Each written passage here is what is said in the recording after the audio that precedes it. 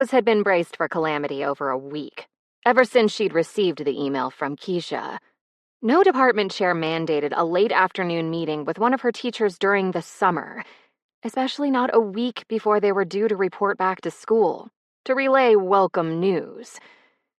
So Rose didn't expect to hear about improved student test scores, or new funding for the AP US History program, or even the availability of that corner classroom she'd been coveting for years. The problem: she didn't know what she should suspect. No clues revealed themselves in the social studies department office.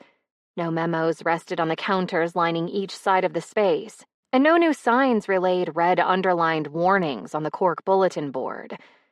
No administrator lay in wait to reprimand her or demand her resignation for whatever reason. She straightened her pencil skirt over her thighs and checked her hairline for renegade strands, but everything remained in place. To the outside observer, she should appear unflustered, unconcerned. And no matter what happened here today, that wouldn't change. She would not invite other people's pity or spite into her life. Never again. A rapid tap, tap, tap down the hall grew louder. A moment later, Keisha bustled into the office, her sunflower-patterned dress swishing with her every movement. She held up one finger, requesting patience as she sorted through the pile of papers she held. Just a minute. A frown creasing her forehead, she deposited the pile on the nearest counter. I need to find... Rose settled back to wait. Keisha, without fail, shouldered responsibilities others shirked, which meant she was always busy, always in a hurry, always at least a few minutes late. Under other circumstances, Rose would have befriended her without hesitation. But a smart, private woman didn't cross-contaminate her professional and personal lives. Unwilling to interrupt or rush her coworker, Rose bit back a greeting and surveyed the office again. Over the summer, the narrow room had attained a state of pristine cleanliness it would not achieve again until late June. Usually piles of papers butted up against stacks of supplies and notebooks and textbooks, and all the other detritus attendant with their profession, since at least 2 social studies teachers per year didn't have their own classroom. Instead, they'd float from room to room with their carts, which they parked in the office during their planning periods. Once the school year began, this space would seem to shrink to stifling proportions, and the quiet of this afternoon would seem a false memory. Thank Christ, she'd been given her own classroom over 15 years ago. With great deliberation, she'd positioned her desk in a corner of the room where no one could see her from the door's little window. During her planning periods, she could slip off her heels, remove her jacket, and relax. Maybe listen to some low-volume music as she graded. Maybe cry, if she needed to. Her first year of teaching, she'd cry all the time, usually in the staff restroom. After 20 years, weeping jags were rare, but they happened. Even veteran teachers had hard days. Keisha jotted a note on one of her papers, then plopped herself down onto one of the worn swivel chairs and faced Rose with a sigh. Sorry to keep you waiting, and sorry I had to call you in during your break, but I wanted you to hear this from me as soon as possible. Shit. Definitely bad news. I appreciate that. Rose laced her fingers loosely in her lap, the picture of calm unconcern. What's going on? Keisha's glasses slipped, as they inevitably did, down her nose, and she peered solemnly over the top of them. Betty retired over the summer. Rose inclined her head. I heard. We've hired her replacement, Martin Krause. He's a great pickup, and I think you two will work well together. But... Keisha's lips pursed in a brief grimace. Dale got involved. The head of secondary social studies, based at central office. One of the few remaining throwbacks to the time when the school system had operated like a men's-only country club, he occasionally elbowed his way into department matters, blustery and pompous and very, very aware of himself as a man with power over dozens of lower-paid, mostly female underlings. His involvement definitely portended disaster in some form, still unknown. I see. Keep your fingers relaxed. No clenching. Keisha pushed up her glasses. I imagine you do. Once Dale saw Mr. Krause's pedigree, he insisted we take 2 measures to retain our new teacher for more than a year or 2. Their school, like many, had trouble keeping good teachers. Any teachers, actually. Some fled within weeks, leaving the department scrambling for long-term subs. Others departed over the summers, initiating yet more rounds of interviews and training. Getting paid an amount commensurate with the hours they worked and the difficulty of their assigned tasks would probably help staff retention. But that wasn't the point of this meeting, whatever the point might be. Neither was her next question, but she had to know.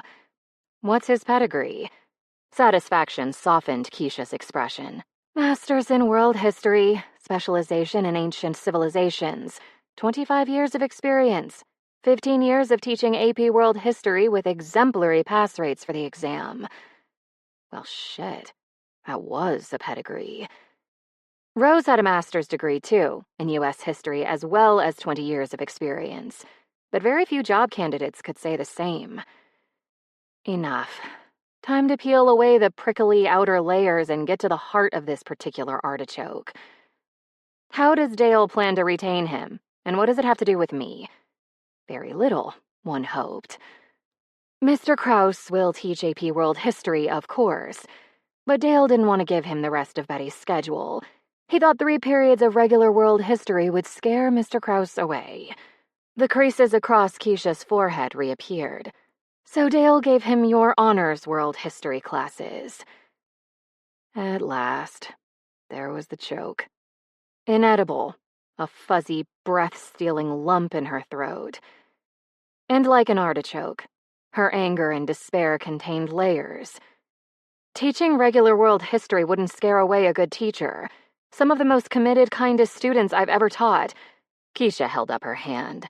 You know that. I know that.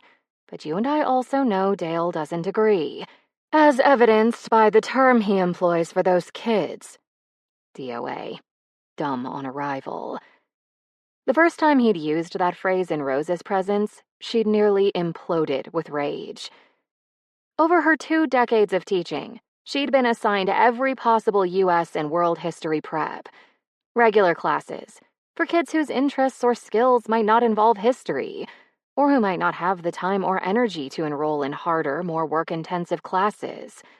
Honors classes, for kids willing to cover history in more depth and with more demanding assignments. And finally, advanced placement classes, for kids interested in potential college credit, and kids curious or ambitious enough to handle frequent, time-consuming homework and assignments that would stretch their analytical and writing skills. She might not have taught regular history in a while, but that didn't mean she disliked that prep. Every single one of the history classes had worth, meaning, importance, as did every single one of the students in those classes. Dale didn't see that. He never would. In a just world, he'd have found a profession that didn't involve schools, a job that didn't give him any authority over students or teachers. The world wasn't just, though. She'd understood that before she'd even understood what just meant. She measured each word, mentally rehearsed until they emerged low and calm, not volcanic with emotion. What will I be teaching, then? You'll keep your 3 AP U.S. history classes. The other 2 will be regular U.S. history. Keisha's warm gaze offered sympathy that Rose wouldn't accept.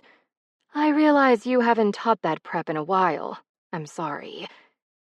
Rose didn't give a shit about teaching a different prep. Losing her honors world history kids, though. That gutted her, for more reasons than Keisha would ever know. With an effort, Rose relaxed her jaw. A long, slow inhalation brought her temper back under her command, and her common sense within grasp. School hadn't started yet. She could fix this. If only she found the right argument. How exactly does Dale expect me to keep our AP US enrollment high if I don't teach honors world history? Keisha took off her glasses and rested them on the counter, then rubbed her hands over her face. I mentioned that concern. Dale wasn't in the mood to listen. Rose's AP US history numbers were going to tank next year. No doubt about it. Kids who took AP World History in 10th grade were going to take AP US History as juniors, assuming the new teacher didn't traumatize them. But that was 35 or 40 kids max. They couldn't fill 3 AP US classes, the number she usually taught. Her honors world history students made up the difference.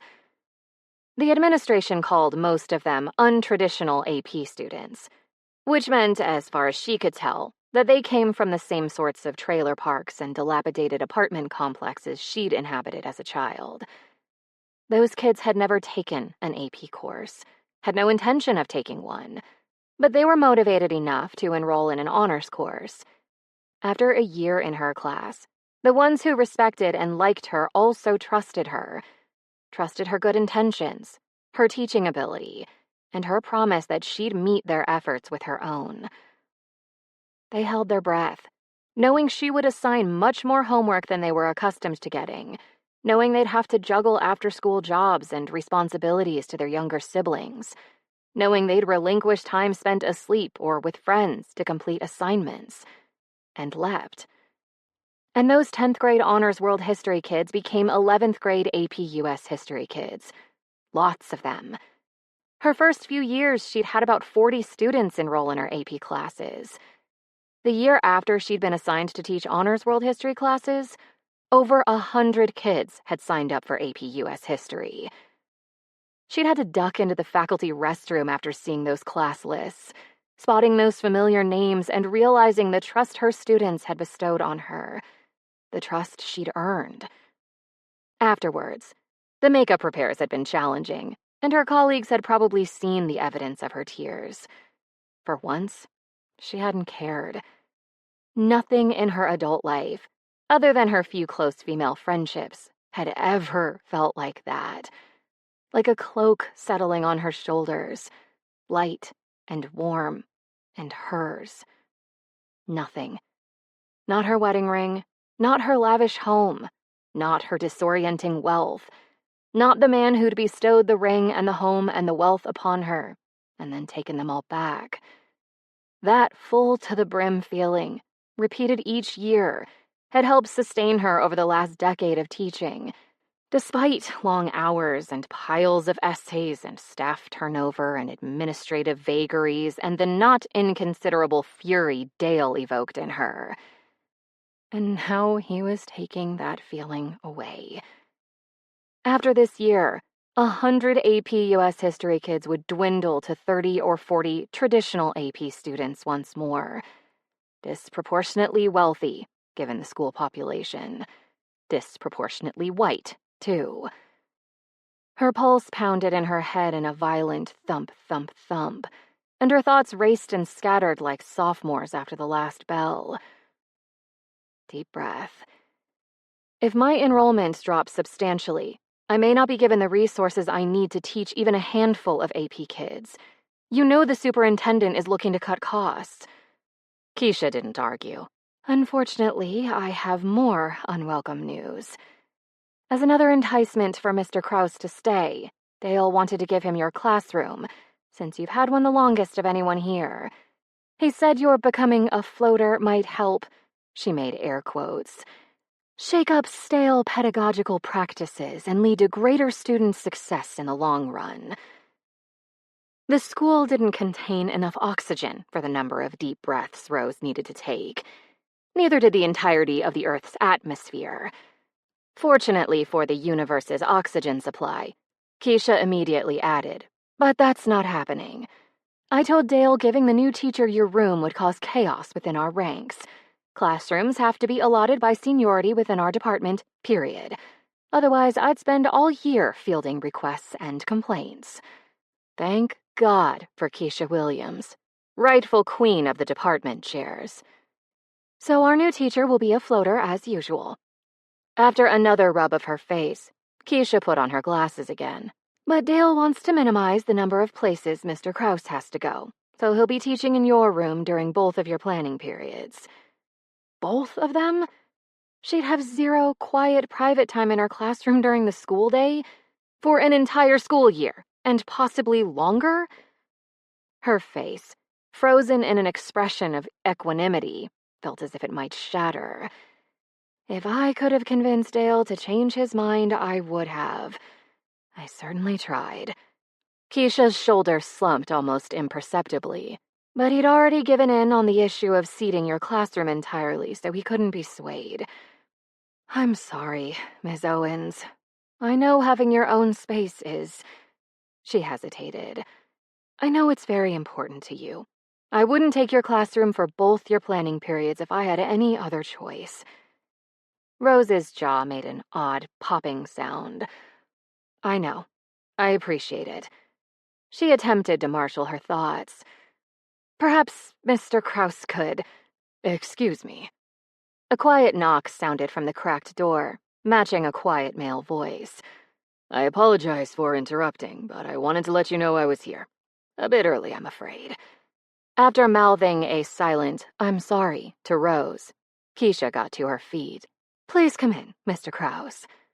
Rose did the same, watching as the door swung open. And there stood the paragon. Martin, apparently. The man who'd inadvertently taken her honors world history classes and, at least part of the time, her classroom. For a paragon, he was awfully nondescript. Maybe mid-40s. White with a slight tan. Lean frame. Brown hair sprinkled with a little gray. Watchful blue eyes. Standard button-down and striped tie above a pair of standard dark pants. Unremarkable features. Not ugly, not particularly handsome. Hating such an unexceptional face might prove difficult, but she'd persevere. Keisha looked between the two of them. Mr. Krause, this is Ms. Owens, your colleague. You'll be teaching in her classroom for 2 periods, and you'll be working together on issues related to the AP program in our department. When he moved closer, Rose took a certain grim satisfaction in the realization that she'd stood taller than him, at least when wearing heels. She was a 42-year-old professional, and she'd act like a 42-year-old professional.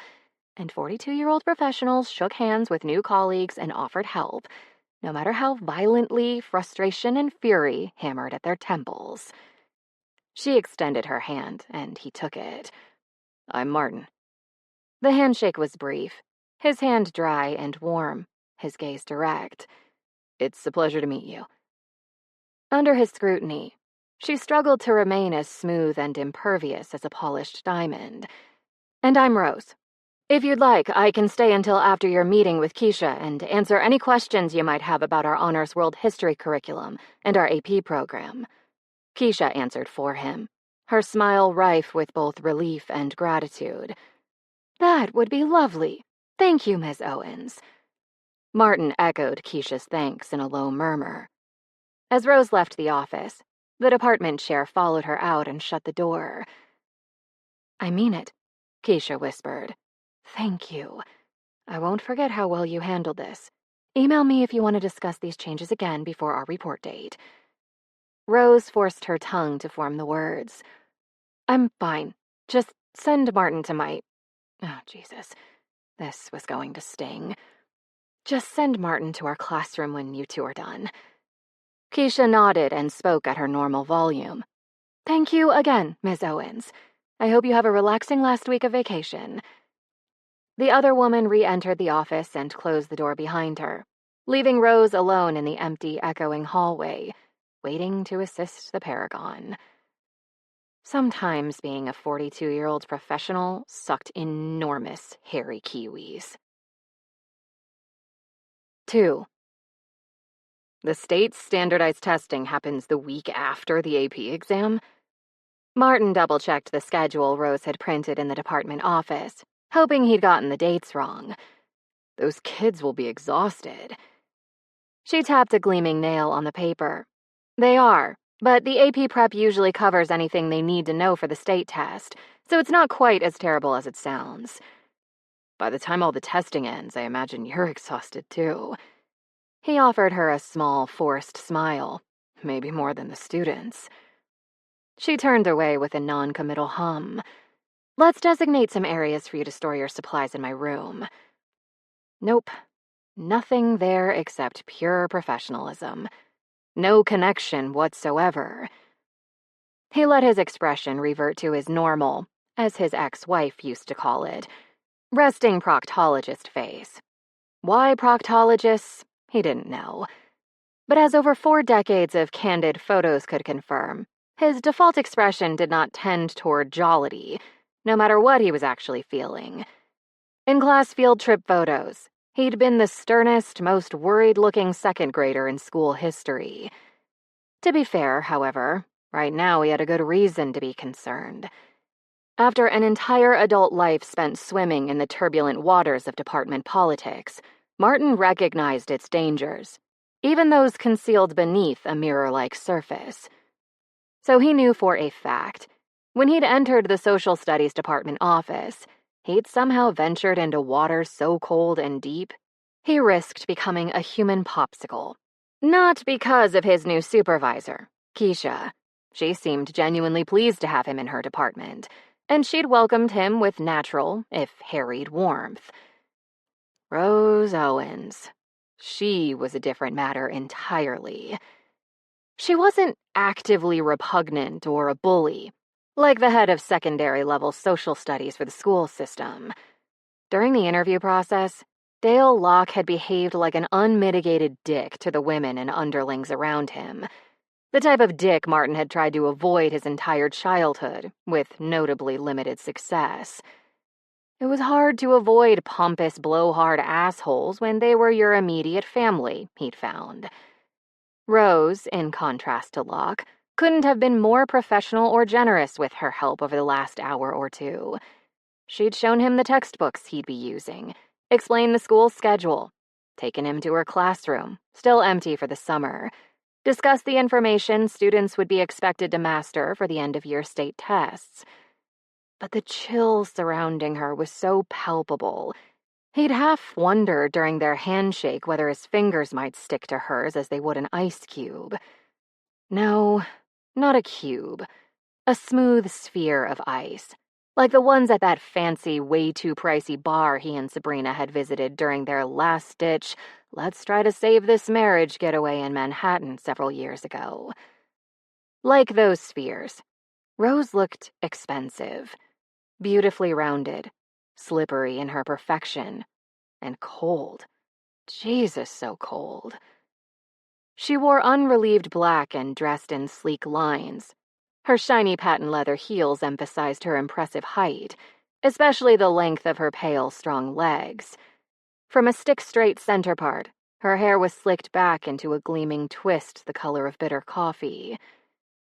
Not a single word from her mouth was objectionable. Not a single word from her mouth was personal, either. She didn't ask him about himself. She didn't tell him about herself. She didn't smile. She didn't do anything but give him necessary, job-related information. And that was absolutely, unequivocally her choice. She didn't owe him, a near stranger, smiles or warmth or personal information or interest. He'd told his daughter Bea the same thing many, many times over the years. Being a woman didn't obligate her to make men, or anyone, comfortable in her presence. People who said otherwise could contemplate their terrible life choices while she shoved their arrogant presumptions somewhere exceedingly painful. Rose's chilliness didn't offend him. Not at all. It did worry him, though. He could guess that she wasn't thrilled about giving up her room for both her planning periods, since any rational human would feel the same way. And if he understood Keisha correctly, he was also taking Rose's Honors World History classes. Again, since getting a new prep involved untold hours of work for even longtime teachers, he had to assume she hadn't kicked up those slick midnight heels in a jig of joy. He hadn't chosen to invade her classroom, of course. He hadn't assigned her a different prep either. But he'd been the unwitting cause of all the upheaval she was experiencing, and only an automaton would fail to resent him for it. The problem: they needed to work together, and he needed to make a place for himself at this school, at least for a year, and maybe longer if Bee chose to attend Marysburg University. So if that chill was directed at him, specifically, rather than the world at large, he should try to mitigate the damage as soon as possible, because making an enemy in his department before the first day of school, awkward at best, career-damaging at worst. And knowing someone was angry at him, in whatever context, made him twitchy. Always had. Too bad Rose Owen didn't seem interested in any overtures of friendship. He shook his head, impatient with himself. Give her time, man. I think the storage areas you indicated will fit more than enough of my supplies. He rested a hand on the cabinet she designated as his. Thank you. And thank you for all your help. You're welcome. No expression whatsoever. That might as well serve as his signal to go. I'd better get. He started to say just as his daughter walked into the room. Hey, Dad, there you are. Bee pulled out one of her earbuds, letting it dangle against her faded, "Where are we going, and why am I in this handbasket" tee. You ready to head out? Turning to Rose, she offered a shrug and a smile. Sorry to interrupt, but I'm hungry enough that the guidance counselor started to resemble curly fries. Good timing. Ms. Owens, this is my daughter Beatrice, who will be a senior here this year. Bee, this is Ms. Owens, who teaches U.S. history. I'll be sharing her room for 2 of my classes, and we'll get out of her hair now so she can get home, What did a woman that gorgeous, that statuesque, and that chilly do in her spare time? Freelance ice sculpture impersonation? Or whatever. Then the miraculous happened. Rose swiveled toward his daughter and, Jesus, she smiled. Black clothing be damned. Everything about her, everything illuminated. That flawless pale skin transformed from opaque to luminescent. Her wide-set eyes crinkled at the corners, and for the first time, he noticed they were lovely. Not just brown, but the translucent, rich amber of dark maple syrup. And that mouth. He'd vaguely registered her lips as pale and pinched and thin, but now he knew better. Her mouth was generous, her lips glossy and pink, as plump and stunning as the rest of her. None of that, none of the warmth, none of the liveliness, was for him. It was all for Bee, his sweet girl, and he couldn't have been happier. Because this meant Rose probably didn't treat her students the same way she treated him. Plus, anyone who smiled like that at his daughter couldn't be too unforgiving. I love your shirt, Rose told Bee. Do you know whether it comes in black? Her daughter had been wearing that tee on an almost daily basis for months now. At some point, he'd inquired as to whether it indicated her state of mind since the divorce, and Bee had scoffed at him. It's just comfortable, Dad, and I wash it between wears. She flicked her fingers in the direction of his head. I'm not traumatized and stinky and subtly revealing my pain through overuse of quippy teas, so stop with the proctologist face. Such an adorable smartass. He loved having her in his new house every other week, even when she talked enough for 3 people, ate all his favorite Pop-Tarts, and clogged the shower drain with long, soggy strands of her blonde hair. How she wasn't bald when she shed like that, he had no idea. And when she left for college, he didn't know what he was going. No, he wouldn't think about that. Couldn't think about that. Bee removed her other earbud and beamed at Rose. I can check. If it comes in black, I'll have Dad send you the link. That would be amazing. My wardrobe was clearly missing a key element. Snark. Rose gestured at the brochures in Bee's grasp. You deciding on colleges? Yep. Dad's car is in the shop, so I drove him here and looked at a few options while I was waiting. She shook the stack of papers. I've split them into 3 piles. Really expensive, prohibitively expensive, and I'd better see about cashing in Dad's life insurance policy expensive. Her voice lowered to a faux whisper. I'm leaning toward the latter. At that, Rose actually snorted. And he would have hugged his daughter if he hadn't known she'd shove him away and tell him he was being gross and mushy. "We're touring UVA this weekend." B's elbow jabbed his ribs and he smothered a grunt. "I know he looks like he's about to deliver a fatal prognosis most of the time, but old Sobersides here is actually pretty fun on a road trip. We do taste tests of gas station snacks." At the mention of his ex's other favorite nickname for him, he shifted his weight, and his daughter shot a glance in his direction. He didn't mind the sobriquet, not usually, not when it was said with such obvious affection. But a part of him wished B hadn't used it in front of Rose. Gas station snacks. Really? Rose cast a skeptical, but not unfriendly glance his way.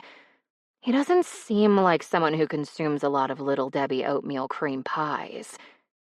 She knew about Little Debbie? Enough to name a specific product? Odd. He'd have bet a good chunk of his inadequate salary that she'd never stepped impeccably shod foot in any store less highbrow than Whole Foods. Bea grinned, her blue eyes bright. "Don't let the lean frame fool you. He can pound the ho-hos like nobody's." "Okay, enough about pounding ho-hos. All right, Beatrice, off we go. Say goodbye to Ms. Owens." "Goodbye to Ms. Owens," Bea parroted. Rose met his eyes, and for the first time she saw warmth, at least a little of it, directed his way. "You've done well with this one, Krause." When he laughed, she stilled for a moment, her smile dying. He didn't understand what had happened, but he wanted that smile back, so he worked for it. "Funny, I was just thinking I should return her to the Cabbage Patch and tell them there'd been a clerical error." And there it was again, that incandescent curve of her lips. This time, because of something he'd said. Him, old Sobersides with a resting proctologist face. Why that made his shoulders straighten a fraction, he couldn't have explained. But it did, and the adjustment felt different. Good different. His daughter poked him again. "You'd miss me, and you know it." He would. He already did every other week. "Possibly. But your college fund would buy a lot of therapeutic ho-hos." With that, he aimed for the door. "Thank you for all your time and help, Miss Owens. I feel much more prepared for the school year after having talked with you." That was the intent. A cool dismissal. But when he glanced over his shoulder, she was studying him with his daughter. Her brow creased in an expression he had no way of interpreting correctly. "Good night, Miss Owens," he said. Bea paused in the doorway and looked at Rose. "See you when school starts. I'll let you know about the tea." "Thanks, Bea. Come by anytime." Rose, still and silent, watched his daughter disappear into the hallway. The setting sun bathed her skin with rosy light, but that light wouldn't last much longer. And if something about leaving his new colleague alone in the gathering shadows of her classroom tugged at his chest, he wasn't paying the pull a bit of attention. "Good night, Mr. Krause." With Bea's departure, Rose was opaque again. Still lovely, but a definite chill had descended. "See you in a week. Please close the door behind you when you leave." After one final unhappy survey of the rapidly darkening, nearly empty parking lot outside her classroom windows, he did. Jogging to catch up with Bea, he fell into step beside her as they trundled down the stairs and toward the main school entrance. For once, his daughter remained silent, even without her earbuds in place. And in that brief oasis of quiet, his brain picked through images from the afternoon. The vivid sunflowers on Keisha's dress and the charming way she kind of crossed her eyes when making a point she considered vital. The personality-free patch of the department office where he'd spend his own planning periods. A space containing only a countertop, a chair, a cart, and a few shelves overhead. Lists of test dates and schedules and learning objectives. Rose Owens. Ivory covered in ebony, polished from crown to pointed toe.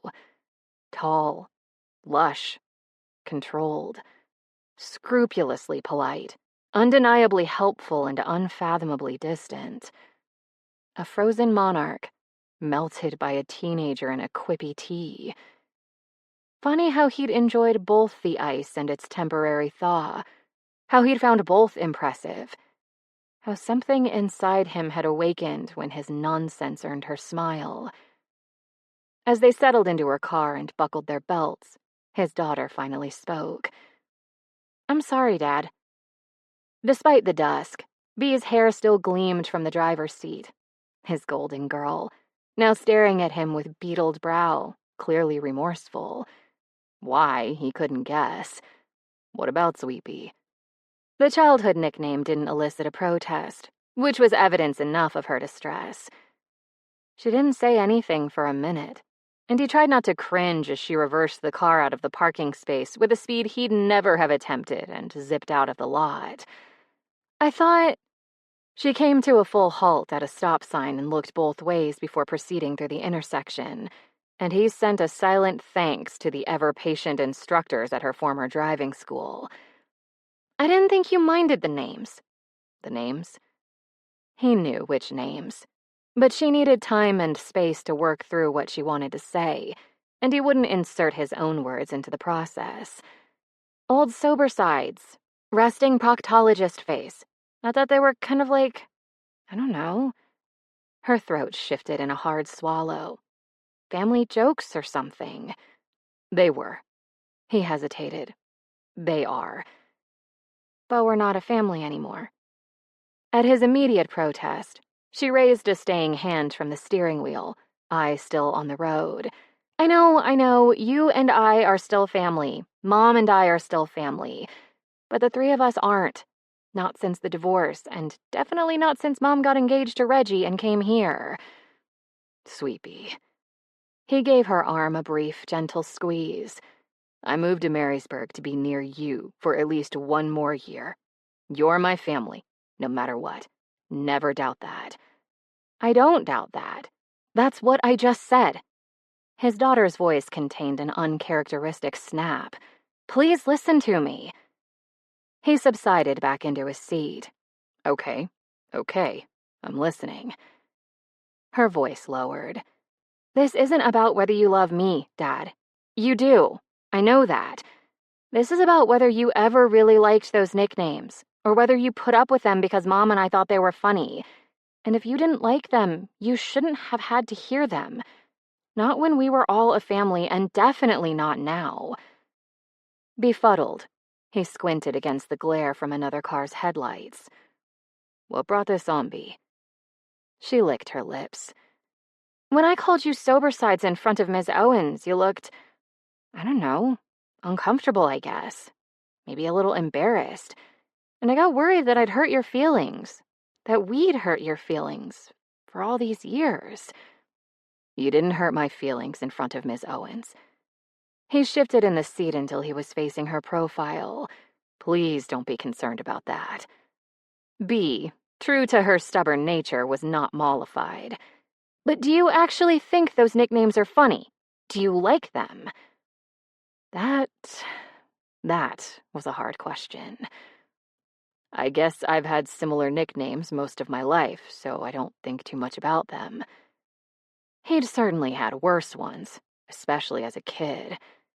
Casper, for how invisible he'd tried to become. Mute Boy, for how seldom he'd spoken at home. Pansy, for how he'd proven a liability in organized sports and hated playing the violent, mean games his older brother Kurt and Kurt's asshole friends had preferred. How he'd cried that time their father used the spatula on him. "But do you like them?" Bee flicked him an impatient glance. "Come on, Dad, answer the question." There really was no simple answer. That was going to be true of many questions in Bee's life, so she might as well learn it now. "Sometimes I think those names are funny, because you're funny, and because you say them with affection." Just as Bee had no doubt of her place in his heart, he didn't worry for a moment about whether she loved him back. But other times, maybe not. He certainly hadn't appreciated them the last few years of his marriage.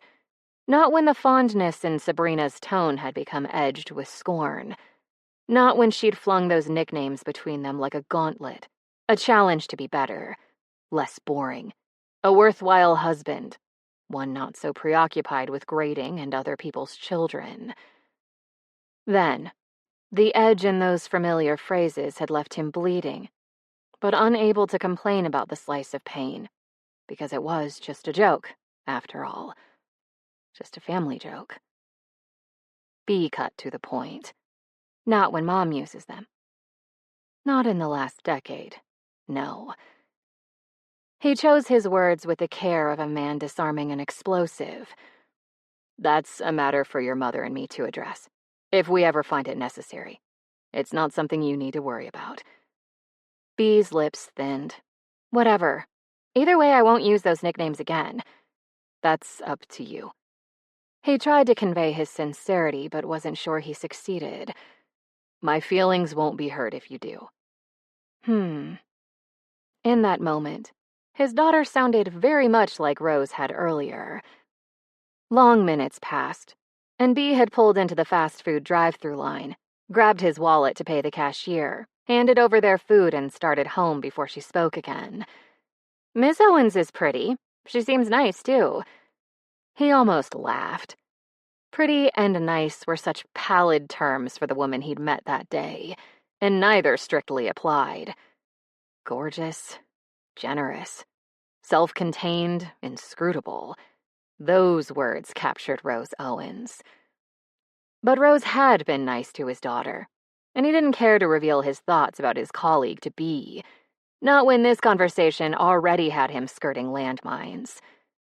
So sure, he could agree to B's assessment. Yes, I'm glad you liked her. She's really different from Mom. In so many ways. Thick and curvaceous where Sabrina had been slight and athletic in frame. Regally tall rather than petite. Dark-haired instead of blonde. Monochromatic when Sabrina had loved bright colors. Above all else, Rose was closed, while Sabrina had been a dwelling with the door flung wide open. Too open to contain either her happiness or her discontent, and too open to effectively conceal her extramarital activities from him, although she'd managed to shield B. They both had, and they both would. On that, they agreed. But again, landmines. Your mother and Ms. Owen both like kids. They have that in common. He didn't really want to know, but he had to ask. B, why are you comparing them? They'd reached their driveway. She turned the key in the ignition, and the car's rumble abruptly ceased. Mom has Reggie. I'm leaving for college next year.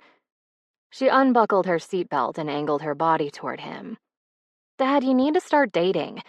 The thought of you in this house all alone? Her hands fisted in her lap. I hate it. Her concern warmed him, but dating. The word alone made his heart clench in terror. He'd been awful at dating. Awkward and too quiet and boring. In academic settings, he'd communicated capably. Outside of them, he'd become someone else. Old sober sides. Mute boy. Casper. Only he'd been the one ghosted again and again as a teenager. Sabrina had been his first girlfriend. Likely his last, too. I don't need to date. I'm fine. He touched her chin with a gentle finger. And Sweetie, you should know something. You can be more alone in a bad relationship than if you'd never dated anyone at all. Her mouth trembled. Maybe I should go to Marysburg University. God, he'd love that. No, B. He spoke over her protest. No, you are not responsible for me. I can take care of myself, and you'll have your own independent life to create. So you're only going to Marysburg U if that's the college you most want to attend. Period. His daughter slumped in her seat. I just want you to be happy. I am. I will be. He got out of the car, rounded the bumper, and opened her door. Come on out. I'm claiming my moment of mush for the day. It took her a moment, but she eventually rolled her eyes and accepted his hand as she climbed to her feet. Then he pulled her into the tightest hug he could give without hurting her. For a moment, he simply breathed the familiar scent of her apple shampoo, focused on the familiar sight of blonde curls at the crown of her head, soaked in the familiar feel of her, his baby girl, nestled against him. But not everything was so familiar. Not her lanky limbs, not her height. Soon her head wouldn't even rest on his chest anymore. His throat ached. He closed his eyes for a moment, bereft. Still, he let her go as soon as she loosened her grip, and he worked hard to keep his tone teasing. "Did I ever tell you you're my favorite daughter?" She didn't seem to notice how hoarse he'd become. "Ha ha, Dad." The rest of the evening passed normally, at least until bedtime, when she gave him another brief hug and then lingered in her doorway, silhouetted by her bedside light. The oversized tee Bee used for a nightie was becoming threadbare, but she refused to let him buy new ones. So stubborn, his girl. Without warning, she prodded his chest with a fingertip. "Ms. Owens likes you, you know. She smiled at your dumb jokes, and she was watching you when you weren't looking at her, which you were totally doing all the time. You should ask her out." His daughter needed practice interpreting body language, because his new colleague did not like him, not in the slightest. But it was sweet that Bee considered her middle-aged father someone who could interest a woman like Rose Owens. "I'm not going to date Ms. Owens, or anyone for that matter." He kissed Bee's forehead and nudged her inside her room. "But I love you. Good night, sweet Bee." So stubborn. He heard her mutter as he closed the door. "Love you too, Dad." 3. Rose sipped from her enormous mug of black coffee and surveyed her classroom. As always, she'd arrived over an hour early, before almost everyone else, to make sure she had time for any last-minute adjustments and to enjoy the final few minutes of quiet she'd have until late that evening. Her desk, cabinets, and shelves contained all the supplies and papers she could need for the foreseeable future. The students' desks and chairs had been arranged in neat rows, and the seating chart, useful for taking attendance until she learned all the kids' names, was posted in several places around the room. Stacked copies of the day's schedule rested on a side table, laying out what would happen during class and roughly how long each activity would take, as well as the state objectives met by the lesson and any homework she might assign. For all their avowed laziness, kids liked to know what to expect each day, and they responded well to structure, as long as that structure came coupled with a sense that their teacher actually cared about both her students and her subject. She did. She loved both. As soon as kids entered her room each day, they received a task to complete, usually annotating a document in the case of the AP students, or answering a review question or two in the case of regular history students. Otherwise, the beginning of class could devolve into chaos within moments. Today, they'd immediately fill out introductory paperwork about their interests, their contact information, etc. All standard. And then she'd go over the syllabus and introduce another getting-to-know-you activity, one she'd formulated last month with photographs from the National Archives. Every year, even if she kept the same preps, she tweaked her lesson plan. They could always be better. She could always be better. Pedagogical research and historical research both advanced inexorably over time, and she needed to do the same. Otherwise, she'd be a substandard teacher, not to mention a bored one. She was neither. So everything lay in wait, ready for the whirlwind of students that would shortly blow into the building. And the rapidity of her heartbeat told her she needed to slow her coffee roll before she shook herself to pieces. A light knock on her half-open door heralded company. She straightened in her chair, setting aside her mug. "Yes?" A now familiar head of neatly combed brown hair poked through the door. "Good morning, Rose. Sorry to bother you, but I was hoping to drop off some papers I'll need for second period." One of her 2 planning periods, which she could no longer spend in her classroom. Lovely. She stood and gestured for him to enter the room. "Come in." Then there he was, lingering just inside the doorway. Martin Krause, the paragon. Such a paragon she couldn't really even hate him anymore, although she was petty enough to try. But hating a man who listened so intently, spoke quietly but intelligently, and never seemed to impose himself on others had proven more difficult than she'd hoped. Almost 2 weeks of teacher workdays and staff meetings and department gatherings, and she still hadn't spotted anything loathsome about him. Sure, she'd tried to despise his ever-present blue button-downs and striped ties and dark pants, and the careful side part of his hair, but that was a stretch even for her. He didn't bluster. He didn't presume his authority over her or anyone else. He was just another teacher put in an awkward situation by Dale Fuckwad Locke. So as long as Martin minded his own business, she'd mind hers, and they'd get along fine.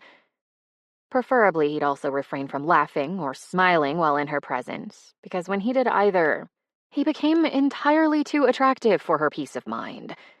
She couldn't exactly make that demand, though, much as she wanted to. He wasn't smiling now, but why was he still lingering near the door, studying her like that? She raised her brows. Do you want me to remind you which shelves and cabinets were designated as yours? No. He tilted his head to the side, a pile of papers tucked between his arm and his body. Never mind. I'll drop these off and get out of your way. She didn't want to know. She didn't want to know. She didn't want to know. Christ, she wanted to know. What? He put his papers on his allotted shelf, turned back to her, and seemed to consider his words carefully. A habit of his, she'd noticed, and not an unwelcome one. Are you okay? He crossed and uncrossed his arms over his chest. Strong arms, as she discovered the day he helped haul textbooks to various department classrooms. Because you seem a little not yourself. She looked down at herself. Black velvet blazer, in deference to the overactive school air conditioning. Black silk blouse, knotted with a flourish at the side of her neck. Her favorite black trousers, made from polished cotton and cuffed at the hem. Black heels with pewter accents on the toe. No coffee spills. No hanging threads. Nothing that should have tipped him off as to her mental state. But maybe he'd meant something else. Maybe he was criticizing her appearance, and she'd finally find something to hate about him. A woman could only hope. She narrowed her eyes at him. What precisely does not yourself mean? At that look, he took a half step backward. He pursed his lips before slowly, reluctantly answering. Your foot. It's, tapping. Maybe I'm impatient. She enunciated the words very, very clearly. He inclined his head. Maybe. But your foot didn't tap once during that marathon 3-hour staff meeting. Not even when the consultant used the term growth mindset for the 17th time. Taken by surprise at the unexpected snark, she couldn't help herself. She snorted. Her ex had tried to break her of that habit. The last remaining tick from her childhood as Brandy Rose Owens, Trailer Park Princess. Barton had cringed at the sound every time, curling up on himself with irritation and distaste. But out of sheer contrariness, she'd chosen to retain that piece of her old self, unlike all the other telltale bits she'd so ruthlessly erased. Martin, however, didn't cringe at the noise, didn't look away in disgust. Instead, he transformed in an entirely different manner. His arms eased from across his chest, and he propped his fists on his hips as he grinned at her. Damn it, not again. His smile and pose transformed him from a nondescript former Boy Scout into the sort of man you saw gazing off into an ocean sunset in an expensive cologne advertisement. His face creased, his blue eyes lit, and a woman would have to be either gay or dead not to respond. His age had burnished him, not bowed him. He was lickable. He moved a step closer. Your hands are shaking a bit, too. And I don't think I've ever seen such an enormous mug of coffee in my life, outside of cartoons. She blinked at him, unable to recall the context for his observations. He waited for a response. When it didn't materialize, he concluded, So I was wondering if you were okay, if you needed anything. Because the first day of school is always hard, no matter how long you've taught. I usually have trouble sleeping the night before. Her pride demanded that she spurn his concern, refused to be seen as anything less than capable and independent and impervious. But then he gave a self-deprecating shake of his head and confessed, One time, I dreamed I came into the classroom for the first day and had been unexpectedly assigned to teach the history of the steamboat. I'd no lesson plans, no class rosters, nothing. I was horrified. Her lips moved without her permission. Do you know a lot about steamboats? Hell no, he said, and they both laughed. In truth, she'd barely slept the night before, and during the little rest she did manage, she dreamed of a classroom full of kids staring blankly at her, as she belatedly realized she hadn't created lesson plans, or handouts, or anything that would fill the time. She'd thought those nightmares would cease after a decade or two in the profession, but nope. A few former colleagues who'd retired long ago told her they still had similar anxiety dreams on occasion, so she anticipated many nights in the future spent tossing and turning over mysteriously missing syllabi and seating charts she couldn't decipher. But she hadn't anticipated talking about her first aid jitters with anyone at school. I may not have slept quite as well as I normally do. Thus the caffeine. His blue eyes were so warm, her knees didn't want to support her. For the sake of self-preservation, she dropped into the chair behind her desk. Is there anything I can do to help? She cleared her throat, gathering the mantle of pride around herself once more. I'm fine, but thank you for the kind offer. He dropped the subject without another word. Again, a paragon. It was insupportable. The room looks great. With a slow turn, he took in every corner of the space. He had a very, very nice rear view, which was a revelation she could have done without. I love the Shakespeare quote on the bulletin board. What's past is prologue. She drummed her fingers on her desk, now nervous for reasons that had nothing to do with either caffeine or first aid jitters. I spend a lot of time during the year trying to show my students how our history still influences so much of our daily existence. Our government, our culture, our economy, everything. Are those? His lips curved. They are. You've laminated articles from our dumb century and put them up everywhere. I had no idea you read The Onion, too. She lifted a shoulder. Students respond well to satire. Besides, the articles are hilarious, and it's all grounded in real history. If you don't know the history, you don't get the joke. You're absolutely right. His eyes caught on the wall to the right of the door, and thank you for putting up a few world history posters for my classes. He strode to study one more closely. This is a stunning photo of the Great Wall of China. There. That stab of grief as she remembered what she'd lost at his unwitting hands. That was just the reminder she needed. Distance. Keep your distance. Students should be arriving shortly, and I have a few more things to do before first period. Did you need anything else, Mr. Krause? Unlike almost every other man she'd known, Martin got hints. After a final awkward half-bow, he left and partially shut the door behind him. But once he was gone, she didn't check her lesson plans for the umpteenth time or straighten the student desks by a micron or two. Instead, she thought about Martin. Took the observation she'd just made about him and spun it out. Martin got hints. Martin was watchful. Martin could read and interpret body language. Most well-off cishet white men couldn't do either. Didn't need to do either, unlike the people in their orbit because they held the power. They created the weather, while others languished in the rain or cringed away from the lightning. Maybe he'd grown up poor, like her. Maybe he'd learned empathy and watchfulness from his years of teaching. But the way he'd stepped back from a simple glare, she'd seen that kind of reaction before. In some of the neighbor kids at the trailer park, in the wife of one of Barton's colleagues, in some of her students, the ones she watched for bruises. And she wondered about his childhood, about his marriage. It was foolish. She barely knew the man. She could be entirely wrong in every way.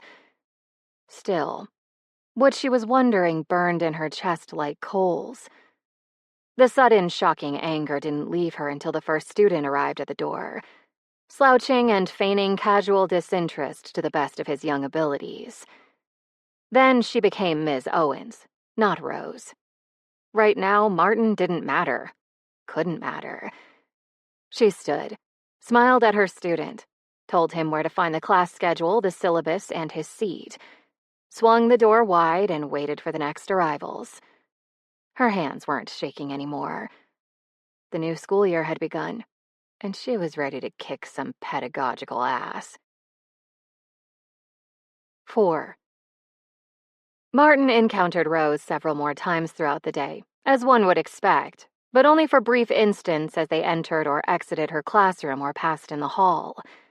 He had no idea whether they shared the same lunch block, since he'd brought his food and hurriedly eaten it inside the social studies office, next to the other department floater, a 20-something woman named Dakota Brown.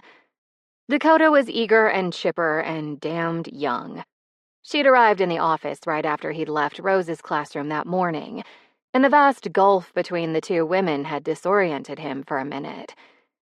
If Dakota were confetti ice cream, sweet, cheerful, and straightforward, Rose would be bittersweet chocolate gelato, dense, complexly, intensely flavored, not to everyone's taste. The grocery store closest to his house carried pints of gelato. Maybe he and Bea could do a taste test of those someday and pretend they were classier than they really were. But Dakota was good company for lunch, and the students were, well, students. Not too different from the kids at his previous school. Some chatty, some quiet, some awkward, some posturing. They'd relax and become more themselves once they learned the routine and trusted him. By the end of the year, if all went as planned, each class would become sort of an extended temporary family, an evolving but unitary organism, working toward the same purposes: factual knowledge, greater ease with critical thinking and writing, increased ability to make connections between different ideas, different time periods, and different subjects, and, above all, comfort in the educational environment. He couldn't always make his students happy to be in his class, but he could make them feel safe while they were there, and he knew all too well the importance of safe spaces. When the last bell rang and his 7th period students rushed toward the door clutching their backpacks and fistfuls of forms to complete, he dropped down into one of their chairs for a moment. Just a moment.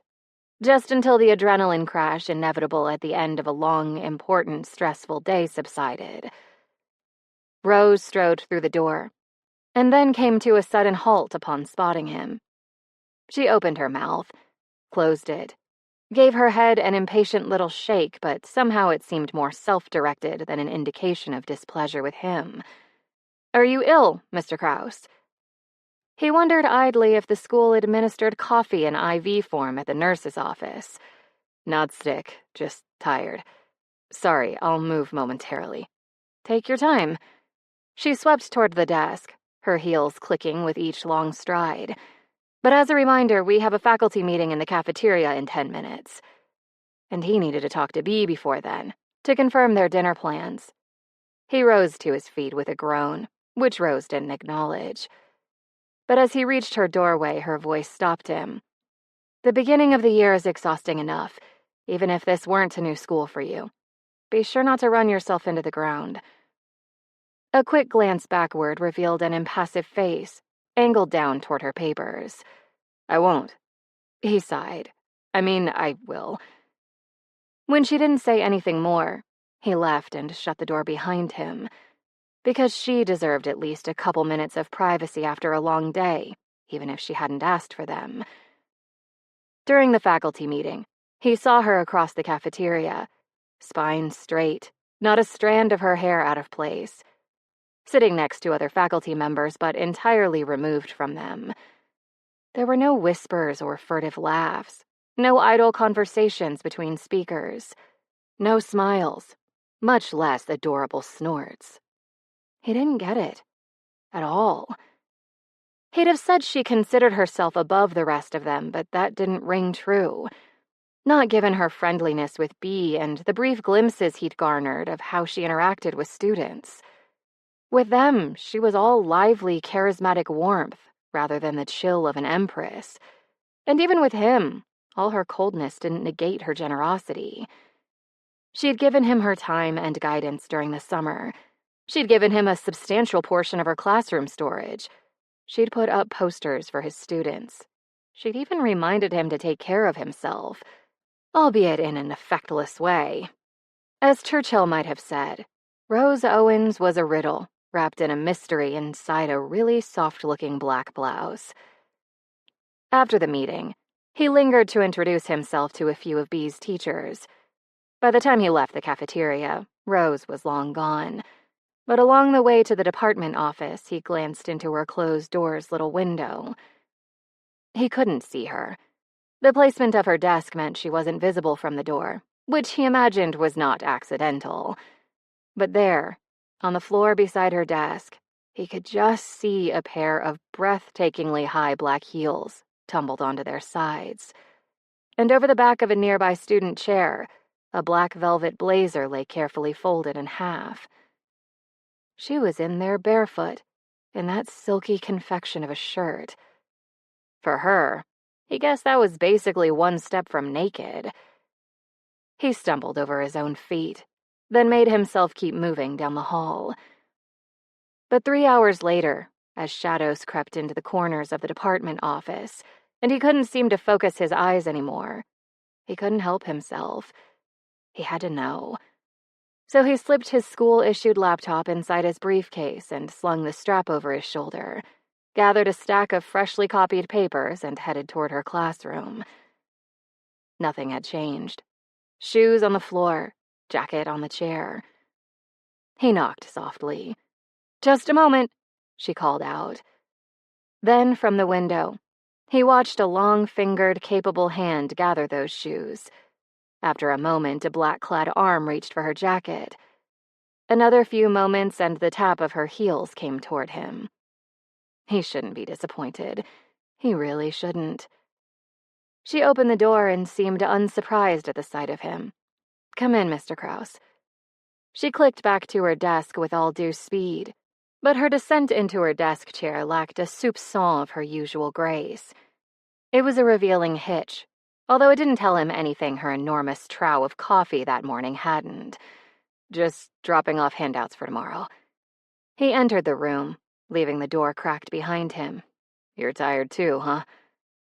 She placed an intricately pierced ceramic lamp, like one he might choose for his nightstand, on the corner of her desk. The light, warmer than the fluorescence overhead, gilded the smooth curve of her hair and cast a glowing, dappled circle on the floor. Her long fingers sorted through student papers one by one, each motion precise and beautiful. He could have watched her forever. "Not especially," she murmured. Such a liar. A good one. No tells that he could ascertain. For some reason, he didn't move, didn't speak. He just followed her movements as she sorted, then typed, then jotted a few notes to herself on a sticky pad. When she finally lifted her eyes to him again, he blinked like a man awakened from a trance. Her lips, now pale and dry, thinned. "You need some sleep. Go home and go to bed." She was right, but he didn't move. Couldn't move. "How did your classes go today?" he asked. "They were fine." She closed her eyes for a brief moment, her lashes a sweep of darkness. "If you're not going to get home to your daughter and rest, at least sit down, Mr. Krause, before you collapse." The same student chair as earlier was calling his name, so he dropped into it with a sigh. I know you're teaching all U.S. history this year, including AP, but I don't know how many of each prep. He looked down at himself, listening to his own words, emerging somehow from his own mouth with mingled awe and horror. Had he truly just sat down in her classroom again, while she was trying to work, and he really just inquired about her schedule? Him. Mute boy. She wanted him gone. He didn't make idle conversation, especially with people who wanted him gone. So what the hell was old Sobersides doing? Did he crave another of her smiles that badly? She rested her elbows on her desk. I'm teaching 2 periods of regular U.S. history and 3 periods of AP U.S. history. He leaned forward, astonished. 3 periods. How many students are in each class? Right now, around 30, but that number will drop a bit as some of the kids flee from all the homework. She lifted a hand toward her forehead, then dropped it back to the desk. Which might be for the best, since we don't have enough textbooks for everyone. He had no explanation for those numbers. None. But how is that possible? I only have 2 periods of AP World, and those classes aren't even completely full. His mouth was open and fish-like, but he couldn't help it. How in the world did you attract that many kids to your AP classes? She met his gaze directly, those dark amber eyes solemn but not bitter. Until recently, I taught 2 periods of honors world history every year. Now his own eyes closed for a moment, as everything coalesced in his beleaguered brain. And those kids followed you to AP. He finished for her. Shit. Shit, Rose, I'm sorry. He wasn't just fucking with her schedule this year. His presence would change what and whom she taught next year, and possibly for years to come. She lifted a shoulder in a fluid shrug. It's fine. Oh, God. That meeting of AP teachers last week. The funding for AP programs will drop if our numbers drop, which they will, since you're not attracting the honors world history kids to AP US. She didn't deny it. Only if they drop too much. I'm brainstorming different ways to recruit those kids to my AP classes. That's not solely your responsibility. I'm part of the AP program too, and it's my arrival that caused this whole problem. He dropped his chin to his chest, distress shortening his breath. When my brain is functioning more effectively, I'll come up with some strategies to fix this and run them past you. Rose, I'm so sorry, but I'll come up with something good, I promise. God, she had to hate him. She must be furious. But when he forced himself to look up, to face her anger, she didn't look angry at all. Instead, she was holding up a hand, palm forward. Martin. Her voice was low, soothing. It's okay. None of this is your fault. You didn't choose your preps, and no matter what happens, everything will be fine. Her gaze was as soft and warm as a quilt fresh from the dryer, the kind he'd once swaddled Bee with when she was sick, or when she'd been outside too long in the snow, back when Bee needed him. But for Christ's sake, why was Rose comforting him? Pansy. He could hear his father spit. Boy's got no spine. Look at him snivel. No, he wouldn't listen.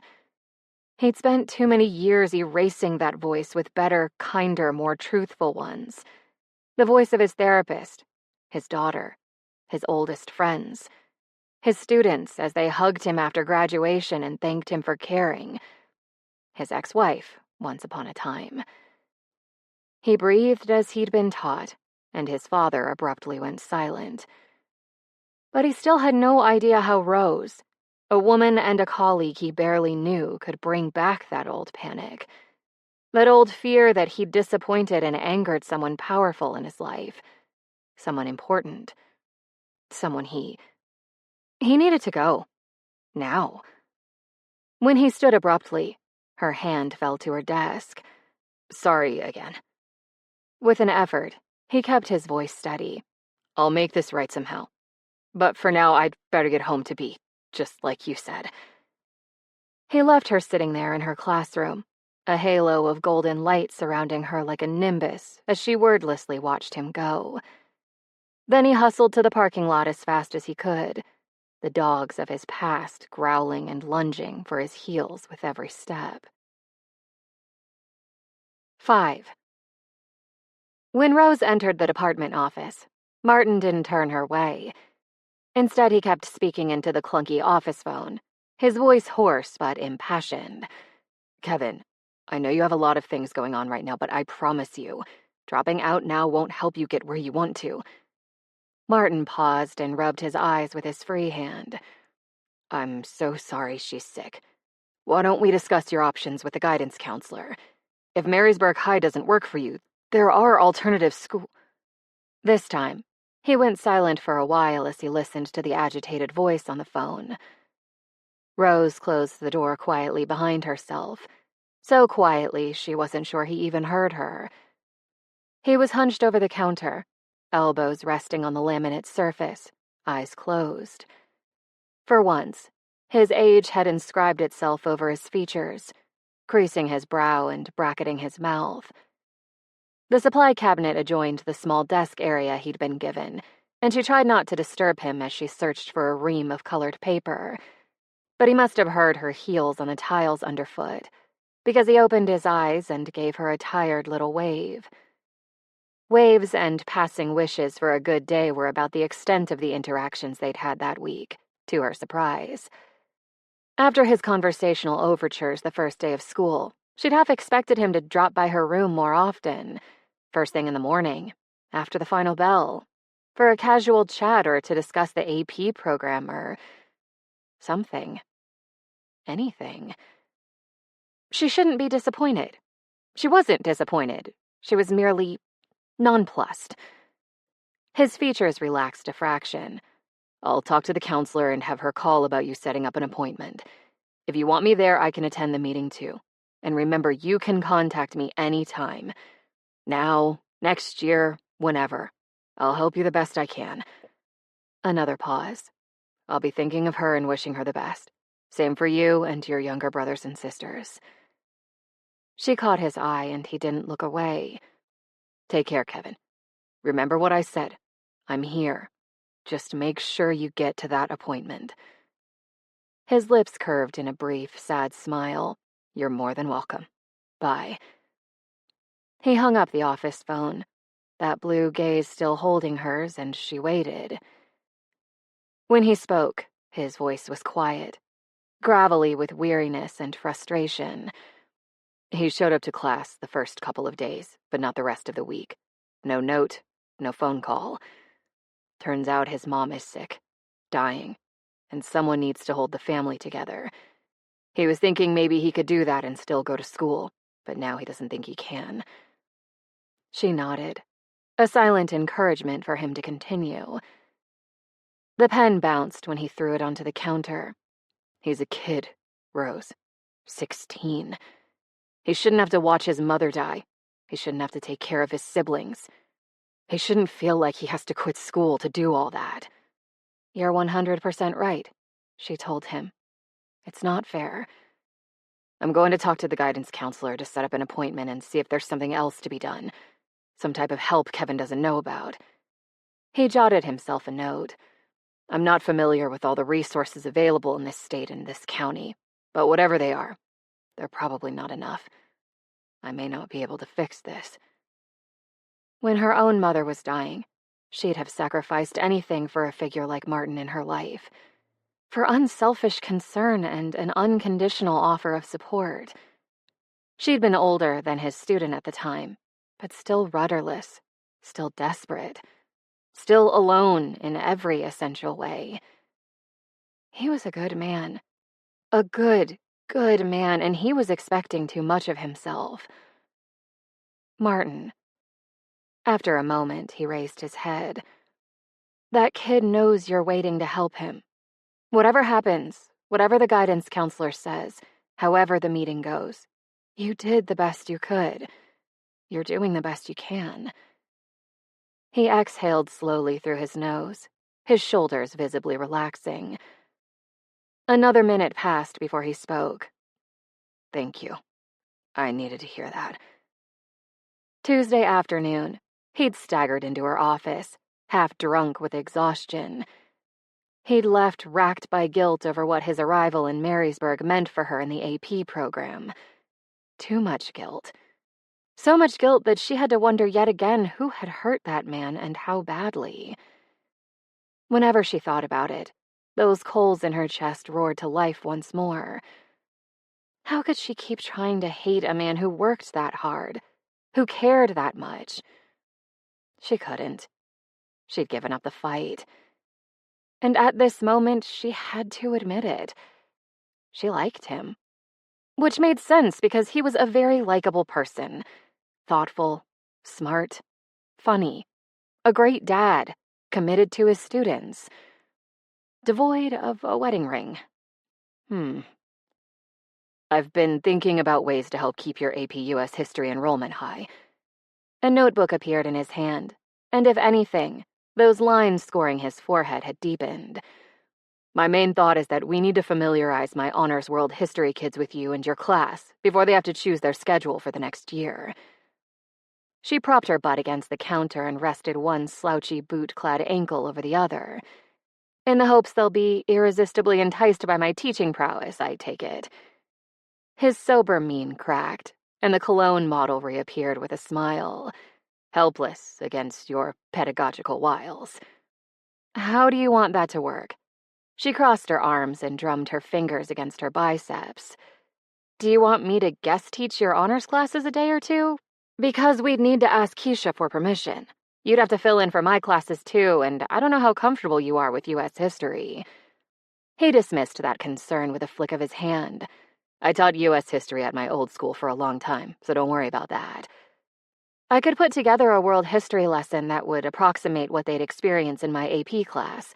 Primary sources, critical thinking exercises, assigned reading and note-taking. She squinted and thought, maybe something about mummies. Kids love desiccated human remains. He straightened, blue eyes going bright. The ancient Egypt unit is my favorite. When it comes to world history, mine too. She let herself smile at him without reserve. So that's the plan? That's the beginning of the plan, he corrected. During the year, we'll do other crossover lessons and brainstorm some different strategies. In case my classroom allure proves insufficient. The click of her tongue chided him. Ye of little faith. I have great faith in your allure. His smile faltered and his cheeks turned ruddy. When it comes to teaching, I mean. Adorable. Simply adorable. So sweet she might as well call him dessert. She considered him for a long moment. His hair might boast a conservative cut and remain an unremarkable gray-templed brown, but it was thick and shiny, and when pieces fell onto his forehead, they somehow emphasized the startling blue of his eyes. He might possess the world's most boring wardrobe and wear a button-down and tie even on teacher workdays, but those clothes covered a lean, capable frame replete with surprising strength. He might wear reading glasses when grading or working on his laptop, but they lent him a sexy professor vibe she didn't mind in the slightest. And when he smiled, that lean, ascetic face transformed in a way where no one in her right mind could doubt it. The man was sexy. Not to mention educated, intelligent, funny, perceptive, hardworking, and kind. But none of that would have swayed her, not on its own. She'd turned aside handsome men before, smart ones, even pleasant ones that made her laugh. But Martin did something for her none of those men ever had or could. With him, she felt safe. The man he'd shown himself to be. She couldn't picture trying to make her feel small, pitying her rather than sympathizing with her, hurting her with derision or snide judgment, talking down to her. And she could swear he was into her, at least a little bit. He watched her when he thought she didn't notice, and it wasn't always the casual glance of a friendly but professional colleague. He'd blushed when talking about her allure just now. As far as she could tell, he hadn't visited anyone else's classroom for casual chats, not even on that first day. No one needed to know if they became more than coworkers and casual friends. Not a single soul. Martin seemed more than capable of discretion, and maintaining strict protective boundaries around her privacy required absolutely no effort on her part. Not after all these years. So she was doing this, even though her entire history cautioned her against it. But the defenses that had kept her inviolate for so long also kept him out, so she was willing to breach them, at least a little bit. At least enough to ask one simple question. "Martin?" She met his eyes, beat back her incipient panic, and offered a ladder to her tower. "Would you like to go on a date with me?" Martin's muscles lost all ability to move, including his tongue, which was fine for the moment because every conceivable answer to her inconceivable question was ricocheting around his overtaxed mind. Yes, holy fuck, yes. No. No. Excuse me, were you talking to me? Old Sobersides? Are you certain? She was waiting there patiently for his response, her round bottom resting against the countertop, her arms crossed. But it didn't seem to be a defensive gesture, oddly enough. As soon as she'd entered the department office today, he'd noticed the change, despite his preoccupation with a heartbreaking phone call to Kevin. She'd come to him a woman exposed. Still impeccably dressed, in a black blouse with big bell-shaped sleeves dipped in gold at the ends, and a matching skirt that faithfully molded itself to her bountiful thighs. His mouth had gone dry when he'd first spotted that skirt, those thighs, in the morning. Her hair sleeked back into a flawless ponytail in the back, and her face formed a perfect ivory and pink oval, punctuated by big brown eyes and lush lips. But that face. For the first time, she'd granted him the same face she showed her students, his daughter. Expressive. Warm with humor and affection and tolerance. And she'd revealed it not for just a moment, or in response to some stupid joke he'd made. He'd received the gift. And it was a gift. He knew that. Of a Rose Owens freed of her self-imposed restraints for the entirety of his phone call and their subsequent conversation. Then she'd asked him on a date. Again. Holy fuck. Now those crossed arms seemed more a gesture of self-warming than defensiveness, since the department office got chilly at times. He wanted to offer his jacket, but he didn't think it would fit her. Besides, that would involve muscle movement, which was beyond his capabilities at the moment. Martin? Still no impatience. He wanted to say yes to the woman who'd appeared today. Hell, he wanted to say yes to the woman who'd greeted him in the same department office 3 weeks ago. Icy, remove intact. Both those women intrigued him, impressed him, and, unprofessional though it might be, aroused him. But he'd fled her room in a panic earlier that week for good reason. He wasn't worthless, or weak, or mute, or anything else his father and brother had called him. But he'd just emerged from a 24-year marriage with the one and only girlfriend he'd ever had. A simple, straightforward woman with simple, straightforward needs. He hadn't been able to meet them. He'd bored the living hell out of her. So how the fuck could he even pretend he'd be able to give Rose what she needed? She was 2 women in one, and he didn't truly understand either of them, much as he admired both. Her motivations, her desires, her capabilities all eluded his grasp. Maybe more time spent together would remedy his befuddlement. But even if he understood her, what exactly could he offer her? A middle-aged, divorced man with resting proctologist face mourning the imminent departure of his daughter to college? Rose was a powerhouse, gorgeous and complicated and vibrating with authority. She could do better than him. She'd realized that at some point, if the date blossomed into something more. At the thought of her disappointment, her anger, as he failed to offer what she deserved, all the wild hope that had pinwheeled to life the moment she'd asked him for a date shrank and shriveled into nothingness. He shriveled, became small and awkward and quiet. Bullies he could now handle. A potential lover, not so much. He tried to swallow. Failed. Thank you so much, Rose. From his first halting syllable, her amber eyes sharpened on him, and her spine returned to its usual pin-straight posture. But she was still waiting, still silent, so he needed to continue fumbling through this and offer her an explanation she'd understand, one with a certain amount of truth in it, one that wouldn't humiliate him quite as much as the entire truth. I wish I could, he added. He really did, although her expression didn't seem to indicate an inordinate amount of faith in his sincerity. Damn it. Then he was talking, desperate for any words that might erase the momentary flash of hurt he'd seen in those amber eyes before they turned frigid. It's just that I only moved here last month, and I'm still settling into the house, and into Marysburg for that matter, and the school.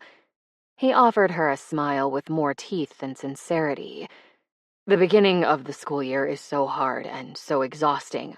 I don't know how I'd find time for dating, especially since I have B every other week and she's searching for the right college. Not to mention what might happen if things didn't work out and we still have to share your classroom and coexist in the same depart. She raised a queenly hand. Enough. I understand. Uncrossing her ankles, she rose to her full height. She inclined her head, fully encased by whatever restraints she'd snapped into place around herself. Please rest assured that this conversation won't need to be repeated. Her fingers, wrapped around a ream of blue paper from the supply closet, didn't tremble, and her eyes didn't lower from his. I apologize if I've made our working relationship awkward. She was apologizing? In what world did she need to apologize? You didn't. He let out a slow breath, regret seeping into his instinctive panic. Rose, I don't... But she was already turning for the door, which had remained cracked the entire conversation, he now realized, and was opening, inch by inch, to reveal... Oh no. The vulpine face of Dale Locke, suffused with the eager glee of a man who'd finally cornered his prey. Keisha stood beside him, brows drawn in distress. Martin would like to believe they'd just arrived at the door, that they'd heard nothing. Dale's first overloud words smashed that hope. You'd catch more flies with honey than vinegar, Brandy. Thought you were old enough to know that. Brandy? Was he talking to Rose? She held Dale's stare, silent. To her credit, Keisha tried to intervene. Dale, she goes by Rose, which you've known for 15 years. Please call her that, and we can look at the numbers. We should let them finish their conversation in peace. But Dale didn't move, didn't look away from Rose. God, he must hate her. Loathe her with every fiber of his unfortunate being, every beat of his piggish heart. A woman like her would be a waving red flag to a bully, an invitation to charge and break through that pride, that pristine self-containment. No wonder he'd fucked with her schedule. No wonder he'd struck at the heart of her AP program. No wonder he'd taken her classroom for both planning periods. There she stood, a woman. To be blunt, although Martin didn't consider it an insult, not by any means, a fat woman. No longer a young woman, Dale's inferior, if only in organizational terms. But she wasn't conceding an inch, not in height, not in dignity, wasn't deigning to acknowledge his faux jocular insult with a single sound. Somehow, Dale didn't realize he'd already been beaten, already declared irrelevant. "Sorry we overheard your conversation with Mr. Krause," Dale offered a sly grin. "Hope you're not embarrassed." Each sentence meant its opposite, and they all knew it. Then Rose smiled, and Martin realized he hadn't truly seen her before now, not even a sliver of her. Because that smile was bright and terrifying and cold enough to shatter them all into glittering shards. She'd gone beyond ice. She was absolute zero in female form, so frigid no life could survive in her presence. Certainly not a prick of Dale's insignificance. "I'm not. Please, excuse me." With another glorious, annihilating smile, she left the office. Dale stepped out of her way, the glee scrubbed from his face as if it had never existed. And then, for the first time, Martin understood. Not everything, but enough. He should have realized it before, but he'd been too deep in his own muddled head to piece together an accurate representation of hers. A woman capable of such sincere, bone-dissolving warmth toward the young and vulnerable didn't armor herself with fierce, chilly composure for no reason. Rose had dealt with bullies before. Rose had been hurt, badly. Rose would likely understand his own fears, might have even been patient with him, might have helped him overcome them. And because of those fears, he'd just turned down her unguarded overture of interest, hurt her feelings and pricked her pride, all in front of the last person she'd ever want to see her vulnerable. His guess? He'd never get another chance. Never see her unveiled and unprotected again. Not as a friend, and certainly not as a potential lover. Not even if they worked together until retirement. If he could find a spare time machine, he'd go back 10 minutes, extract his head from his ass, and then kick that ass until he shouted his acceptance of her invitation, bloody and exultant. But unless the science department had progressed far beyond the state's standards of learning, he had no access to a time machine. He'd have to find another way into her tower, even though his head swam at great heights, and he imagined there would be thorns aplenty along his climb. It would require time, patience, faith in himself. He had plenty of the first two, less of the latter. But he was a teacher, goddammit. He'd learn. 6. He'd said no. Of course he'd said no. To Martin's credit, he'd fumbled through the flustered refusal with seemingly genuine regret, and only after a long, fraught hesitation. But in the end, after all the labored explanations, the answer was simple. No. Suddenly, Rose didn't feel so safe after all, especially after the encounter with Dale. Vulnerability meant pain, pity, judgment, humiliation, snide pleasure at her downfall. She should have known. She had known. Due to her own misjudgments, her privacy had been compromised, her pride wounded, and she knew what she needed to do, to be now. Just as she reached her door, Martin exited the department office. Chin high, she stepped inside her classroom with deliberate slowness. He wouldn't see her run or hide from him, ever, only to hear a horrible, horrible sound. Footsteps. Familiar ones, originating from the direction of the office. Shit. A man like him couldn't let it lie, could he? He'd want to smooth things over, make sure they left matters on the right note, reassuring himself that she was okay, they were okay, everything was just perfectly, unequivocally okay. Sure enough, He appeared in her doorway a moment later, his face set in an expression she couldn't quite decipher. She didn't try, either. His emotions did not concern her, and hers had been deposited safely out of his reach. He glanced at the purse on her desk and her closed laptop. "You're almost done for the evening?" A lie would reveal too much. "Yes." "Then I'll walk you to the parking lot." A direct refusal would do the same.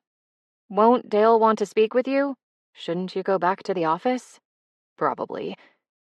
He appeared neither bothered by the prospect of Dale's displeasure nor intimidated by her hauteur. Instead, he just stood there and waited for her to gather her belongings. Once she had, he preceded her out the door, stood quietly when she locked it behind them, and kept her brisk pace down the stairs and toward the main entrance. Once they reached the nearly empty parking lot, he scanned their surroundings as they walked.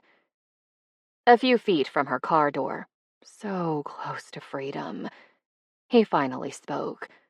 "Does Dale have much influence over your career?" His voice remained low enough not to carry, a gesture she reluctantly appreciated. She was too tired for subtlety. "Are you asking me how I've avoided disciplinary measures when Dale and I obviously despise one another and I barely speak to him?" "I suppose I am." Martin watched her unlock her car with her remote. "If you're willing to answer." He didn't need to know. Then again, she'd seen no evidence that he gossiped.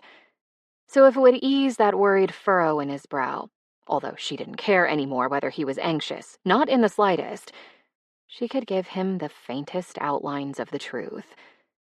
She swung open the driver's side door, and he held it wide. "I have influential friends." Her former in-laws might have raised an egocentric, pompous ass of a son, but from the beginning they'd treated her with the generous kindness of doting relatives. Sent cards and called her on her birthday. Had thoughtful gifts.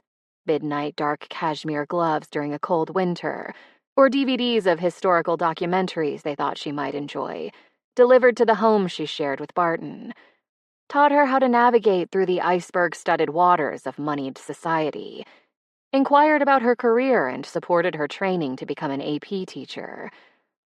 After the divorce, she'd assumed that would cease, that they'd turn on her, as almost everyone else in Barton's social circle had. Instead, they invited her to dinner at places where the menu had no listed prices, suggested shopping trips to stores she could no longer afford, and offered to pay for everything. Made their advocacy of her and her career clear to the upper echelons in the school system. At some point, she'd started accepting a few of those dinner invitations, because Annette and Alfred said they liked good food, and they knew she did too. They said $100 entrees seemed a small price to pay for such excellent company. They said they might only be first-generation rich because of early lucky investments in now giant tech companies, a fact their social circle never allowed them to forget. But they had more than enough money for a few plates of truffle risotto. So occasionally Rose swallowed her pride, along with a glass or two of excellent wine, and let them pick up the check. A few times a year, she agreed to shopping trips, too, because Annette needed someone other than those well-coiffed, ill-intentioned piranhas at the country club telling her what suited her coloring and slight frame. But despite Annette's pleas to buy clothing for them both, post-divorce Rose only accepted gifts on her birthday and at Christmas. She'd rather take impeccable care of the clothing purchased during her marriage and scour consignment shops in expensive neighborhoods than accept charity. She'd never bothered fighting her former in-laws' attempts at professional protection, though. Margie Owens hadn't raised a fool. Without the Buckham family at her back, Dale would have driven her to a different school district long, long ago. After the first time she ignored his boorish attempts to belittle her, or maybe when she told him if he hugged her one more time, she'd neuter him where he stood. Plus, the only time Rose had ever mentioned to Annette and Alfred that she could perhaps handle her own work difficulties, their faces had dropped in unison. With wounded dismay in every quavering syllable, Annette had whispered, "Rose, my dearest, Barton may no longer be your husband, but we still consider you our daughter. Please, let us help you." And yes, Rose noticed that Annette's stick-straight back suddenly acquired a decided hunch, and Alfred, who ran 5Ks in his spare time, wavered and reached for the back of a nearby chair as if he required a cane.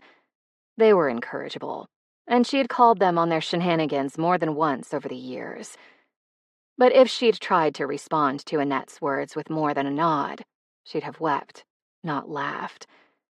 They'd served as her protectors for over a decade now, and she had to assume they'd continue to perform that role until the moment they died.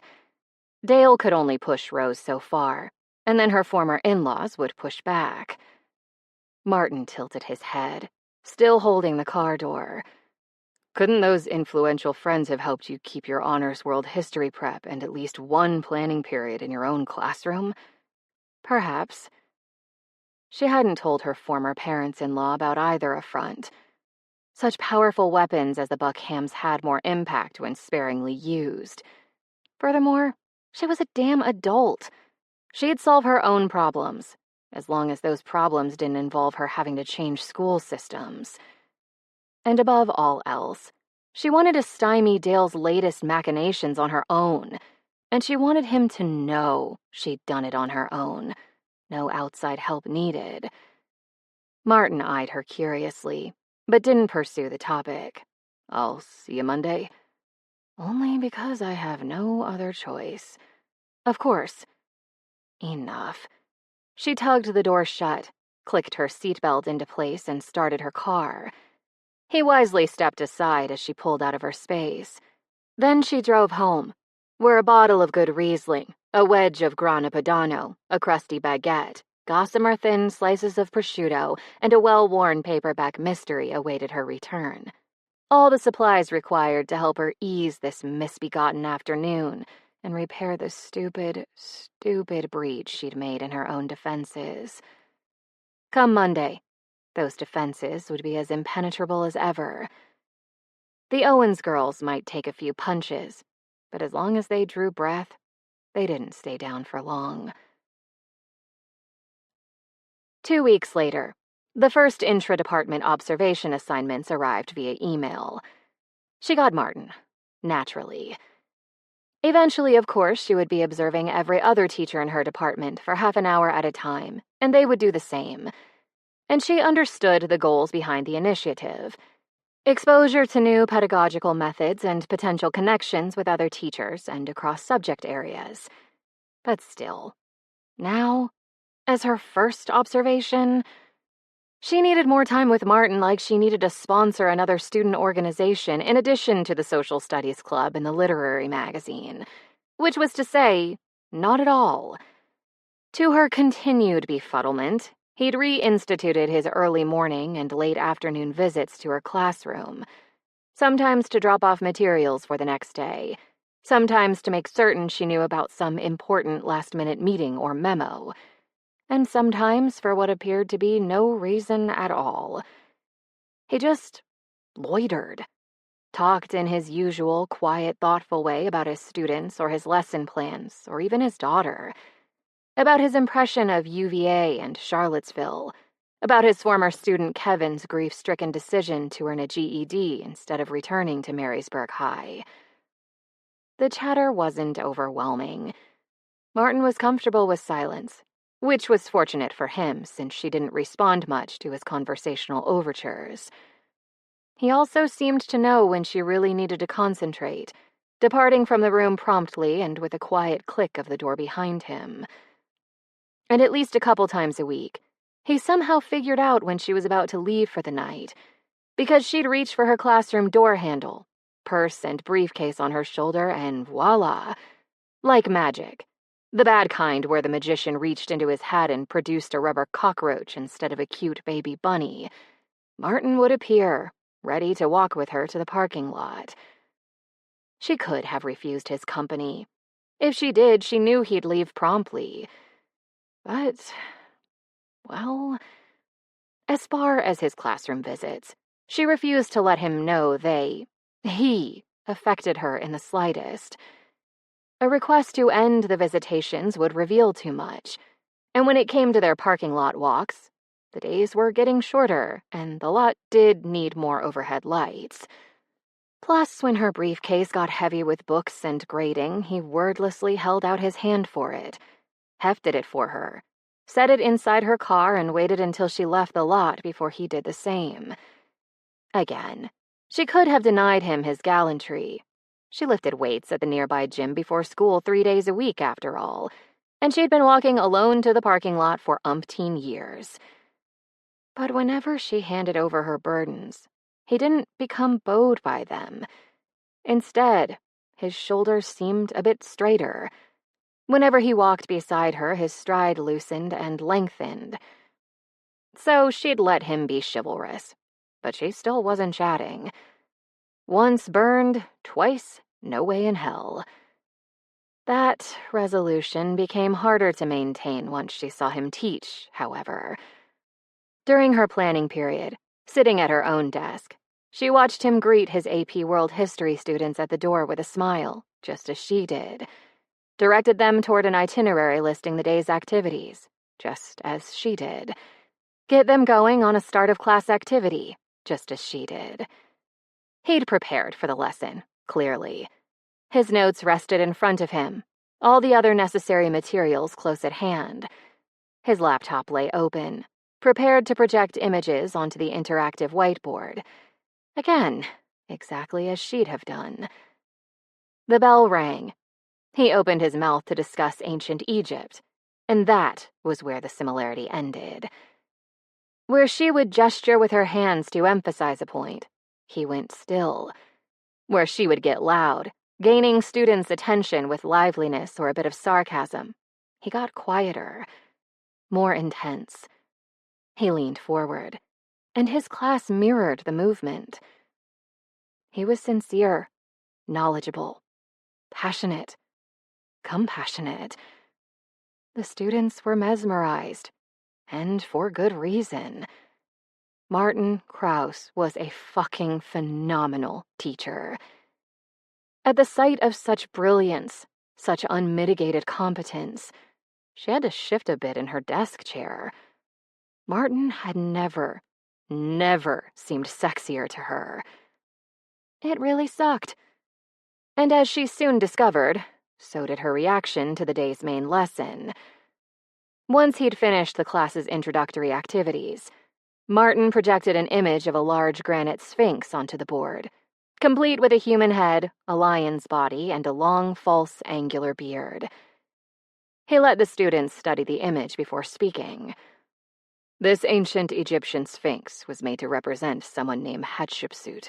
Simply from looking at this image, what can you tell me about that person? They raised their hands instead of shouting out answers, a sure sign of a well-managed classroom. Those hands belonged to all types of kids, too. Good. The woman he called on tilted her head as she eyed the sphinx.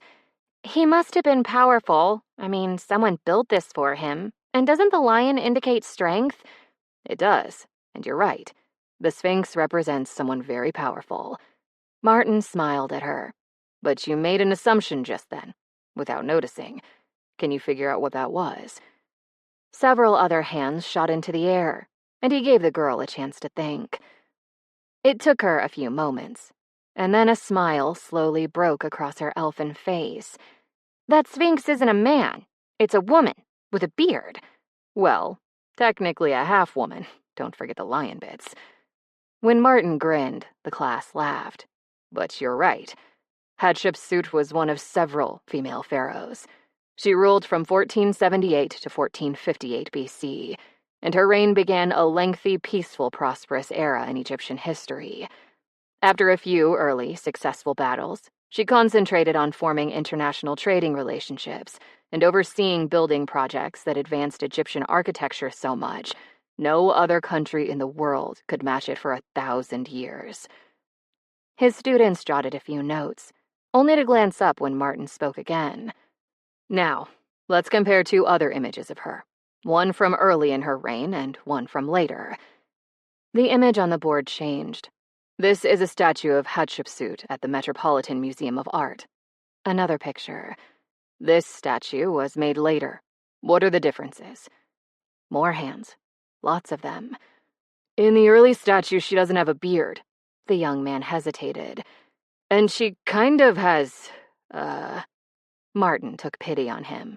She has noticeable breasts. Yeah. The boy exhaled. In the later statue, she's a dude. How is that represented? The beard, and she doesn't have... The boy gestured at his upper body. Those. Martin nodded. Other things are different, too. Her chest is broader. Her proportions more traditionally masculine. So tell me this. Why do you think the representations of Hatshepsut changed over time? The image of the pharaoh as a sphinx reappeared. Why show her like this later in her reign? And why aren't there more images of her as a woman? A hand shot up in the back of the room. The student no longer slouched over the desk. Maybe Hatshepsut was transgender. That's an interesting thought, Sam. Martin contemplated the matter for a moment.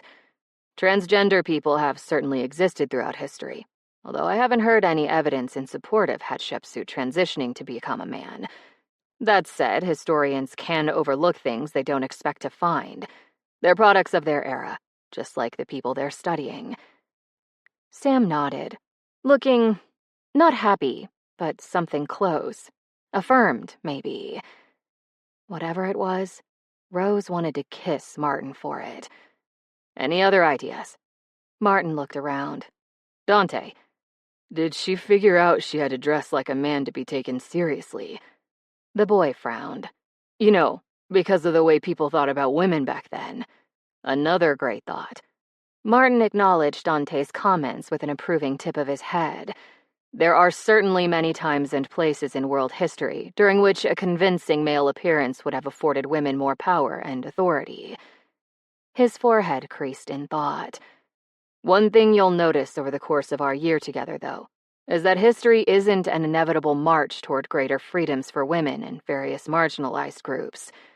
Rights can be granted and then removed, and then given again at some point in the future.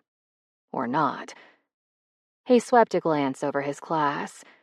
At this point in Egyptian history, women owned their own property, worked outside the home, received equal pay for equal work, and had equal status under the law. Ancient Egyptians didn't even prefer the word mankind. They used humankind, written with both male and female figures. More frantic note-taking by his students. He spoke slowly and clearly. In its simplest terms, representing Hatshepsut with a false beard and a male form followed tradition. All pharaohs wanted to resemble Osiris as a way of emphasizing their connection to him and their power as rulers. Also, evidence shows pharaohs were cleanly shaved, so even male rulers had to tie on their beards.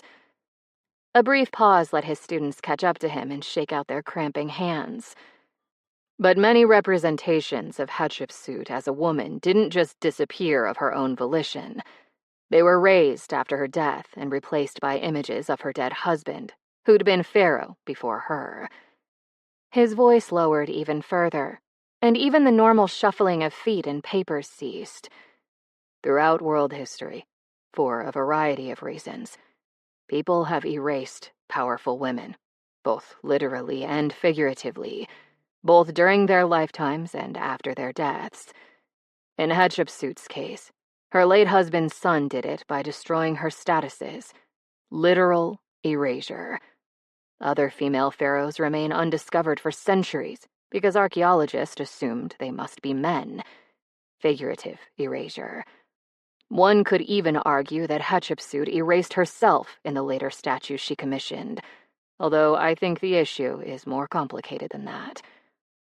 As his students scrawled once more across their notebooks, Martin bowed his head in apparent thought. Then he looked up and spoke again with quiet emphasis, conviction in every word. Which brings up a related point. Sometimes, powerful women throughout history have altered their appearance, in person or in art.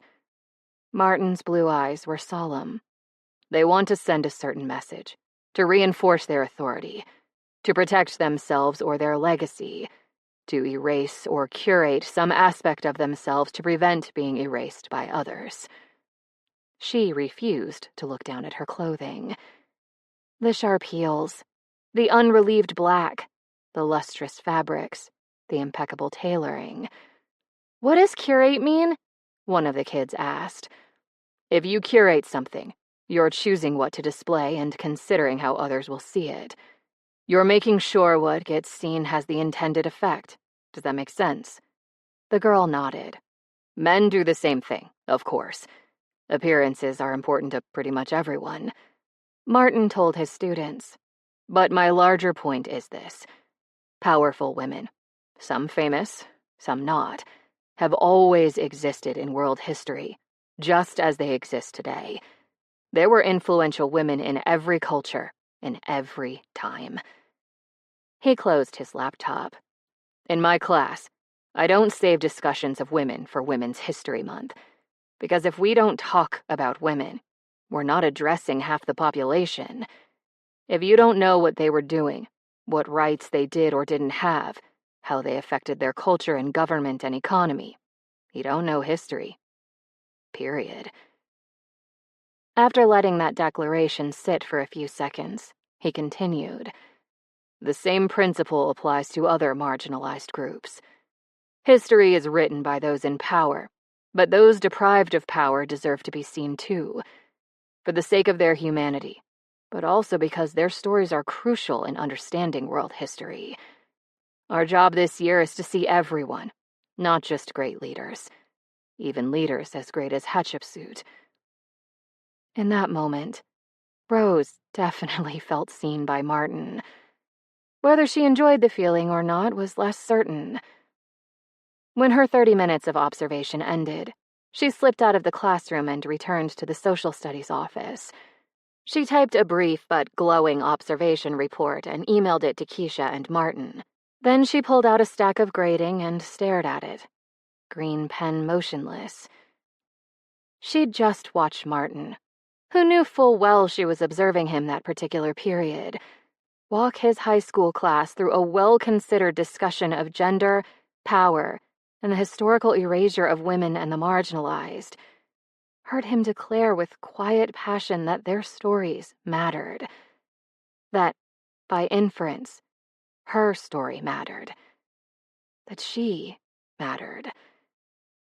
Brandy Rose Owens, born female and poor, unlikely to appear in any history textbook. She understood her own worth and power, the choices she'd made to honor the former and preserve the latter. Now she knew he did too. But what he'd intended by the lesson, she hadn't the slightest idea. 7. The Marysburg High School Season's Greeting Festival, as far as Martin could tell, was experiencing a full-fledged identity crisis. On the one hand, the mid-December gathering featured an inflatable Santa, a giant wooden dreidel, and a colorful beaded Unity cup, not to mention all the baked goods one would expect from a winter fundraising festival. Fudge, fruitcake, rugula, sugared donuts, sweet potato pies, and more types of cookies than he could count. His stomach growled, and he tried to remember how much cash remained in his wallet. Not enough, that was for certain. A veritable blizzard of paper snowflakes hung overhead, and colored strings of light draped over every booth. All appropriate for winter. Fair enough. But there also appeared to be a limbo contest occurring off to the right. Plastic bags of cotton candy jostled for retail space next to pumpkin pies. An enormous fake palm tree hovered over a selection of grilled burgers and hot dogs for sale. And if he wasn't mistaken, a cluster of girls dressed all in black was gathered around a dunk tank? Really? In December? From behind the circle of girls, he heard a distinct thunk, then a breathless squeak, followed by a splash and gleeful cackles from the surrounding crowd. Yep, a dunk tank. In December. The girls' softball team holds a mean grudge. Keisha appeared next to him, braids swaying with a shake of her head. It's been 2 years and they still haven't forgiven her. He blinked at her. confused. "Excuse me?" "You'll see," Keisha grinned, "but you may not believe what you're seeing." Whatever. He had more pressing questions to ask. For instance, what the actual fuck? I don't... He swiveled his head to survey his surroundings, spotting a hula lesson in the far corner next to a pin the red nose on Rudolph game. "I don't quite understand the theme of this festival." "It's exactly what it says. A Season's Greetings Festival. Seasons," Keisha emphasized. Plural. His brow rose. "I thought that was a typo." She recoiled. "Are you kidding? The English department would slaughter us all in our sleep if we abused our apostrophe so badly." Her eyes had gone wide, and after darting a look around them, she pointed an accusing finger. "Don't even joke about that." He raised his hands. "I won't, I promise." The English department did seem rather intense now that he thought about it. He should have noticed during the whole Frankenstein is not the monster initiative earlier in the year, given all their posters and morning announcements and costumes and yelling during staff meetings. Not to mention the assembly. A quality production, but the hand puppets had been overkill. Keisha directed a hard stare his way. "Good. Anyway, we used to have 2 festivals. One for winter, another for summer. But we had trouble getting enough volunteers for both, so we merged them into one big fundraiser in the middle of the year. Then the decision had to be made about which season to celebrate, and no one could choose. So Principal Dunn said, screw it, let's do both. Thus the caroling snow cone purveyors." He rocked back on his heels. "This festival truly has it all." "It does." Keisha patted him on the arm. "I need to get eggnog and a coconut before they run out of those little umbrellas. While I do so, I suggest you study the dunk tank a bit more closely." Bea would want pictures of the festival, since she and her mother were visiting Virginia Tech that weekend, so he got out his cell and wandered in the direction of the splashes and a veritable army of black-clad young women. After greeting a few of his students and taking several photos, notably of an island-themed menorah, he finally edged his way through the crowd surrounding the dunk tank, only to discover a waterlogged, laughing mermaid inside that tank, her red and green tail impeding her progress up the ladder to her little wooden seat. He didn't even recognize her at first, not with her face devoid of noticeable makeup and her hair plastered to her cheeks and along her neck. Not wearing what appeared to be the top of a short-sleeved wetsuit and a long fishy tail, both clinging to the generous curves of her body. Rose. But not the same Rose he'd seen to that point. "Come on, Bianca." She finally managed to plop herself back onto the wooden platform. "Take your best shot." The apparent ringleader of the girls had dyed her curly hair a shade of black that absorbed all light. Her eye makeup did the same, and what he'd guessed was naturally golden skin had been powdered to a deathly ivory. A goth, just like all the young women arrayed around her. "Queen of the Goths," he amended, as she gestured peremptorily for another softball. "Give the guy more money," the girl ordered one of her minions. 10 balls. The shorter girl dug through an odd-looking wallet. Was that black duct tape? And went to talk to the amused-looking parent manning the outside of the booth. Rose shrugged. "Hey, I'm here no matter what. My shift doesn't end for another hour." Her nose crinkled in a teasing smile. "Hey, Bianca, did anyone ever tell you that your name is kind of ironic, given your wardrobe choices?" "Like you can judge, Elvira." A fleeting curve of the girl's lips was quickly buried under a forced-looking scowl. "And no, you're totally the first. What an original observation." "Thank you. What a sincere compliment." Rose peeled a wet strand of hair from in front of her eyes. "Question. Have you considered using your superior softball skills for good rather than evil?" Bianca considered that for a moment, tapping a long, shiny black nail against her chin. "No." Rose laughed. "Fair enough, although maybe if you practiced enough, your team could be state champions. Just saying." We've been state champions all 3 years I've been captain, and you know it." Bianca's eyes had narrowed in trumped-up outrage, until all he could see were 2 black blots in their vicinity. "Get ready to get wet. Again. And when I run out of money, my shortstop is up." Martin blinked. Wait. The school's state champion girls' softball team consisted entirely of goths? Ones who, if he recalled Keisha's offhand comment correctly, harbored some sort of half-joking vendetta against Rose? No wonder they'd lobby to change the Marysburg High mascot to a raven last month at the school board meeting. More cash for the school and for our AP programs. Rose flipped her tail in a cheerful taunt. "Bring it on, Perez." He edged farther to the side, half behind a sturdy young woman with a nose stud and black boots. If Rose spotted him in the crowd, she might stiffen as she always did in his presence, even 3 months after his refusal of a date. And he was too fascinated by the scene, by the sight of her grinning and informal and loose, to risk ending it prematurely.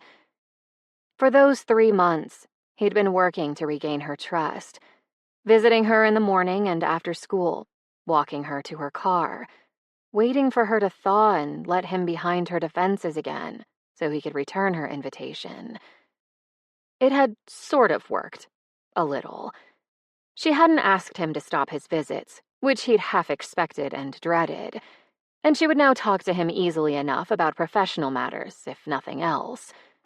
They'd switched classes twice already, in what he considered a very successful tactic to interest his honors kids in AP US history next year. The students had returned from her classroom happy and intrigued, although they still had doubts about the AP workload. But he and Rose had several more months to execute their plans, and he possessed full confidence in her ability to sway his students in her direction.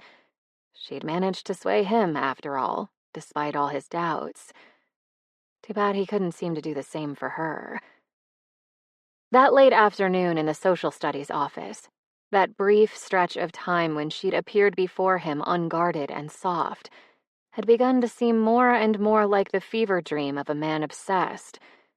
It wasn't that her regal composure didn't stir and attract him. It did.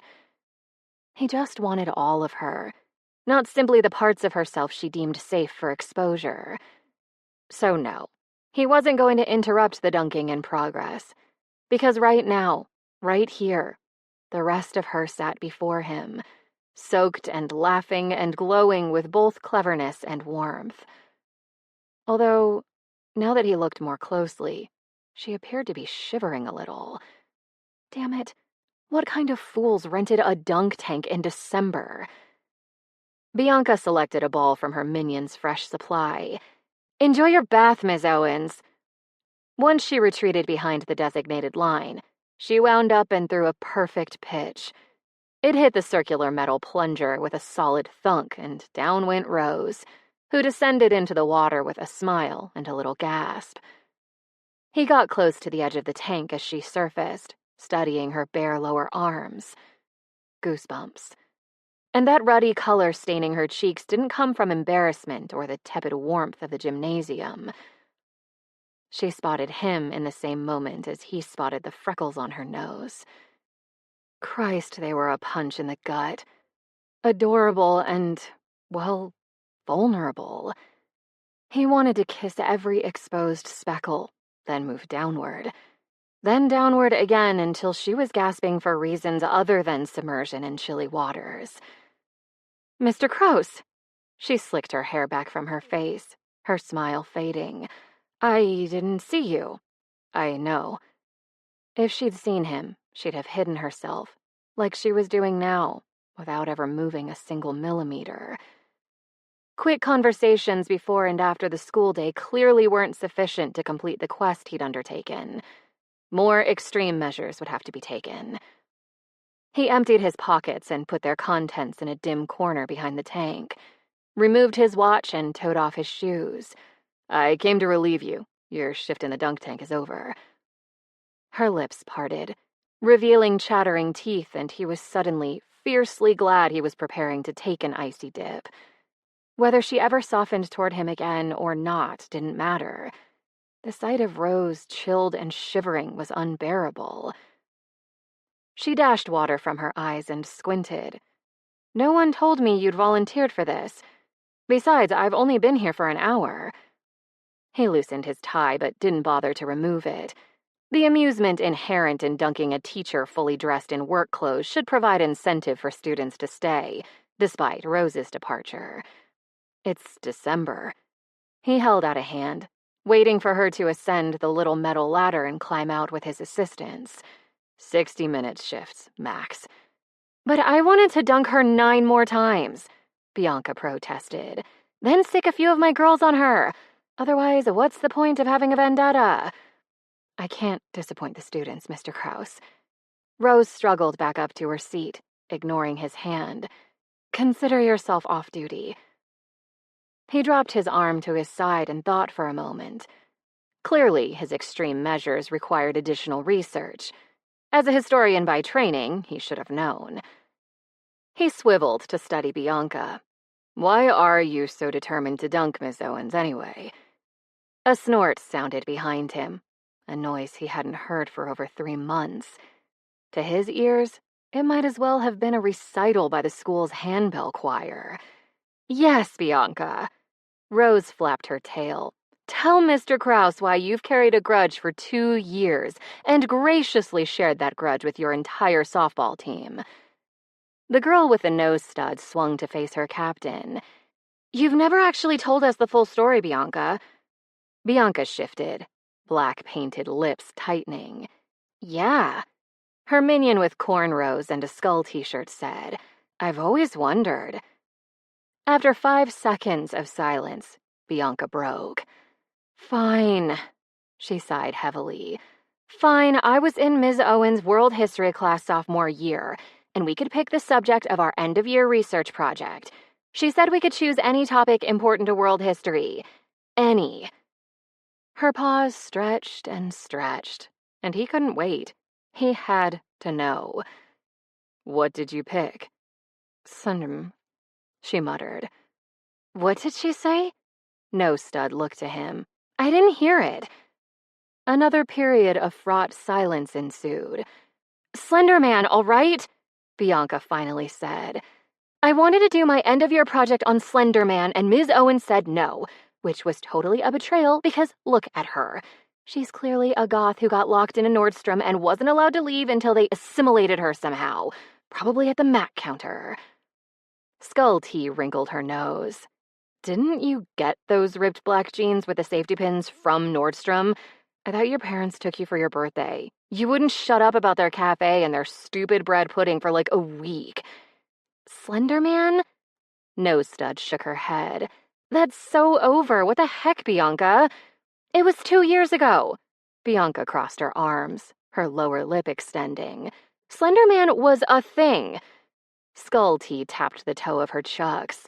Dude, get over it. Do you know how many real-life massacres and murders you could have researched instead? I mean, Lizzie Borden? Yet more silence. Fine. Bianca dropped her arms and glared at Rose. Consider the vendetta canceled. And there it was. Victory. He smiled and turned to Rose. If there's no more vendetta, they can dunk me instead of you. Come on out. Her brow had beetled, and she didn't climb out of the tank. Instead, she tilted her head toward Bianca, eyes pleading with him for something. Damn it. A single glance at the young woman revealed everything. She seemed deflated, no longer gleeful, and her team shifted behind her, uneasy. Fine. He could fix this, too. Hey, Bianca. He rolled up his sleeves. Not that it would matter in a minute. Let's talk about how overrated Tim Burton's films are. Her shoulders slowly pulled back. What did you just say? Once again, he extended a hand to Rose. This time she took it, and the explosion of prideful glee inside him might have been disproportionate, but he didn't care. A win was a win. You heard me. Quirk does not always equal quality. Once Rose was dripping safely on the polished wood floor of the gym, The parent manning the booth handed over a plush towel and a bundle of clothing. Martin draped the towel over Rose's shoulders, using its corners to blot her eyes and cheeks in careful dabs. "Oh, I heard you. Ladies?" Bianca stretched her pitching arm. "Did you hear Mr. Krause, too?" Nose Stud cracked her knuckles. "Oh, yeah. You're mine, Mr. Krause. I'm watching you." Skull Tea pointed 2 fingers at her eyes and then at his. "I call next turn. No one insults Tim Burton." Bianca paused. "Except about issues of diversity and maybe gender dynamics." Another pause, and then she recovered herself. "No one." A pool had formed beneath Rose, and her tail squished as she widened her stance. "Don't fall on the wet floor," he told her, unable to stop himself. 17+ years of dad training. He couldn't abandon it at a moment's notice. She sighed, but her lips curved. "Thanks for that necessary tip, Mr. Krause." One more swipe of those adorable freckles. Then he forced his fingers to release the towel, handed her the clothing bundle, and entered the tank. The wooden seat below him tilted a bit to the front, ready to drop. The droplets of chilly water soaked through his pants. The bluish pool waited beneath. Its chlorinated water smelled like triumph. He grinned at Rose, who wrapped the ends of her hair in her towel and commandeered another cloth to wipe the floor. She smiled back, amber eyes warm and unguarded. "Thank you," she mouthed. His chest expanded in a heady rush, but he forced his attention back to the softball team's captain. "I'll repeat. Burton's movies are overrated, especially Edward Scissorhands. What are you going to do about it, Perez?" "I'll give you one guess." Her smirk preceded another perfect pitch, and down he went. Fuck. That water. Jesus, how had Rose survived an hour of this? But she was still waiting, still watching, still smiling when he resurfaced with a shudder, and nothing in his recent past had felt so horrible but so good. He'd splash into freezing water for that, ruin a perfectly good silk tie for that. Above all, continue believing in himself and what he could offer her for that. For her. Only for her. 8. Rose frowned at her reflection in the window. Then once more, at the sight of her Audi parked snugly beside Martin's Subaru in the darkness beyond the plate glass. Somehow, she seemed to have waited for his shift in the dunk tank to finish and given him clean towels and sweat she'd scrounged from the boys' locker room. Somehow, she seemed to have accompanied him to a coffee shop after the festival. Somehow, she seemed to have forgotten the importance of a safe distance from him, from everyone except her students, her former in-laws, and a few trusted friends from college.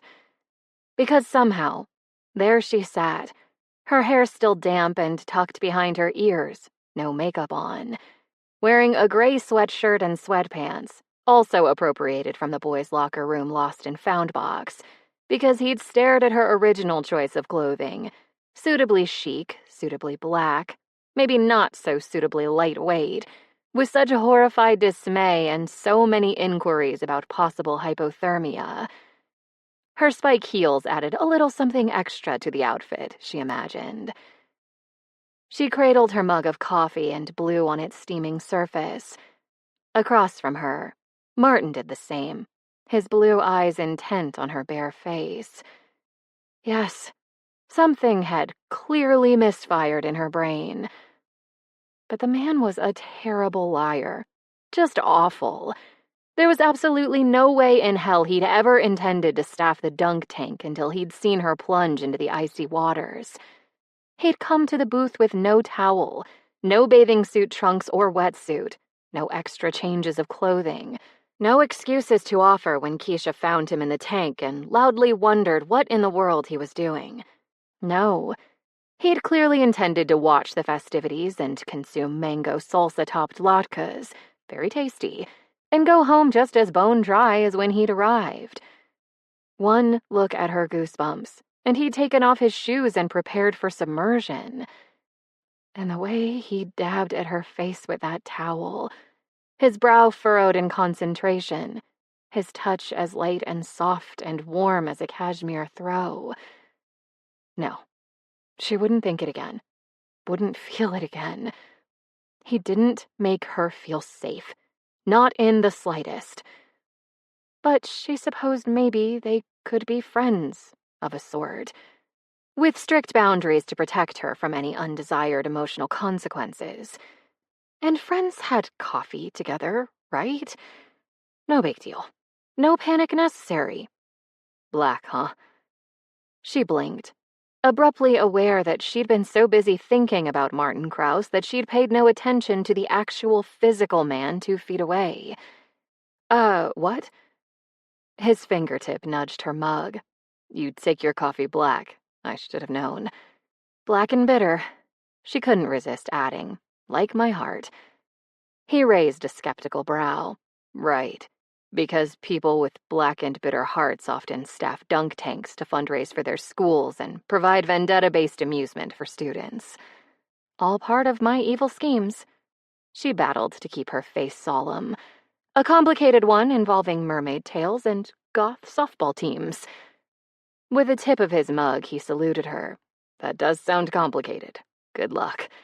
I don't need luck, merely guile and misanthropy. Cologne ad man reappeared with a grin. No wonder you wear all black.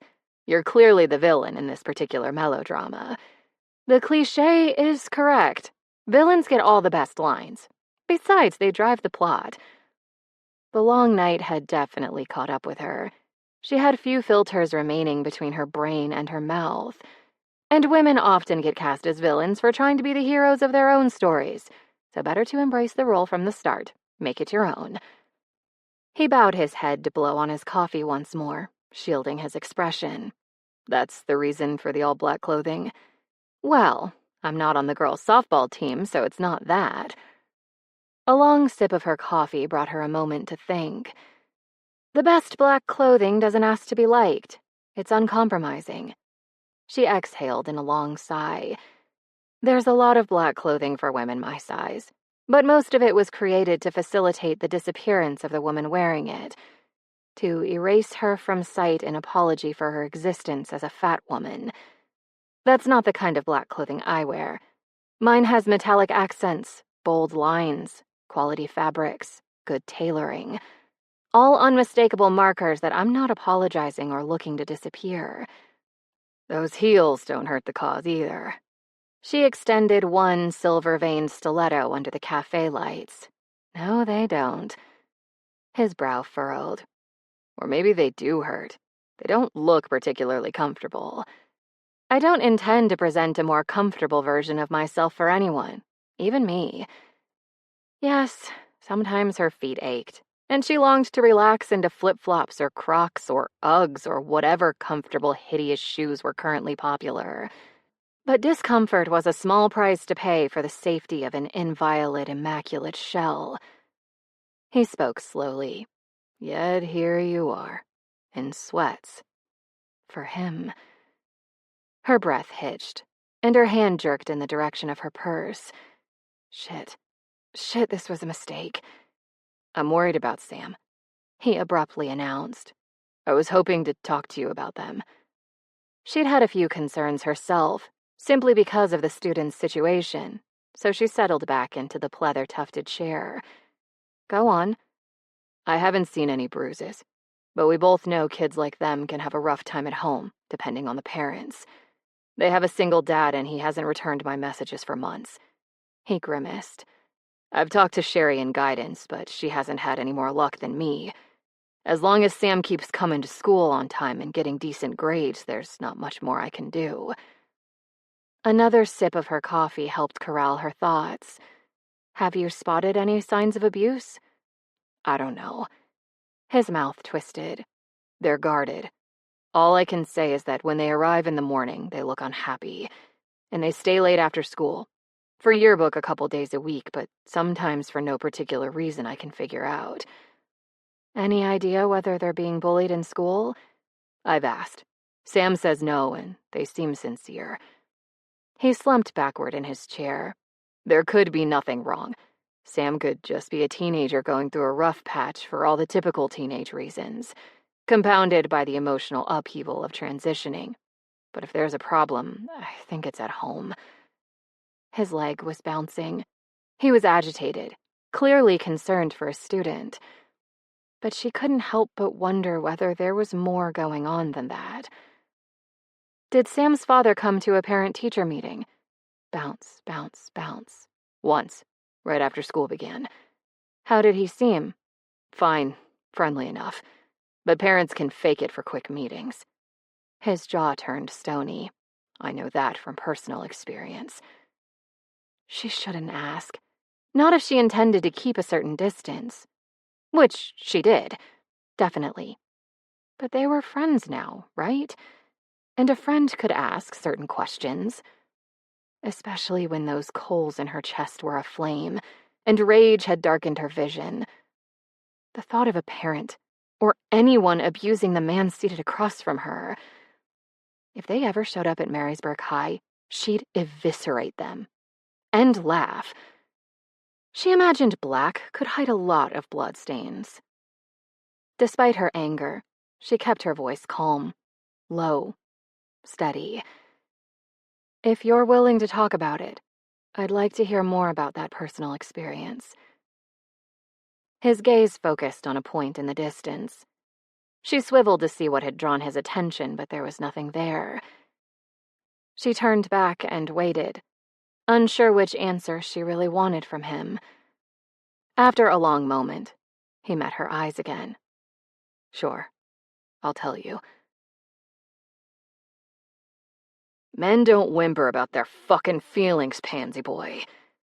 But Martin's father had been wrong about that, as he was about so much else. Swallow enough hurt and silence, and the pain either chokes you or curdles into gut-deep rage. His dad's version of manhood would destroy you one way or the other, which Martin, after so many years of mute suffering, had eventually realized. In the end, he'd drawn out most of the poison through talk therapy, through acknowledgement of his emotions, through vulnerability, rather than a pretense of strength. His father's voice became his college counselor's. Vulnerability is strength, Martin. He believed it. He could only hope Rose did too, at least when it came to others. Her eyes were sharp on him, but not cold, not judgmental. So he pulled in a breath and told her. Not everything, but enough for now. My father had very specific ideas about how boys should act and think and be, about how his sons in particular should act and think and be. She laced her fingers together on the table in front of her, but not in a relaxed way, as if she were holding them back from doing something infinitely more destructive. But her voice was soft and sweet as whipped cream, such as, they should be good at sports. They should shout over other people, make a mess. They should have lots of equally loud and messy friends. They should get laid early and often. Tell bitches to shut up and fuck off if they got too bossy or clingy. He sighed. His words, not mine. I know. Her fingers had turned bone white in her own grip. Go on.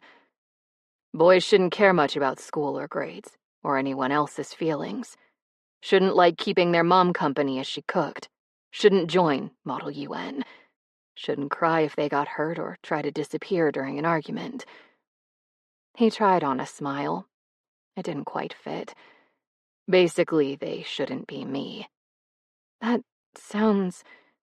Something popped in the vicinity of her jaw. That sounds really painful. My older brother took after our father. Things could get... He chose and discarded various adjectives. Interesting. She enunciated the quiet words one by one, each seemingly an effort. By interesting, do you mean violent? Sometimes. But his father and Kurt hadn't required spatulas or fists to inflict pain. Their scorn for him, for everything he said and did and was, hurt worse than a few bruises. Her nostrils had flared wide open, but the warmth in her gaze could have dissolved sugar into syrup. Where was your mother in all this? At the stove, carefully not watching what happened around her, retreating to her bedroom immediately after she'd cleaned up the remnants of their dinner, while the men watched sports and got mean, doing her best to stay out of the way, the same as me. The difference is, she cleared her throat, the noise harsh. The difference is that she was an adult while you were a child, her child. She did her best to protect my younger sister, Mila. As far as he knew, no one in the family had heard from Mila for over a decade, not even his mother. Last he'd heard, his sister was somewhere on the West Coast, working in finance. When Rose set down her mug, it clattered against the marble table. But you didn't need your mother's protection, because you were a boy. Enough. This recitation of his past didn't hurt him, not anymore. But he was pretty certain she was about to grind a molar to dust. She might bat him away, but... He reached across the table and covered those twisting fingers with his palm. Rose, it's okay. Her gaze whipped to his, so full of anguish and rage his stomach twisted. It's not okay, not even a little bit. It wasn't.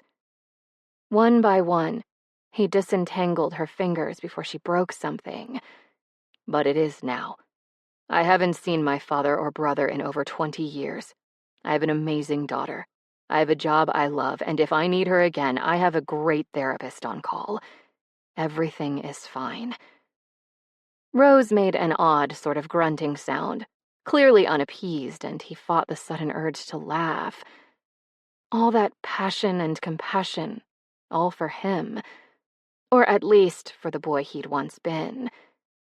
And she was the villain in this story? Like hell. Black or no black, she was no evil queen. Much as she might like to pretend otherwise. Muscle by muscle, her hands relaxed under his. How long have you been divorced? A couple of years. He'd filed the papers after finding Sabrina's damning text, but the process took a while. She got engaged a few months ago and moved to Marysburg.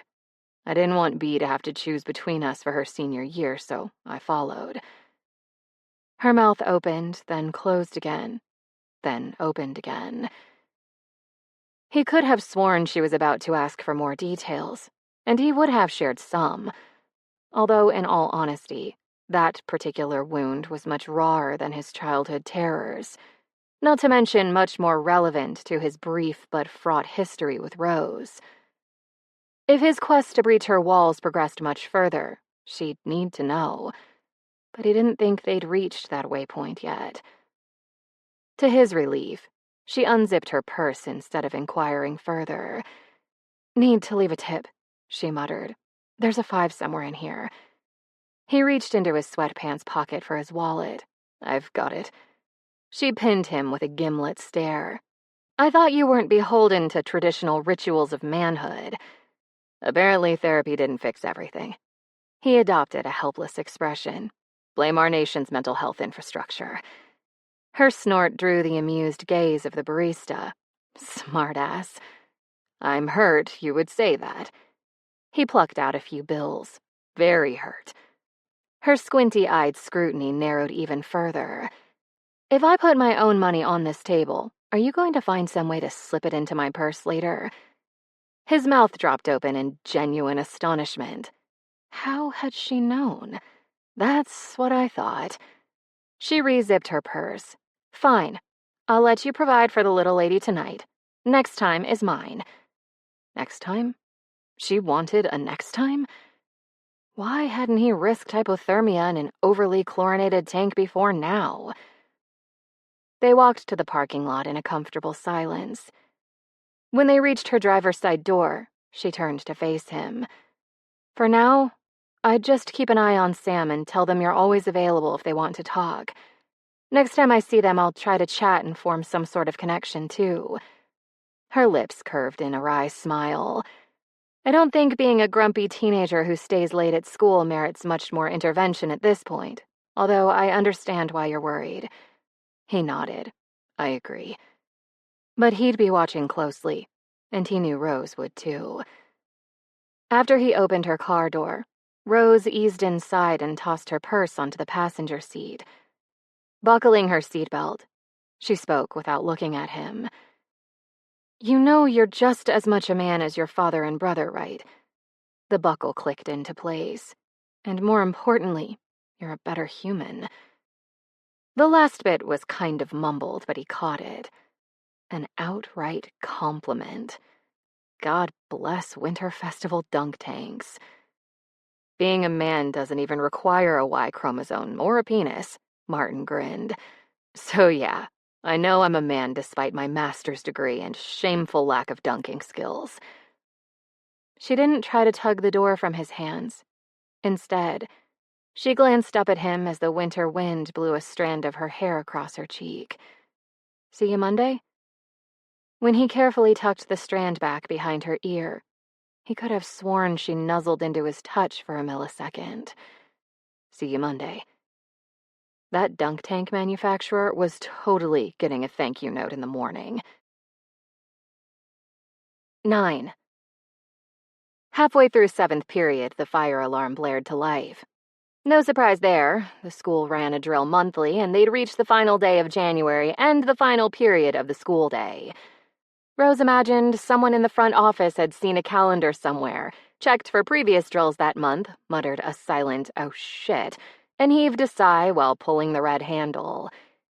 In theory, she should depart the copy room and join the teachers and students streaming toward the exits.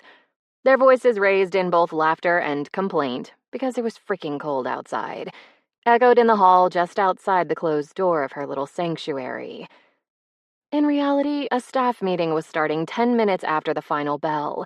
The copy room would be mobbed both before and after the meeting, so if she ceded her territory now, she'd be lucky to get her packets done before sunset.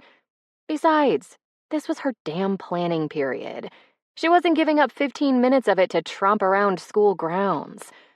It was cold out there. A bit slippery, too, and her heels didn't have much traction. Small though it was, the copy room contained a threadbare but overstuffed chair she could occupy during the less labor-intensive parts of packet creation. The heat from the machines kept the space toasty, and fresh stacks of copies warmed her hands better than gloves. Nope. No way in hell she was leaving that room. She added more paper to the appropriate tray, forced the machine to accept her top-loaded packet. Damn copier should have been replaced before the turn of the century, and fiddled with the settings. Collation, definitely. Staples. One step darker than default, as per usual. Two-sided copies required another battle, but she prevailed. All the pages appeared to load correctly. Hallelujah. Then she was lounging in the chair, warm and peaceful as the machine chugged next to her. And if she tweaked the blinds just a tiny bit... There. In full view of her window, Martin had guided his students from her classroom out to the frozen tundra. As she watched, he urged them to don their jackets and circulated among the different factions that naturally formed as soon as the kids stopped walking. Such a good teacher. Such a good man. She had no idea why his ex-wife had let him go, but there was no fucking way that woman's new fiancé could outshine Martin in intelligence, wry humor, or sheer human decency. He bent over to study something on the ground, and Rose almost bit her tongue into. Not to mention that round, taut ass. Jesus. She'd almost asked him about his marriage so many times over the past month or so, but always stopped herself before the words could emerge.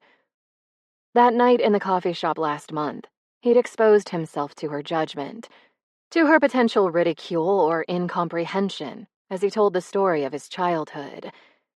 He'd trusted her to listen and understand, and she hoped to God she'd done a decent job of both, despite her raging hatred of almost his entire fucking family.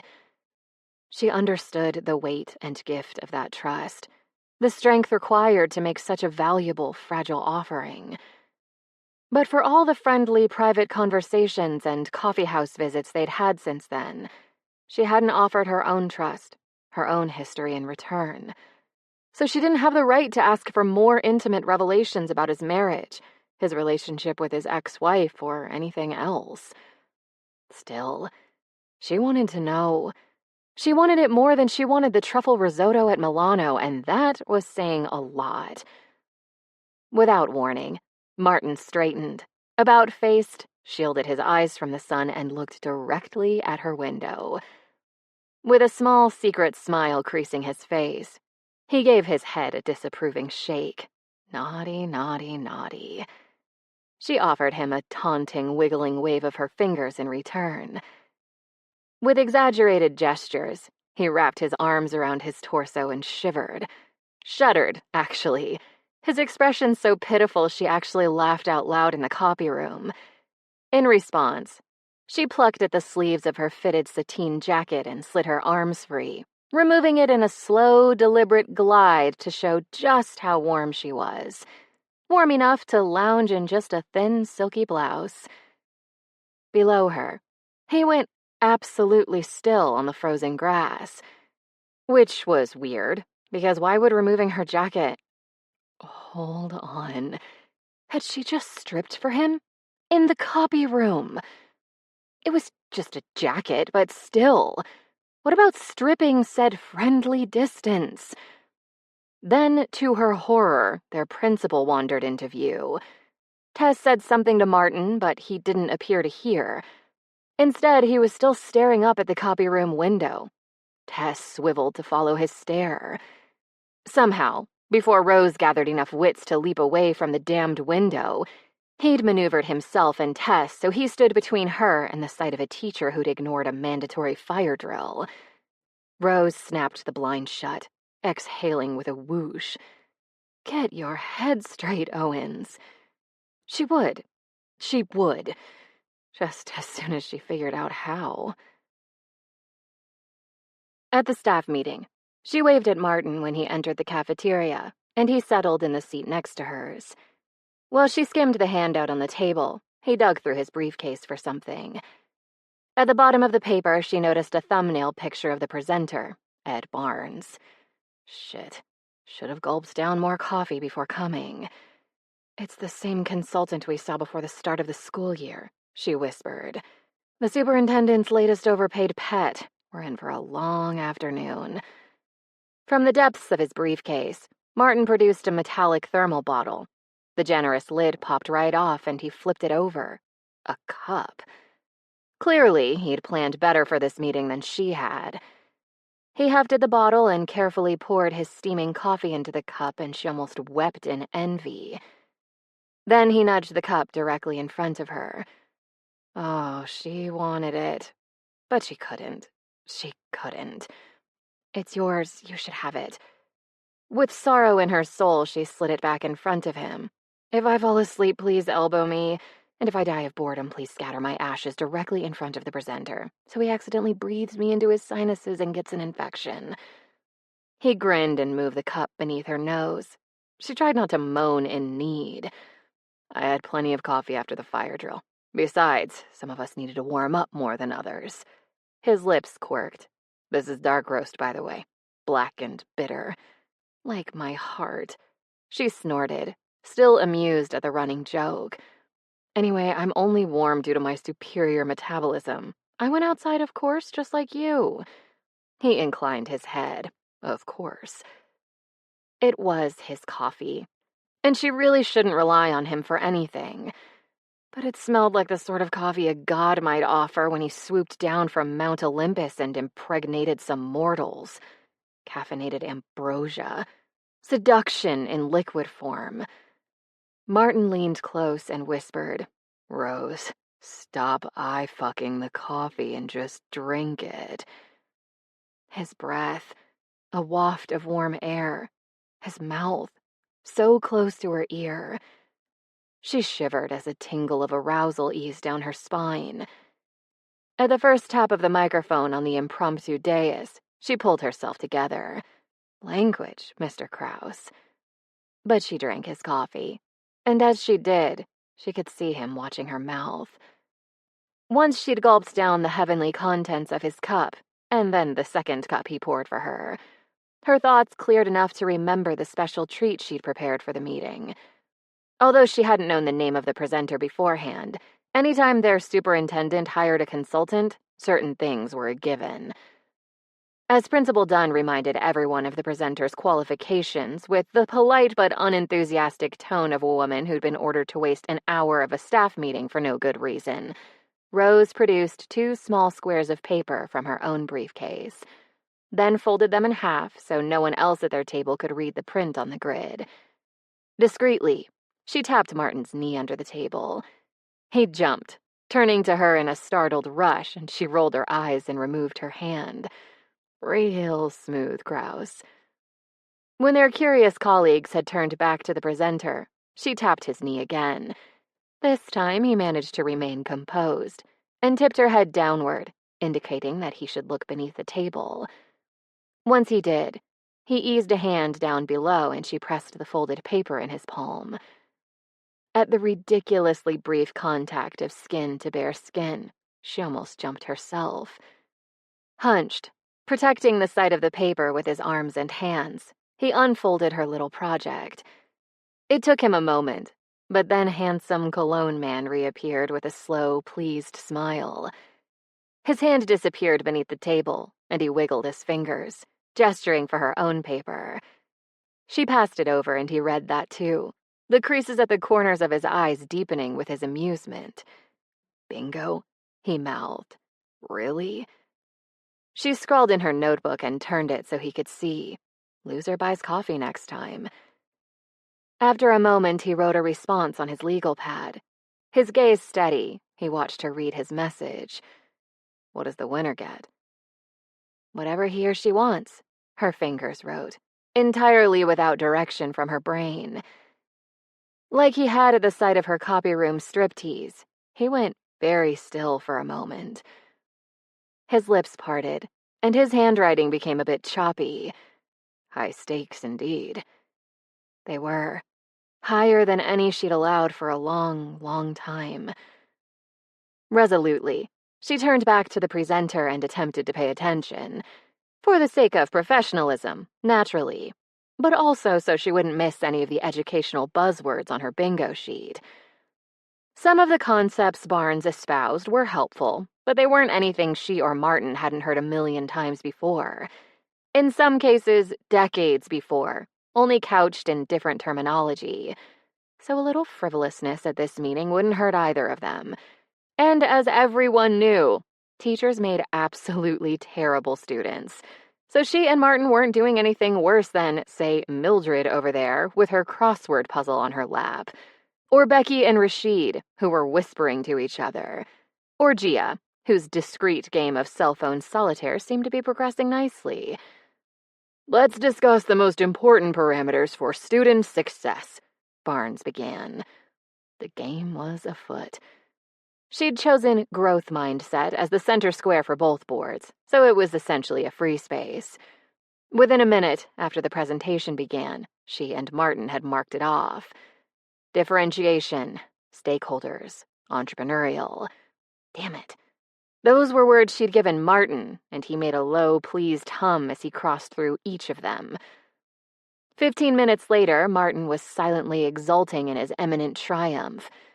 Either of 2 separate phrases would give him bingo, high impact or research-driven. And since Barnes was about to start discussing assignments, she was probably fucked. So thoroughly fucked. She shifted in her seat as her imagination ran with that image. Ran until it was flushed and breathless and sweaty. With effort, she dragged herself back to the tasks at hand. Professional development. Bingo. And then, to her pleased shock, Barnes took it old school. As you're aware, he intoned, we need to ensure through our choice of grading rubrics and our communications with students that we encourage grit and resilience, along with making certain assignments require a certain amount of rigor, problem-based learning. Grit and resilience? Just for kicks, she'd included those passé buzzwords in her bingo card, but she'd never expected them to come up. It wasn't 2014 after all. Martin glanced over at her paper, his brow creasing in newfound worry. Well, he should be worried, because all that stood between her and bingo now was digital literacy, Barnes said. Bingo. Martin's entire face sagged, and she gave his arm a quick pat of consolation. I'm getting a trough of coffee next time, just so you know. No, a vat, she wrote. He gazed at his notepad for a minute before writing back. It's on me. Congratulations. After another long pause, he added, Is that your prize, or do you want something else? His handwriting stayed within the lines, marched across the page precise and orderly. She stared at it for a minute as she held on to good sense by the tips of her ebony-polished fingernails. I think, she wrote slowly, maybe Perfunctory applause punctured her confusion, and she quickly flipped her notebook shut. The other teachers at their table gathered belongings and stared expectantly at the temporary dais. Thank you so much, Mr. Barnes, Tess said. I think everything else we need to address can be covered via email, so go forth and enjoy the rest of this chilly afternoon, everyone. More applause, this time enthusiastic, and the exodus from the cafeteria began. Once the rest of the table had emptied, Martin watched himself slowly cap his pen. So, what's your prize? His voice had turned low, a bit tentative. Just then, Keisha appeared at their table. Miss Owens, I'd like to speak with you for a minute, if possible. Shit. Had she seen the bingo game? Or realized two of her teachers were writing notes to each other during the presentation? But if so, why hadn't she requested a meeting with both of them? Of course. Rose deposited her papers and notebook into her briefcase, making sure the bingo board got buried in a pile of memos. Would you like to meet in my classroom? Keisha shook her head. I have a doctor's appointment. Let's talk on the way to the parking lot, if that's all right with you. Sure, Rose said. As she and Keisha turned for the cafeteria door, Martin was watching them both, his pen still clutched in his hand. She offered a little wave, which he returned, and then she left. Once they exited the school, Keisha repositioned her briefcase on her shoulder and glanced at Rose. Ms. Owens, I'm aware that this has been a difficult year for you, and I want to reiterate my thanks for your professionalism in dealing with the challenges you faced, especially given the source of those challenges. Her voice was low, too low for the handful of other teachers in the parking lot to hear. If there's anything I can do to help you bolster next year's AP US History enrollment, please tell me. And you should know that I'm advocating for you at every level of administration, including at central office. You might not always be aware of those efforts, but they're happening. Dale. Keisha was trying to shield Rose from Dale. Had been trying for years, most likely. Which wasn't a surprise, really, but... Damn it. Sometimes keeping a safe emotional distance from her colleagues sucked. They'd reached Keisha's shiny red compact, and Rose paused for a moment to collect herself before speaking. Still, her voice was a bit too thick, too husky. Thank you. I'm very grateful for your support. Shit. Keisha deserved more than that. Rose forced herself to keep going. I'm lucky to have you as my department chair, and I realize it. The truth, although she generally avoided revealing such personal information to her colleagues. I know Martin feels the same way. He wouldn't mind her telling Keisha that. Rose had heard him say similar things to their supervisor before. Keisha paused with her keys in her hand. Thank you. I've always felt fortunate to have such dedicated, caring teachers in my department. You and Martin are exemplary educators. Okay, enough of this. Rose edged a few inches toward the school. Thank you, again. Is there anything else you wanted to discuss? Another long pause. Then Keisha exhaled through her nose and set down her briefcase. Nothing from a supervisory perspective, but She pursed her lips. This is awkward, and I apologize for intruding on your personal concerns. This was not good. Whatever Keisha intended to discuss now, Rose was pretty sure she'd have preferred a bingo-related reprimand. We've worked together for over a decade, so we both know I respect your privacy. But I need to say this. Not as your boss, as your... The other woman sighed. As a concerned spectator. Rose swallowed over a throat that had turned as dry as the goby.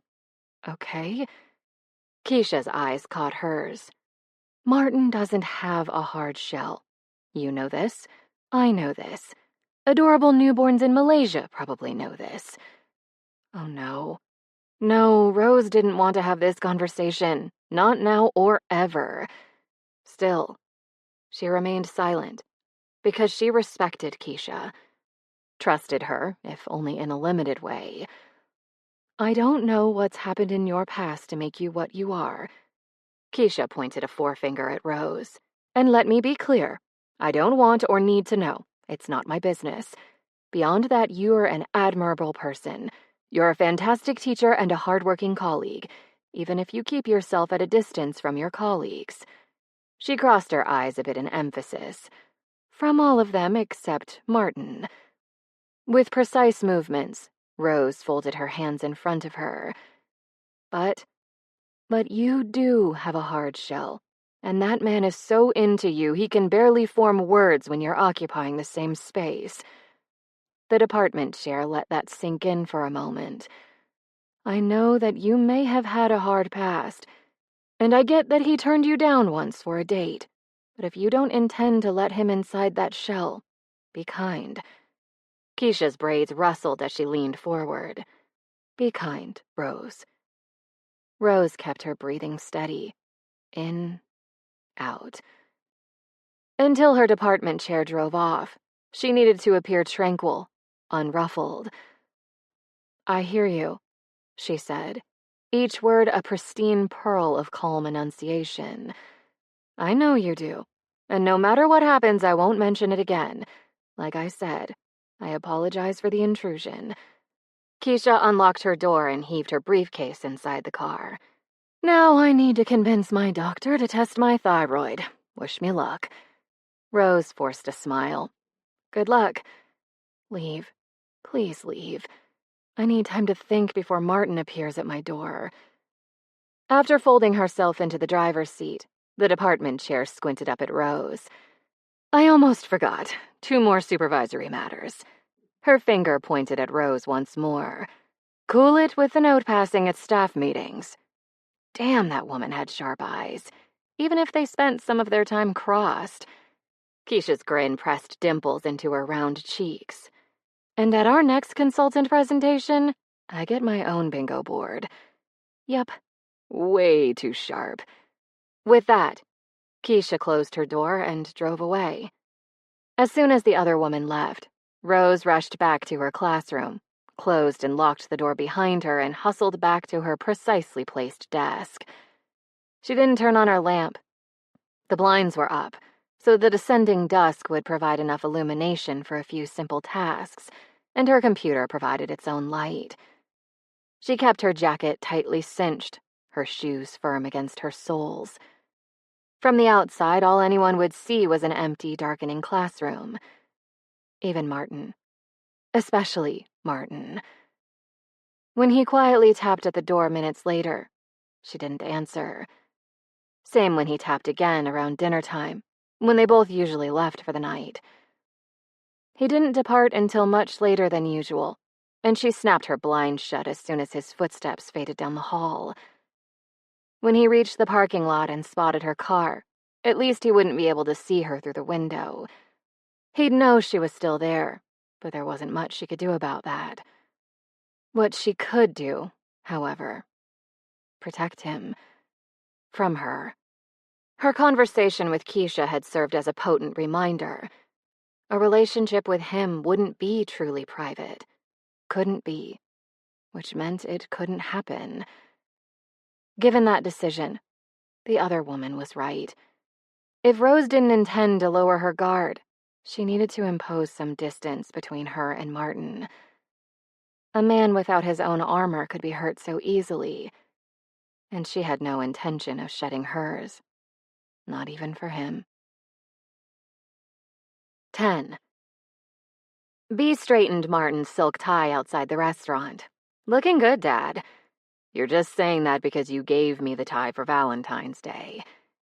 At the sight of those blonde curls at her crown, he couldn't help pressing a kiss to them. Such a daughter cliché. Didn't you have some socks you could have shoved into a gift bag? Or a razor? He'd just been delighted she'd thought of him, especially while spending the week at her mom's house. But telling her that would only make her roll her eyes. That kiss was your allotted mush for the night. Giving the tie one last yank, she stepped back and scanned him with a critical teenage glance. Ties might be a cliché, but you ruined your best one in the dunk tank for some reason, and the blue brings out your eyes. Suck it up and appreciate my generosity. He eyed the ornate ironwork around Milano's entrance.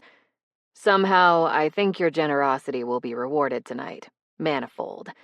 It's my birthday. I deserve good food. She heaved open the heavy wooden door.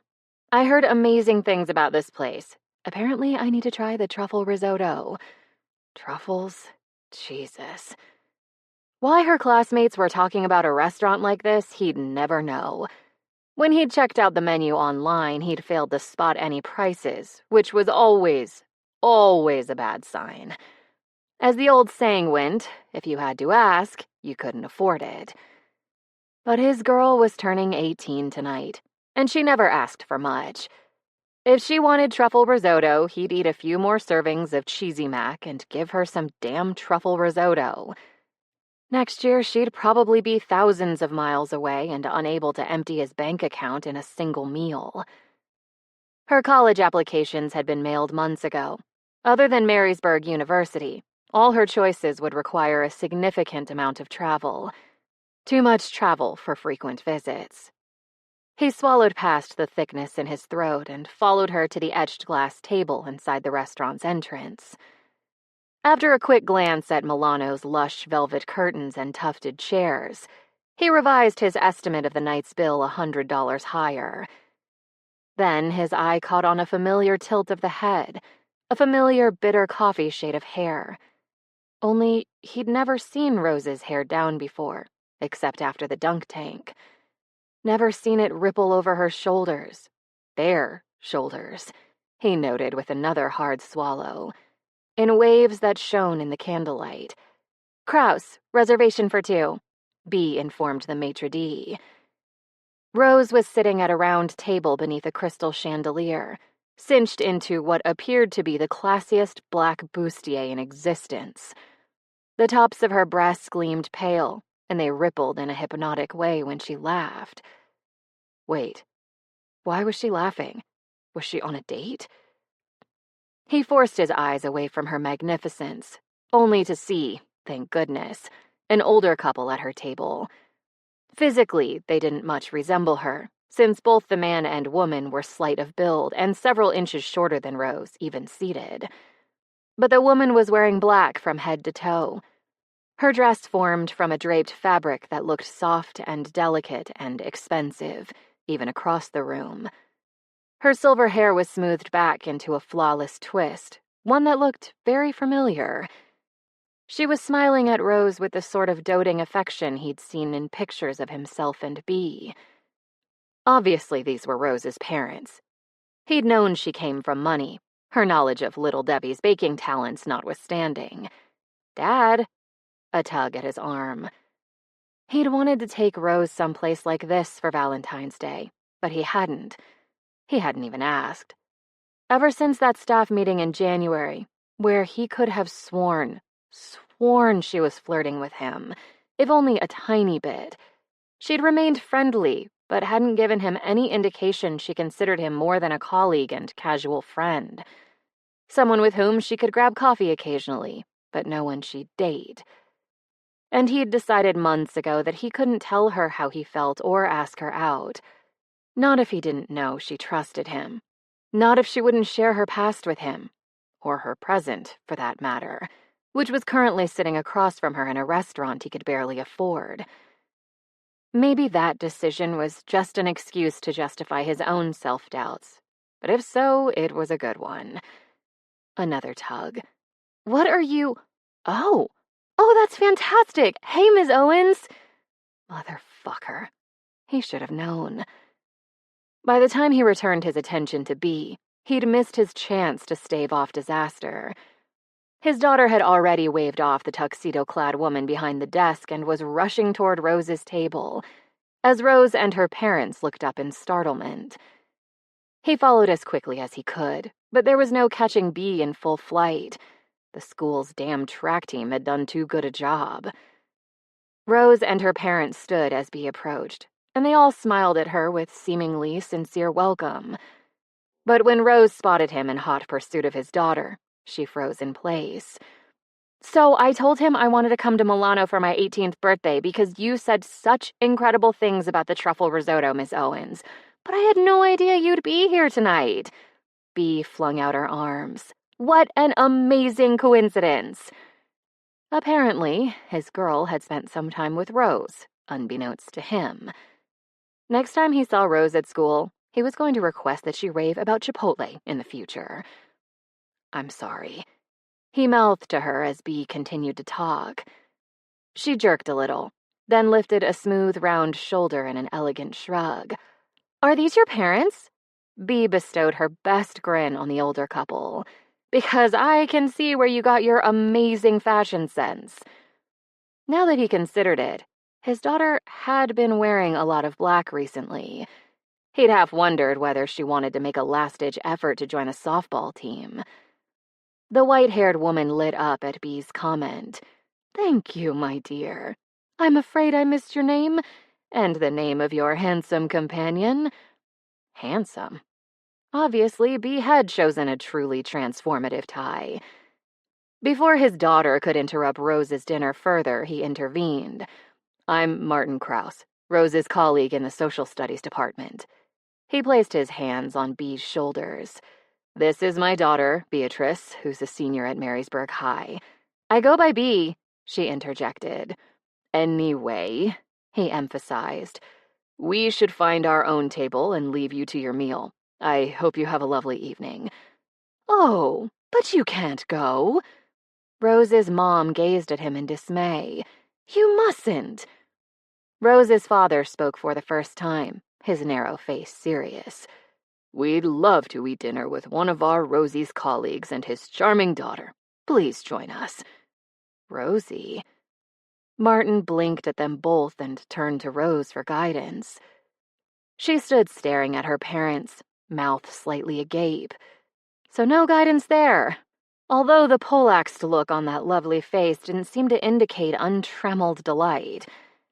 In her eyes, this was no doubt an egregious violation of her privacy. He needed to respect that. With a smile that stained his cheeks, he said, I'm afraid we couldn't. That sounds great, Bea exclaimed. Do we ask the waiter to get more chairs or what? Rose appeared to shake herself. We shouldn't intrude on your time with your dad, honey, especially since you're leaving so soon for college. I'm sure he wants to get every minute with you he can. Bea frowned mutinously.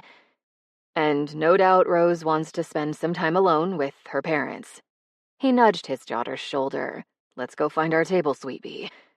The older woman clapped a hand over her heart. Sweet Bea. Oh, that's so lovely.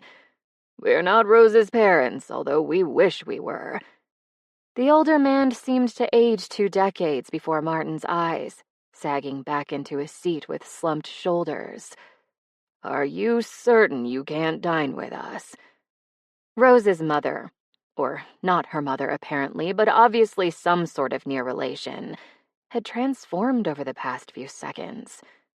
Was that a hunch? He could have sworn her posture had been just as impeccable as Rose's. Please say you and your daughter will join us for dinner. Her small, graceful hand appeared to have a newfound tremor. Seeing such a sweet young face across the table would be so wonderful. Oh, Jesus. Only a churl would refuse such a wistful invitation. Bee poked him in the ribs. Dad? Rose's not parents blinked soulfully up at him, eyes sad but hopeful. Martin smothered a sigh and mentally prepared for an awkward evening. But before he could speak, Rose braced her hands on her hips and turned to her dinner companions. "Dropped the act, you two," she told them, her tone affectionate but firm. "You can play the doddering elderly couple game with me, because I know you're both perfectly happy and healthy. But Martin and Bee don't know the rules, and they might not want to participate." The older woman's posture improved with remarkable speed. "Excellent point, Rosie. Our apologies, Martin and Bee. Yes, indeed. Please excuse us." The other man offered an abashed smile, shoulders broad and square once more. "Rosie tells us we absorbed the lessons of a long-ago acting class with lamentable enthusiasm." Rose shook her head in fond exasperation. "Martin and Bee, please meet my former parents-in-law, Annette and Alfred Buckham. They might want you two to eat dinner at our table, but they're not in any danger of expiring during the meal if you refuse. Feel free to say no. That said, you're more than welcome to join us." As Rose raised her brows in inquiry, Bee poked Martin again in silent entreaty. It was his daughter's birthday. He should follow her lead.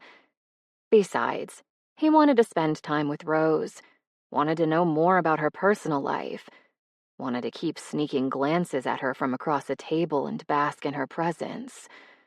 "Okay." He raised his hands in surrender. "If you're sure this isn't an intrusion, we'd be delighted to have dinner with you." While Annette, Alfred, and Bee all beamed at him, Rose swiveled to scan the restaurant. "Let me catch our server and tell him to bring us more chairs and hold our food until you've ordered." He shook his head. "I'll take care of it." She muttered something about performative masculinity and insufficient therapy, but she let him help her seat her as well as Annette, while Alfred directed a genial smile at the table at large. And she didn't try to stop Martin from hunting down the server, who was more than delighted to add another couple of people to his table, not to mention his tip. As Martin rejoined the group, he studied all its members. Rose was holding out a hank of her skirt, some sort of flouncy black fabric, for Bee to touch, while his daughter studied it and chattered away. His girl seemed perfectly comfortable in Rose's presence, as if the two had talked 1,000,000 times before. Maybe they had. He'd be asking Bee about that on the way home. The sight of Rose herself nearly hurt his eyes. She was so fucking beautiful. He had to look away before he revealed entirely too much to both her and his daughter. That left two people, Rose's former in-laws. He could have used Annette's spine as his classroom ruler. Alfred radiated well-seasoned strength rather than elderly frailty. That must have been one hell of an acting class. Performing skills aside, they were wise enough to want Rose as their daughter and gaze at her with open pride and affection as she charmed Bee. He liked them already. After dinner together, he could only hope they'd feel the same way toward him. Desserts finished, Rose and Bee excused themselves for the bathroom. He stood until they'd left the room and then seated himself again. "Thank you so much for allowing us to share your table." He smiled at Alfred and Annette, whose conversational ease and wholehearted welcome had made the entire evening much less awkward than it could have become. Bee couldn't have had a lovelier birthday dinner. Annette inclined her head in gracious acknowledgement. "She's a wonderful young woman, which is no doubt a testament to your parenting. We're delighted the two of you could join us." "Believe me, your presence was our pleasure." Alfred arranged his fork at a precise angle on his plate. "We've never met one of Rosie's colleagues before." No doubt they hadn't. Rose is quite private. Annette's shoulders visibly stiffened under that drapey fabric, and her blue eyes narrowed on him. "She has her reasons. Anyone in her life would have to understand that and appreciate her for what she is, rather than what he'd like her to be." Fuck. He hadn't meant that as a criticism, merely a statement of fact. If honesty would fix this, he'd offer it. He held Annette's gaze without flinching. I think Rose is magnificent. Smart and kind and hardworking and witty. Do I wish I knew more about her? Yes. But that doesn't mean I resent her self-containment, or that I'd ever push her to change for my own comfort. Alfred's mouth turned down at the corners. Which makes you a better partner for her than our son ever was. That was more information about Rose's marriage than he'd expected to receive. More than he was comfortable receiving from anyone but her. Annette reached across the table and covered his hand with hers. It was slim and cool. I'm going to tell you something. Rose would kill me if she found out, so don't share this with her. More private information about Rose? No, he couldn't allow it. Please don't, he began. She may try to appear impervious to hurt, but she's not. Annette patted his hand, then removed hers. Cause her pain, and we'll make quite certain you regret it. So much regret. Alfred offered him a genial smile. The sort of regret that would cause a man to rethink all his critical life choices to that point. Before tonight, he'd worried that Rose had entirely isolated herself in the world. From time to time, she'd mentioned a few college friends, but no family and no one local. He supposed that was one worry he could retire. These people loved Rose, would threaten near strangers for her, would openly criticize their own son's behavior toward her. Which meant they deserved more truth. I can't promise I won't ever hurt her, because I'm human, but I also don't know enough about her to avoid any sore spots. But I can promise I will do my absolute, unequivocal best not to cause her pain. Ever. Good enough for me. Alfred leaned over the table to thump Martin's back. For now, you can forget about all those terrible regrets, but we'll be watching. Oh, Alfred. Annette heaved a dreamy sigh, scooting her chair close to her husband so she could rest her head on his shoulder. Did you hear that? Unequivocal. He's a nerd just like her. What's this about nerds? Rose came up to the table, Bea at her side. Nothing important, Rosie, Alfred said. Martin withdrew his wallet from his pocket. It's been a wonderful evening, but Bea and I need to head home and open presents. A quick look around didn't reveal their server. If you see our guy, can you flag him down? Annette's laugh tinkled through the restaurant. My dear, Alfred paid the bill an hour ago, while you were diving face first into your risotto. First of all, Rose hadn't been lying about the dish. He would do terrible, terrible things for that risotto. Second, no. He wasn't letting Rose's former in-laws pay for him and his daughter. How much cash did he have? Let me pay you back. How much was our portion of the bill? Alfred tried to stand, then collapsed back into his chair. Where's my cane, darling? He asked Annette, his voice feeble. I'll go talk to the server about how much each meal cost, even though my leg hurts so much. He aimed a despondent look at Martin. Paying for dinner brings such pleasure to an old man's day. Are you certain you won't reconsider? That hunched position Annette had assumed couldn't be comfortable. We wouldn't want him to feel uncomfortable, dearest, even though it would make us both so happy to pay for the meal. Why don't I try to find the server instead? She clutched her spine as she inched up from the chair. Pass me my pain pills, would you, Martin? They're in my purse. Another mournful glance his way. Sometimes extreme disappointment makes my back seize. If he wasn't mistaken, Bea had turned away to hide her snickering. That didn't make it much less audible. Rose, on the other hand, sent him a reassuring look. She leaned over to whisper in his ear. Whatever you decide is fine, Martin. Let them pay or don't, or feel free to play their game in your own way. A natural actor, he was not. But the rules of this game were now clear to him, and with Rose's encouragement, he was willing to play.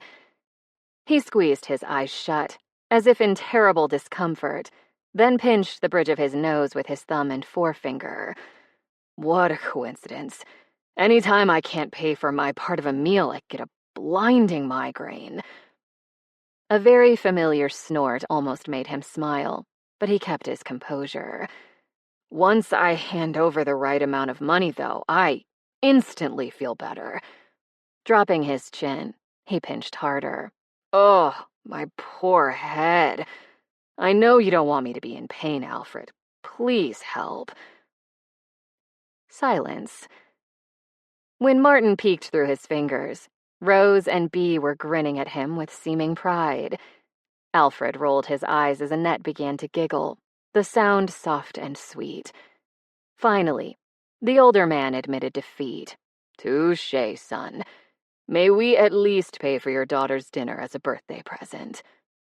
Headache miraculously cured, Martin dropped his hand and thought for a moment. As long as you ask before paying the bill in the future. He didn't anticipate dining with Rose's in-laws again, but a careful man planned for all eventualities. Alfred heaved a sigh. Fine. Then thank you very much for Bee's dinner. Martin offered the other man a handshake. We had a lovely evening with you and your wife. Alfred's grip was steady and strong, his eyes on Martin assessing, and when Martin handed him a wad of cash, the other man didn't protest. The truffle risotto was the best thing I've ever put in my mouth, including those deep-fried Twinkies at the Wisconsin State Fair. Bee bounced on her heels. Thank you so much for dinner, Mr. and Mrs. Buckham. It was great meeting Ms. Owen's family. Rose's hand on his arm somehow managed to heat his entire body, and her murmur tickled his ear in a shivery taunt. Impressive acting skills, Krause. And if you're worried about them paying for Bee's meal, please remember that they have plenty of money. Besides, eating with people they really like does make them happy. When she removed her hand, his forearm continued to burn from the contact. Good night, Annette. She hugged her former mother-in-law, surrounding the older woman's slight frame with both arms. Dinner was fantastic as always. Thank you. Then it was Alfred's turn for an embrace. Alfred, you need some work to become a master thespian, but I really appreciate dinner, and I really appreciate you both. The couple gazed at her, soft-eyed. We'll call you later this week, Annette promised. Take care of yourself, Rosie. Why don't Martin and Bee walk you to your car? Alfred suggested. We need to visit the facilities before we leave. Rose cast them a skeptical glance. One Martin secretly seconded. You live 2 minutes from this restaurant, she said. Annette sagged where she stood. When you get as old as us, dearest. Rose shook her head. Never mind, we're going. At the coat check, they reclaimed their late winter gear. He helped Bee don her fleece jacket, and then held Rose's sleek, quilted black coat open for her. She stared at it, then him. Really? But at that point, she apparently decided to take the same approach with him as she did with her former in-laws. Without further protest, she let him ease her into the coat and draw her silky hair from beneath its collar. When his fingertips slid along her warm, soft nape, her chin tipped back, her eyes going half-lidded, and if his daughter hadn't been standing 3 feet away, he honestly had no idea what he might have done next. Stroked her nape a second time. Kissed her. Found out whether he could earn that look again and again. But instead, he held the door for his 2 favorite ladies in the world and walked beside them into the dim parking lot. After Bee settled into his Subaru, he tossed her the keys. Turn on the engine and get warm, he told her. I'll be right back. For once, she didn't offer any sass. Sure thing, take your time. Rose was already seated by the time he arrived, but he held her door for a moment. I'm sorry. I hope we didn't disrupt your evening. No worries. Under the car's interior lights, her lashes cast lacy shadows beneath her eyes. Dinner was fun. I hope Bea enjoyed it too. And like I said, please don't think twice about letting Annette and Alfred pay for her. She paused. However, you should probably know that their performance tonight was just a warm-up. At his alarmed look, she laughed. Once Annette gets out her Swarovski-studded reading glasses and starts talking about whether she needs one of those adjustable beds and a walk-in bath, that's when you know you're really in deep shit. He could only imagine. See you tomorrow at school? Yeah. She looked up at him, eyes suddenly serious. Yeah, you will. After shutting her door, he watched her leave the lot. Then he returned to Bea, hustling inside his car as quickly as possible. Funny how he hadn't even felt the cold until just then. Did you enjoy your birthday dinner, sweet Bea? He backed out of the parking space. I hope you didn't regret joining Ms. Owens and her family. She didn't hesitate. I had a great time. The food was amazing, and Annette and Alfred were hilarious. And Ms. Owens? I like her. A simple, firm statement. I've always liked her. He thought back to earlier in the evening. Discussions of truffle risotto, black clothing. Do you talk to her a lot? He didn't disapprove by any means. But like any teenager, Bea occasionally missed social cues, and he wanted to ensure she hadn't made Rose uncomfortable or imposed on her. Bea lifted a shoulder. A couple times a week, maybe. Sometimes I see her in the hall and we chat for a little while. About which restaurants are most likely to bankrupt your college fund. About a little bit of everything. Bea paused for a moment, and then twisted toward him in an abrupt movement. Even about you the other day. Well, that was news to frighten any man. All right. I was complaining about how you always make me go to bed early so I get enough sleep, and I slipped up and called you old sober sides. In his peripheral vision, he caught her grimace. I'm sorry. He darted a quick, reassuring smile her way. I told you not to worry about that. I know, but I won't do it again. His daughter wiggled, settling herself more firmly in the seat. Anyway, that's not the interesting part. The interesting part is what she said. He wasn't certain he wanted to know, but Bea was going to tell him one way or another. What did she say? She was really nice about it, but really serious too. She told me she didn't understand the nickname. She said you had a great sense of humor and... She crooked her fingers. A sharp wit. And she thought it was hilarious to watch you say funny things with a straight face. That felt good. Better than good. Maybe a bit too good, since he and Rose might not ever be anything more than colleagues and casual friends. That's when it occurred to me. Bea spread her hands. You and Mom don't have the same sense of humor, like, at all. She likes slapsticky stuff, and you're more into nerdy references and wordplay. That's probably why she didn't think you were funny, but you totally are. Ms. Owens is right. He didn't know quite what to say to that. Thank you. And then she said how much she'd wished for a dad like you when she was my age. Someone to tell her she was working too hard and that she needed to get enough sleep. Again, more information he desperately wanted, but coming from the wrong mouth. Ms. Owens hasn't told me about her parents, and I doubt she's told anyone else either, he said as gently as he could. I would keep anything she says about them in confidence, even with me. Bea thought that over for a minute. Good point. He and Sabrina really had raised a good kid, even in the midst of their own disconnection. The last thing she said was that all her students thought their parents were unfair and annoying sometimes, but not all of them had dads who cared enough to make sure their daughters got enough sleep, which was her roundabout way of telling me to appreciate you, Bea said. And after that, I told her exactly what I'm about to tell you. I do appreciate you. You're a great dad, and I love you. And I don't tell you that enough. How did Rose manage to twist his heart even when she was miles away?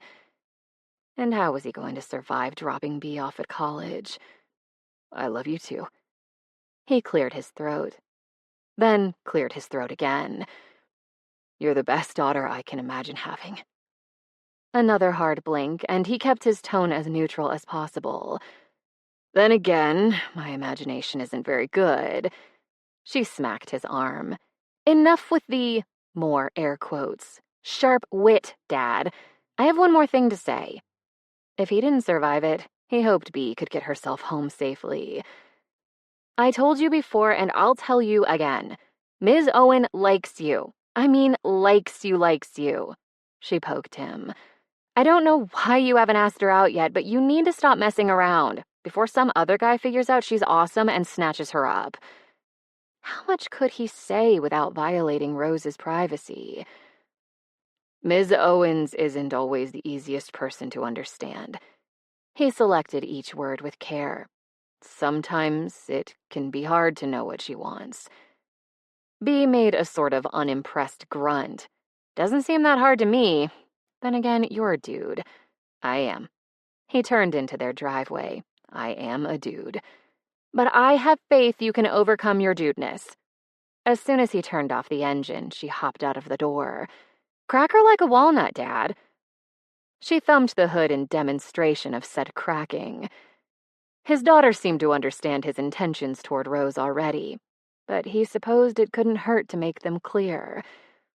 "I'm not sure cracking her like a walnut is the most romantic simile I've ever heard."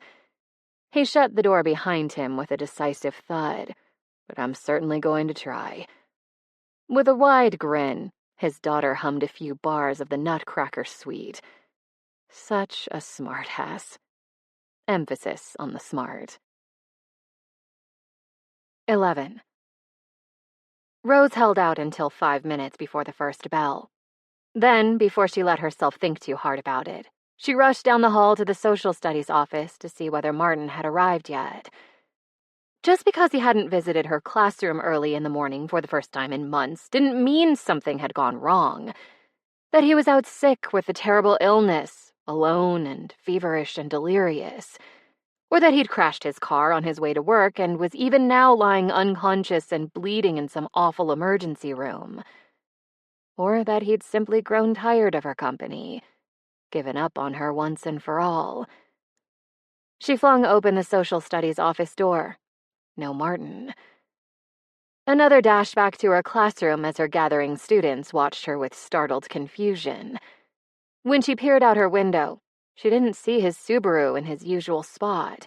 So with 2 minutes to spare before she needed to start teaching, she rushed to Keisha's room. The department chair, standing in the doorway to greet her own students, reared back in surprise at the sight of Rose jogging toward her. "Ms. Owens, what on earth is the matter?" Damn, running in heels sucked. Rose was panting and possibly even a bit sweaty, which would usually dismay her. But this morning she had more important issues to consider. "Is Martin okay?" she gasped out. "I can't find him."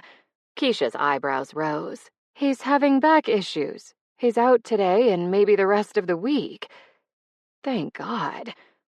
Although, he must be in terrible pain not to come to school, given the circumstances. But Rose leaned forward, bracing her hands on her thighs. "But the AP test is coming up in a couple weeks, and I know he's trying to review as much as he can beforehand. A random sub won't be able to help much with that. Martin must be horrified.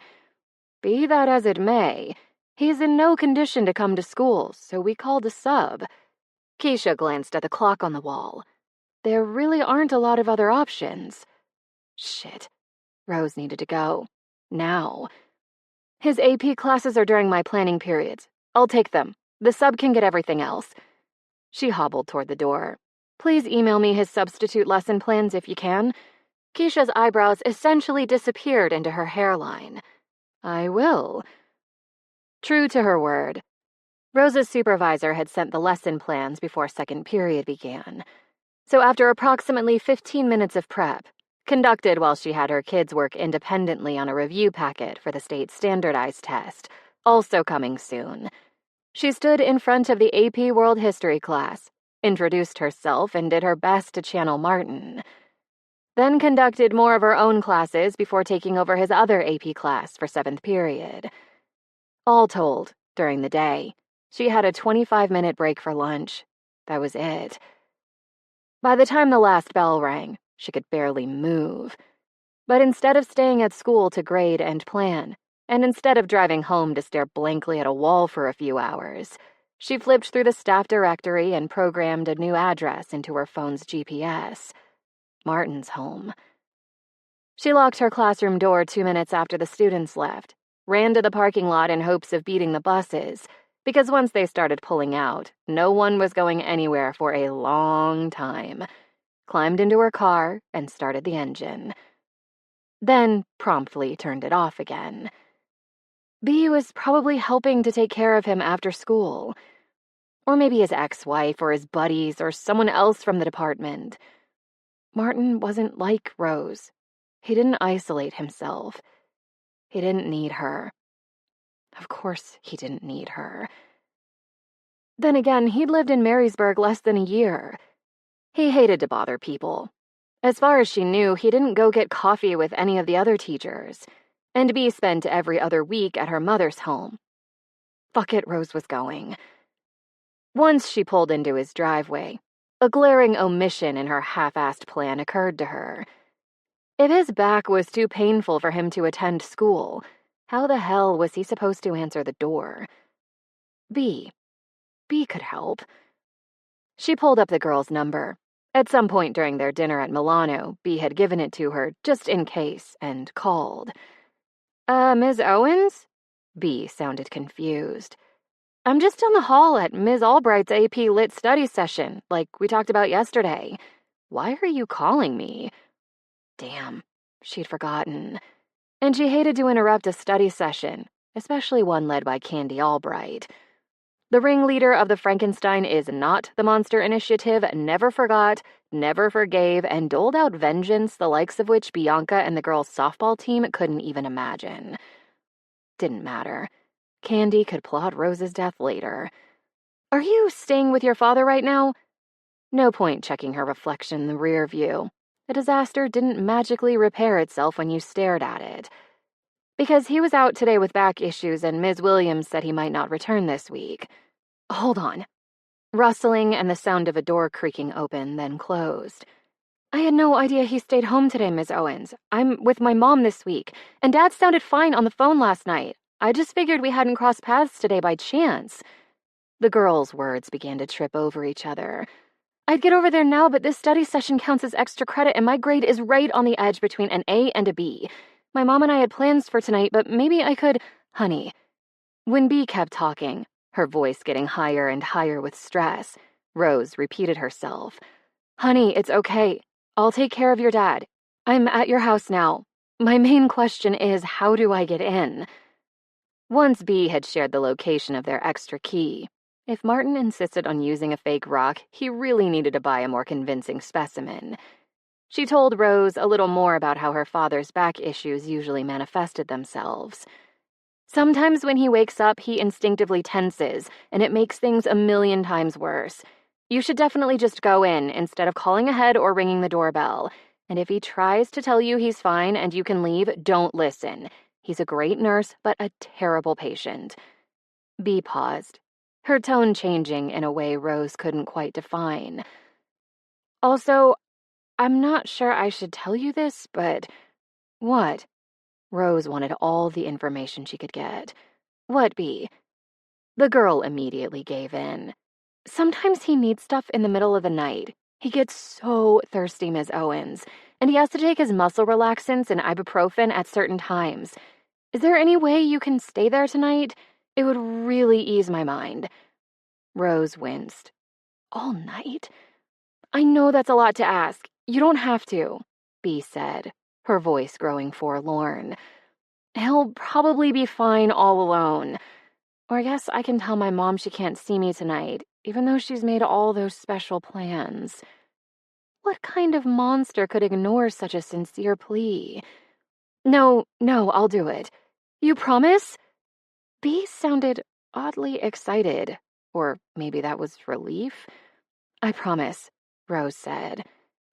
After ending the call, she walked up the front steps of the small, tidy home and let herself in. even though it went against all of her privacy-obsessed instincts. At the sound of the door shutting, Martin called out from somewhere in the house. "Bee, I'm fine, and you need to be at your study session. Go back before Ms. Albright puts a hit out on you, and another on me for distracting you from your studies." She slipped off her heels just inside the door, loath to damage his gleaming hardwood floors, and followed the sound of his voice. "Not Bee," she called back. Utter silence. She passed an eat-in kitchen, Bee's messy bedroom, a gray and white bathroom. Still no response.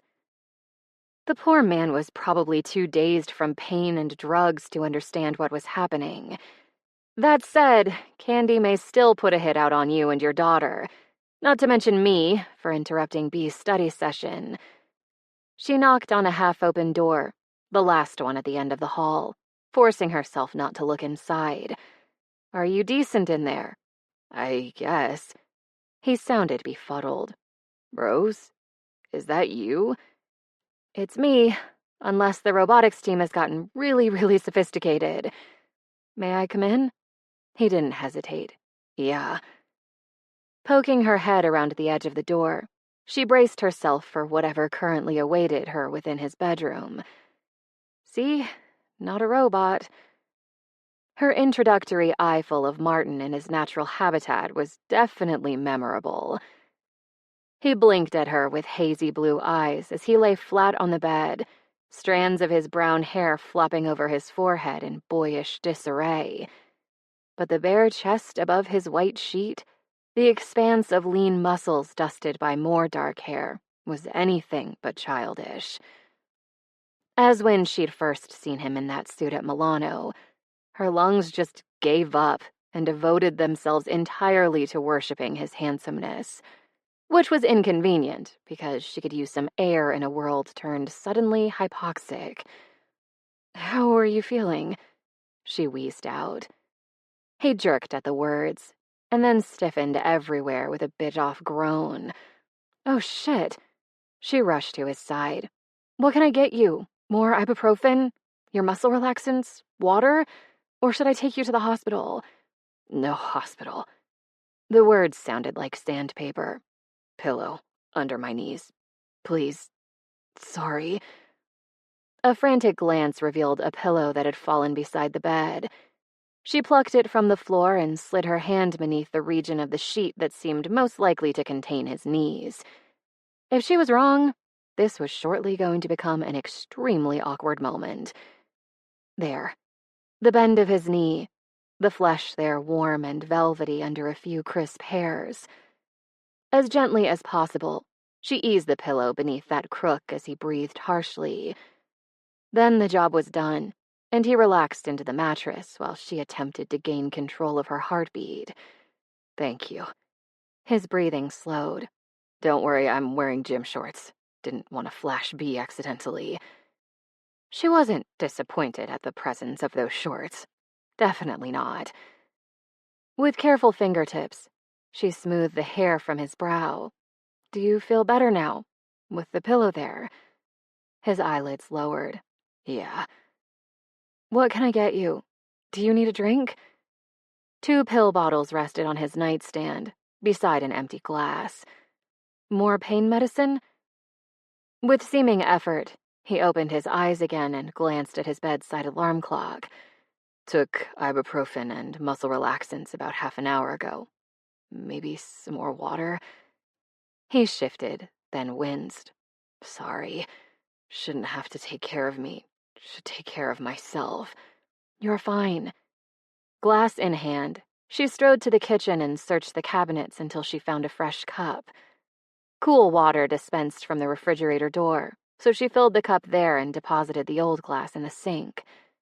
Within moments, she'd returned to his room. "Here you go." When he tried to lift his head, she slid more pillows beneath it to support him. "Thank you," he murmured. "Again." He didn't seem entirely steady, so she held the cup with him as he drank, their fingers tangling over the slick glass. Once he'd drained the liquid, she eyed his position. Do you want me to get rid of the pillows under your head? Leave them. He attempted a small smile. Easier to talk that way. Another comma of hair had escaped onto his brow, so she nudged it back into place. You don't need to talk, Martin. Go back to sleep, and hopefully you'll feel better when you wake up. Why? He swallowed. Why are you here?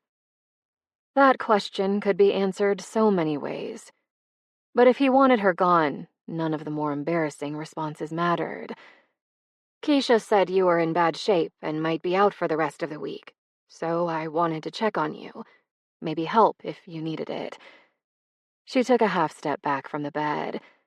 I'm sorry, I know this is an intrusion. I can go. No. He reached out an arm, then clenched his eyes shut and let it fall. No, Rose, not a complaint. Definitely not a complaint. A question. If she didn't need to leave, and he no longer required immediate assistance, she wanted to rest her feet for a moment, before they fell off of their own accord. She looked around his small room, dominated entirely by the large bed. Could I sit down somewhere? Is there a chair I could bring in here? Sit. His hand rose an inch and patted the mattress once. King. Plenty of room. That seemed like a terrible idea. I'll jostle you. He mumbled something she couldn't quite catch. What? She leaned closer, until a bare inch would have meant kissing him.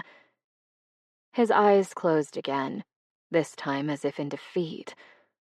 Always wanted to have someone sitting next to me. Dad said, weak. That asshole better hope she never encountered him, because her pointy-toed shoes were good for more than just fashion. When you were hurt or sick, you wanted someone beside you? He sighed. Yeah. Of course you did. All kids do. His features relaxed when she stroked his brow, so she kept doing it. Did your mom ever keep you company when you didn't feel good? Sometimes.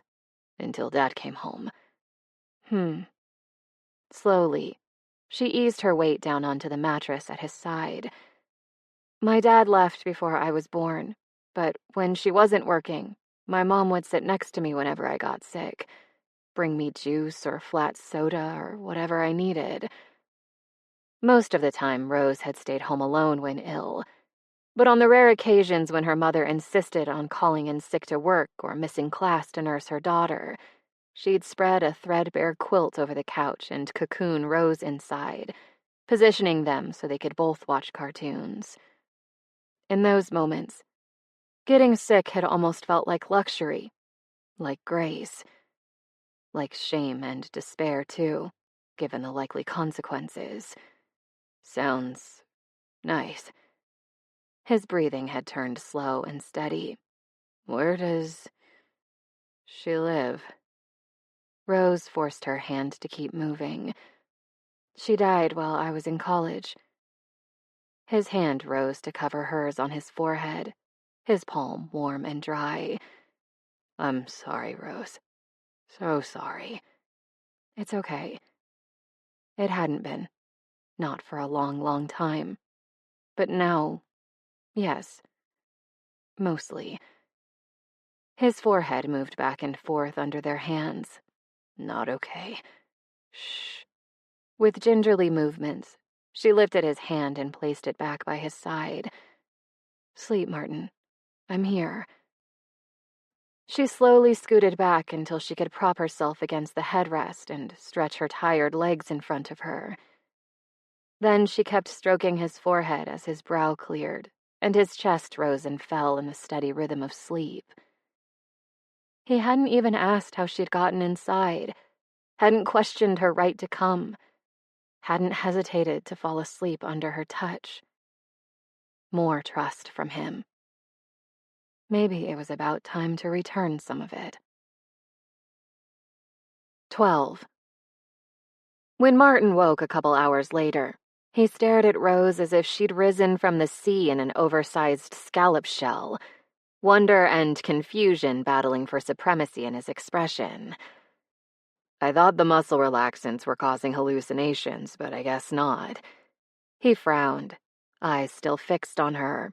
Unless this is a hallucination too. The nature of reality is suspect, she agreed. But as far as I know, we're both here. I stopped by my house for a few supplies while you were asleep, which is why I look different. Different. His voice was husky from sleep, his features softened. Different doesn't begin to express how you look right now. After she'd gathered what she needed for an overnight stay, she'd changed clothing. Instead of her usual tailored pieces, she'd chosen a pair of soft-knit gaucho pants and a slouchy silk tee, along with her favorite ballerina flats. Essentially, they were really expensive pajamas and slippers. All black, of course. All clothing she'd never worn outside her home before. Before she'd left, she'd also taken down her hair and gathered it into a loose braid, as she often did in the evening. A generous application of makeup remover took care of her usual foundation and blush, and everything else that announced her readiness to do fashionable battle on a daily basis. This was as naked as she ever got, except during actual sex. And Martin, drugged but perceptive soul that he was, appeared to realize it. His face abruptly creased in concern. Not that you aren't beautiful every day, because you are. Obviously, that's not what I meant at all. He'd called her beautiful. Just said it outright, as if it were a given. An immutable fact. As if any suggestion she wasn't beautiful would offend him. How had all that sweetness survived his childhood intact? She would have said he had a heart of gold, but it must have been stronger than that. Steel. Diamond, maybe. I knew what you meant. Comfortably propped against his headboard once more, she smiled down at him. Don't worry. She couldn't help it. She had to brush that stray eyelash from his cheekbone. His skin heated beneath her lingering touch, and he caught her hand with his. I don't have enough functioning brain cells to worry right now. Fire sparked beneath her skin as he gently played with her fingers, exploring the valleys between them and the ridges of her knuckles with light strokes of flesh against flesh. She struggled to keep her tone even. Wry. I know you too well, Martin. You will always, always have enough functioning brain cells to worry. It's one of your many charms. He tugged her hand to his mouth, and his lips pressed against her palm. Thank you. For calling you a worrier. No oxygen again. She was going to have to evolve into a higher life form soon, one that could survive outside Earth's atmosphere. My pleasure. His lips were soft. So soft. He spoke into the cup of her palm. Thank you for caring about me. Thank you for coming to check on me. His muffled voice turned dry. Thank you for breaking into my home to do so. She tried to jerk her hand away, but he held on. I didn't break into your house. B told me about your fake rock, which is a disgrace to fake rock kind, by the way. Next time, buy a key holder that approximates something found on the actual ground. Thank you for sitting beside me when I was hurting, he continued, as if she hadn't spoken. Thank you for telling me about your father and your mother. God damn it. She was trembling like some nervous virgin. I didn't tell you much. It's enough. A tender kiss to the center of her palm, and then he folded her fingers over that spot. Rose, His stomach growled, loudly. They glanced at it together. After a slow exhalation, he started again. Rose, I'd like to. Another growl. This one extended and angry. She wanted to do this. She did. But now wasn't the right time. Let's get you fed. Sliding her hand free from his, she leveraged her weight carefully off his mattress. Do you have a tray I can use on the bed? His mouth went tight for a moment, but he didn't protest the interruption. My back is feeling a bit better, and the doctor says I'm supposed to move as much as I can. We can eat in the kitchen together. Let me just put on my shirt. With tiny halting movements, he removed the sheet and began to ease his way to the edge of the mattress. Like the rest of him, his bare legs were lean, strong. Like the rest of him, she wanted to run her tongue over them. "Do you need help getting out? Or getting dressed?" She really should offer to leave while he got on more clothing. But no, not happening. His feet touched the floor, and he waited a second to make sure he could stand upright before moving again. "Thank you, but I'll be fine. I hope." She hovered nearby, ready to support his weight if needed. Delighted to, actually, if that meant more contact with his strong shoulders and warm flesh. He carefully pulled a t-shirt over his head. God bless modern medicine. Apart from their post-dunk booth coffee excursion, she'd never seen him without a button-down shirt, dark pants, and tie. Even on occasionally Fridays when teachers could donate to charity and wear jeans, he simply handed over his money and showed up to school in his usual outfit. She'd begun to believe he might not actually own a single piece of non-work clothing, which was fine, whatever made him comfortable.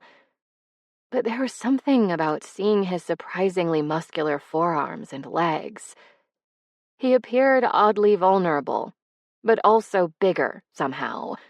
More a man in his prime. "You look different, too." Apparently she wasn't the only one who lifted weights in her free time. He had biceps. Noticeable ones. "I like that tee." Christmas gift from B. His grin brightened his eyes. "This one is nicer than the Black Death European tour tee she gave me last year. Although the dates were historically accurate, which I appreciated. The rat on the front kind of freaked people out." She snorted. "I'll have to see that sometime. Be my guest." He started to make a sweeping gesture toward his closet, then halted with a groan. Damn you, modern medicine. His stomach growled again, and he stared at her pitifully.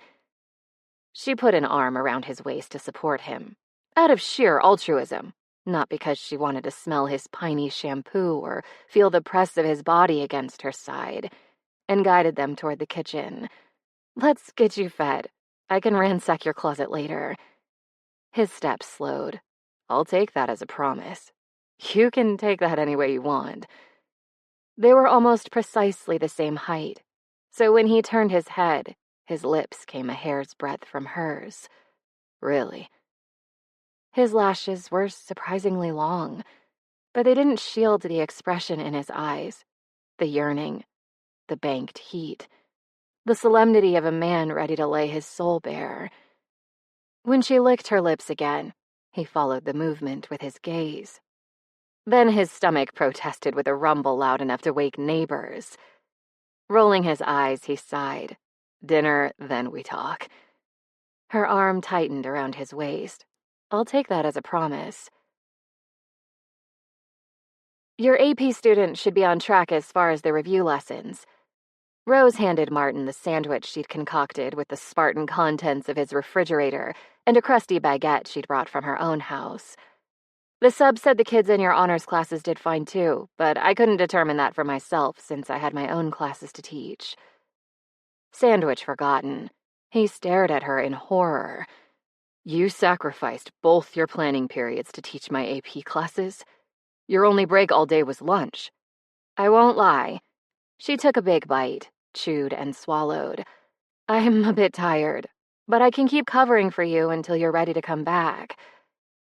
Now that he'd recovered from the initial gut punch of seeing Rose entirely unguarded, in both expression and garb, for the first time ever, he could spot the circles beneath those wide-set amber eyes, the lines of tension around her lush mouth.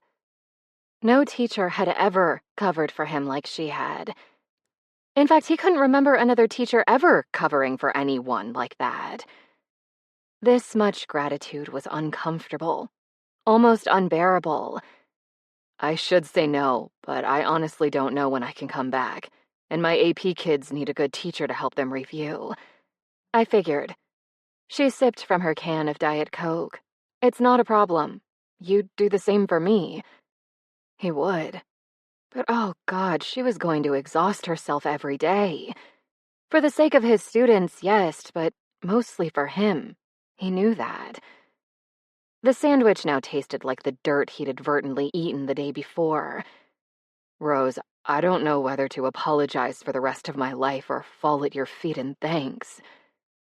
As he raised his glass of water to take his next dose of ibuprofen and muscle relaxants, she eyed his careful movements. I get the sense any falling you'll be doing for the immediate future will be involuntary. She wasn't wrong. Falling is what caused this whole problem, by the way. I tripped over an exposed root while I was hiking yesterday. He grimaced. Rookie mistake. I should have been paying attention to my feet. I thought I was fine afterwards, but I woke up with back spasms.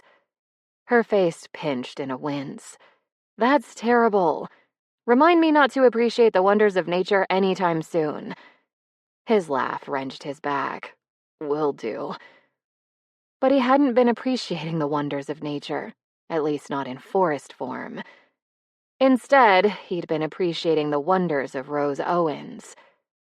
The way her chin tipped high whenever she exited her classroom, her complete self-possession daring onlookers to challenge her, the way those zippered boots she'd worn last week cuddled the curve of her calf, the top edge teasing the backs of her knees, the way fond exasperation tugged at her lips as she watched her former in-laws plummet into decrepitude at a moment's notice. So yeah, he hadn't been watching his step. He'd been wondering if he should finally ask her for a date. I really do wish I could help with your honors kids, too. Her fingers tightened on her sandwich, squeezing some of the mayo out from the edges. I don't know whether I've done enough to convince them to enroll in my AP classes next year. And besides, He let the pause linger, loath to interrupt her thoughts. Her forehead wrinkled, and she seemed to force the next few words out. Besides, I miss them. Miss teaching that class. Her initial distress at being stripped of that prep hadn't simply stemmed from concern about the AP program's funding, then, or even anger at Dale's interference. He'd had no idea. None. And he'd never heard her admit to an ounce, a micron of emotional distress before. If he said the wrong thing now, she'd shut down faster than an overheated copier. He selected the words one by one, tested them in his own mind, like a man venturing up the stairs of an abandoned home, making sure each step could bear his weight before he proceeded. You like teaching students that age? Or is it the subject matter you miss? Her hands fluttered in agitated movements. They picked up the remaining half of her sandwich, put it back down, plucked at the hem of her silky-looking shirt, played with the ends of her braid. Rose was not a fidgeter. He was watching her fight every instinct she had. Fuck, he wished he could make this easier for her. His heart hurt at the sight of such a smart, caring woman struggling so hard to share herself. All of herself. Not just the bits she didn't mind others seeing. Both, I guess, she finally said. I love ancient Egypt, like I told you, and I have some fun activities for the mythology unit. The plague and Joan of Arc, too. And 10th grade is a fun age. The kids aren't as determined to seem cynical as my 11th graders. She paused again. But it's more than that. He let his silence do the work this time. I grew up poor, Martin. She tore little pieces from the crust of her baguette. Really poor. Trailer park poor. Food stamps poor. No visible surprise. Keep your face neutral. People judge you all the time when you're poor, especially if you're on welfare. They think it's their right, that you must be dumb or lazy or dishonest. Blotches appeared on her bare cheeks, pink splashes of rage. When my mom went back to school to become a nurse, the people at the welfare office didn't believe her GPA. The woman in charge of our case kept saying, "This can't be right. You're not that smart." Her long, elegant hands had formed fists on the table. Mom and I finally figured it out. The system is meant to keep you alive, but also to punish you, to humiliate you, to make sure you would never, ever be a part of it if you had a choice. He forced himself to breathe normally. Your outrage, your anger on her behalf don't matter. This isn't about you. Her mouth pressed into a thin white line. Then there were the people behind us in line at the grocery store, who'd sigh and roll their eyes and make comments about what we bought with our food stamps, who'd inform us when we'd chosen something they considered too expensive, since they didn't want their valuable tax dollars paying for anything more than the bare essentials. And all the other people who looked at us and said we obviously didn't need help, obviously shouldn't get money because we dressed too nicely, didn't look poor enough, had a decent TV. All that flinty pride, all that fuck you defiance and refusal to show weakness. No wonder. No wonder. She glared in his direction, but he didn't think she saw him. We scoured thrift stores for decent clothing because Mom didn't want to stand out in her classes, and she didn't want other kids to mock me at school. Our hair always looked nice because we knew a good stylist, and Mom cleaned her studio sometimes in exchange for a cut and color. We scrimped for years to get a decent TV and cable, because God knew we weren't going to movies, weren't attending concerts, weren't eating at restaurants or visiting amusement parks. We needed some sort of amusement other than library books, much as I loved reading. He wanted to tell her she didn't need to defend herself, or her mother. Not to him. Not ever. Not about you. He repeated to himself. Not about you. We didn't have health insurance, which meant every time I got sick, every time I had to go to the doctor or Mom had to miss work to take care of me, the TV fund would go back to zero. So I'd tell her I was fine. I didn't need the doctor. She could go to work. Her voice grew distant as she sifted through her memories. When I was little, to stop myself from crying, I'd pretend she was there, just out of sight, around the corner, in the kitchen, getting me ginger ale. A half-rueful, half-bitter smile curved her mouth. I hallucinated her once, when I had a high fever. Talked to her for hours. When Mom got home, she had to take me to the hospital, and the TV fund was gone. Again. His heart. Oh, Jesus, his heart. But the frozen dam had melted at long last, and there was no stopping the violent, churning flood of water and ice as it hurtled downstream. He didn't even try. She'd survived a long winter. She deserved spring, even if the turn of seasons tossed some boulders and snapped a few trees in half. Without warning, she shook her head so hard, her braid whipped against her cheek. But that's not my point. Your AP World History kids are great. Smart, funny, generally hardworking. But very few of them needs us, Martin. They'd be fine whoever their teacher was, because most of them have money. Most of them have parents with enough time and energy to ensure their kids' success. He couldn't say she was entirely wrong, although he suspected more AP kids needed a teacher like her than she realized. He'd been one of those kids himself, desperate for affirmation and understanding and gentleness from any adult in his life. She sprawled back in her chair without any attempt at grace. I wasn't like them. I was a good student in school, not great. Mom thought I could do better, but I knew I wasn't AP or college material. By the time I started 9th grade, I was already washing dishes at restaurants and getting paid under the table, so I could help contribute to our savings. I didn't have time for homework, and I wasn't smart enough for anything past high school. Not smart enough. He would laugh if he weren't so close to shouting or tears. I loved writing, though. Read anything I could find for free. She pushed away her plate restlessly. At the end of freshman year, Ms. Jenkins met with me one day after class and said I could do more. be more. She wanted me to skip normal 10th grade English and take her AP English Lit class that next year. Hemingway doesn't deserve you, she said, but you deserve Hemingway. Rose's face had lit like a lantern at the first mention of her former teacher, and the beauty of it held him immobile on his chair. I thought she was joking at first. It required special permission from my mom and from the school.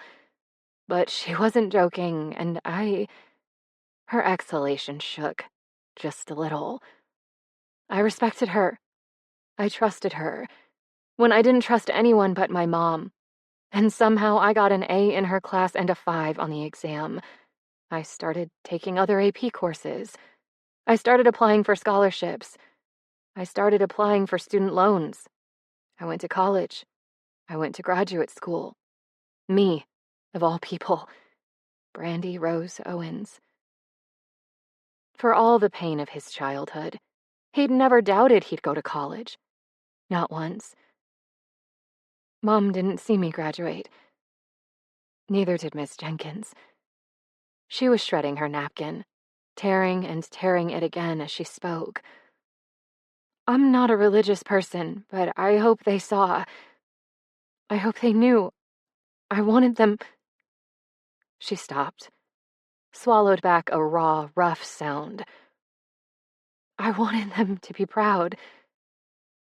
Against all his instincts, he didn't try to touch her, didn't fold her into his arms and rock her like the mother she'd lost so long ago.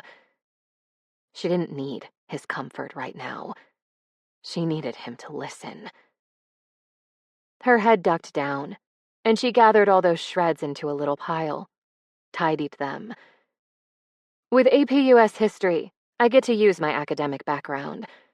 I get to explore our history in so much more depth than when I teach regular or honors classes, and I wouldn't give that up for anything. With honors world history, though, more of the students are like me as a teenager. Smart, but poor kids who may not expect too much of themselves, and who may not have anyone else expect too much of them either. But they have time to change all that before graduation. They have time to raise their GPA and make a good case for college admission, if that's something they want. He'd like to think that was still possible for juniors and seniors too, but in reality, he didn't know. 1 or 2 years of newfound academic success might not sway college admissions committees. Again, he'd never had to worry about such matters for his own sake, or even for Bee's. Jesus, his thoughts seemed fuzzy. Weird. Her eyes blazed with emotion when they met his. For me, the best moment in the entire school year is always when I see next year's AP US history roster. When I get to watch some of my honors kids reach for more, like I did. Some of them won't succeed in such a high-intensity class, and I understand that. But others will, and that success can change their lives for the better. Forever. I know that for a fact, Martin. Conviction firmed her jaw, but tears roughened her voice as she finished her story. And on the most selfish level, I'm so proud those kids trust me enough to take a chance, to take on hours of extra homework each week, hours they could be sleeping or working for their families, all to keep me as a teacher. All because I helped them believe they could do more. Be more. Her throat worked. It's the greatest accomplishment of my life. By far. She angrily knuckled away the wetness shining on her cheeks. When Dale took that away, it fucking gutted me. I found out literally minutes before I met you the first time, Martin. I know, I was a cold bitch to you, and I'm sorry. None of it was your fault. But I was so angry and hurt, I could barely stop myself from crying. She choked out a laugh. Like I am now. He waited, but she'd finished. Was staring down at her plate with livid stripes of color on her cheeks as she sniffed back more tears. Which meant he could finally speak. Finally hold her. Rose. He started up from his chair, eager to provide whatever solace and understanding she'd allow. But as the room swirled and his legs turned to Chef Boyardee spaghetti beneath him, he sat right back down. Fuck. After one last sniff, she looked over at him. Emotional devastation gradually replaced by wry amusement. The pills started kicking in, huh? Yeah. He had to think. What did he need to tell her? You're amazing. You have to know that. Amazing. Her lips tucked inward in a small smile, and she rose to her feet with enviable ease. When you start sounding drunk, I figure it's time for bed. At some point, she'd maneuvered herself beneath his arm, and it seemed he was standing again. Upsy-daisy. There you go. They made halting progress toward his bedroom, which seemed much further away than he remembered. And there was something he needed to tell her. Oh, right. Amazing. So pretty. So pretty. At least you're a happy drunk, she muttered. But you're heavier than you look. Oh no. He dropped his chin to his chest and halted. Sorry. Pills. Hit me hard. No, don't stop moving. She tugged him back into motion. No need to apologize. It's kind of fun to see buttoned-up Mr. Krause undone. Wait, that was what he needed to say. Want to see you undone. I think you just did. Another few feet. When you're feeling better, you may get another chance. This time without drugs, or tears, or clothes. With a few gentle pushes and nudges, she got him onto his mattress, and he sank a mile deep. Oh, yeah, that felt good. Was she speaking? Sleeping on your couch, and I'll probably be gone before you wake up. But I'll check on you in the afternoon, and if Bea doesn't come to take care of you, I will. Something warm and soft brushed his closed eyelids, then his cheek. Sweet dreams, Martin. In a blind grab, he caught her hand. Dream of you. Another tender brush against his cheek. And that was the last thing he remembered until morning. 13. A week later, Martin packed up his second period materials and eyed Rose with both admiration and frustration as she greeted her AP students at the door. Good morning, Vonnie. She smiled at the slight young woman. Last day before the exam. How are you feeling? Vonnie sagged in the doorway as other students edged around her. Tired, but that horrible review packet helped. I feel more comfortable with the Gilded Age now. Her mouth tipped up in a slight smile. I kind of want to kick Vanderbilt in the nuts, though. I'd forgotten how awful he was. Rose snorted.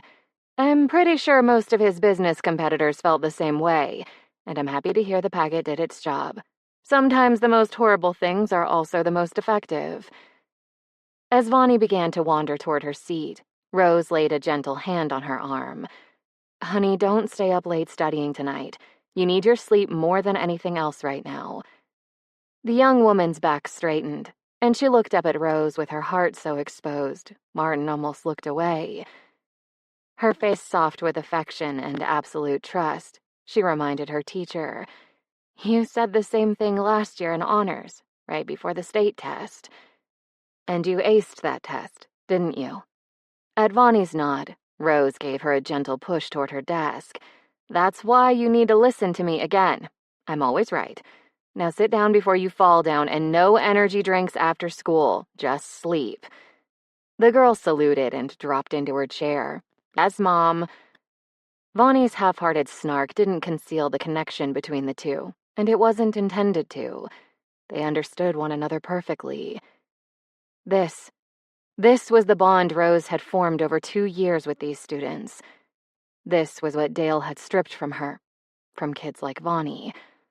In that moment, Martin decided it wasn't going to happen a second time. Reluctantly, he prepared to leave the room, even though he was hungry for any glimpse of Rose's stubborn chin and shining bitter coffee hair. Starving to claim the privileges she'd promised him in the dimness of his bedroom, the chance to render her unclothed and undone under his hands. Desperate to tell her how her attention, her tenderness toward him, had transformed him into the man he'd always dreamed of being. No, that wasn't quite right. She hadn't changed him. She hadn't wanted to change him. But her total acceptance had changed everything around him, cleared away the fog, until he could look at himself in the mirror over his bathroom sink and see himself for what he truly was. Not mute boy or old sober sides. He was a man who would sacrifice anything to protect Rose, even though she didn't ask for protection from him or anyone. Even though most people wouldn't even see that she sometimes needed it. He'd dive into frigid dunk tank water, make her coffee suitably dark and bitter, insist to Dale, an all-too-familiar bully, that she reclaim her Honors World History classes next year. He was a man who paid attention, who understood her thick, gleaming armor and could help her shed it whenever it got too heavy for her, who nevertheless appreciated its beauty and the reasons she'd donned it. He was the man who made her snort with laughter. He was a man she trusted to keep her secrets. He was a man who adored her intelligence, her will, her wit, and her beauty. Above all, he was a man who could make Rose happy. That is, if they were ever alone again. By the time he'd woken the morning after her visit to his home, she'd left for school hours before, leaving only a neatly folded blanket and a note as reminders of her recent presence. Relax, Martin. I've got this. Talk to you this afternoon. R. When she'd phoned him after school, as promised, B had already arrived to take care of him, and he'd had to cut the call short. Each night he was absent. He and Rose had talked at some point, but he'd always remained too aware of B's presence somewhere in the house to share anything more private than test strategies. And once he could move comfortably enough to return to classroom duty, he and Rose were working almost around the clock to prepare their students for the AP and state tests, and neither had the time or energy for any sort of intimate conversations or encounters. So, yeah, it was fair to say that he was a bit frustrated, in the sense that a tornado was a bit breezy and Dale a bit dickish. The bell rang for the beginning of the period, and Rose closed the door. Damn it. It didn't matter how much he wanted to bask in her presence. He needed to vacate her room before he got in her way. But once he got halfway to the door, the intercom blared to life. Tess's voice rang out, clear and authoritative. Attention, all faculty, students, and visitors. We are conducting a scheduled lockdown drill. Please follow standard lockdown procedures rather than run, hide, fight procedures. I repeat, this is a drill. With a final crackle, the intercom went silent. Fuck. He'd completely forgotten. Now he wasn't going anywhere anytime soon, and Rose had one more person in her classroom to consider during the drill. She spoke over her shoulder as she jogged to the door. Chase and Ariana, get the blinds. Everyone else either squeeze into the closet or get in the corner behind my desk, just like we practiced. Leave room for Chase and Ariana. No talking. Not even whispers. Phones on silent. Understood?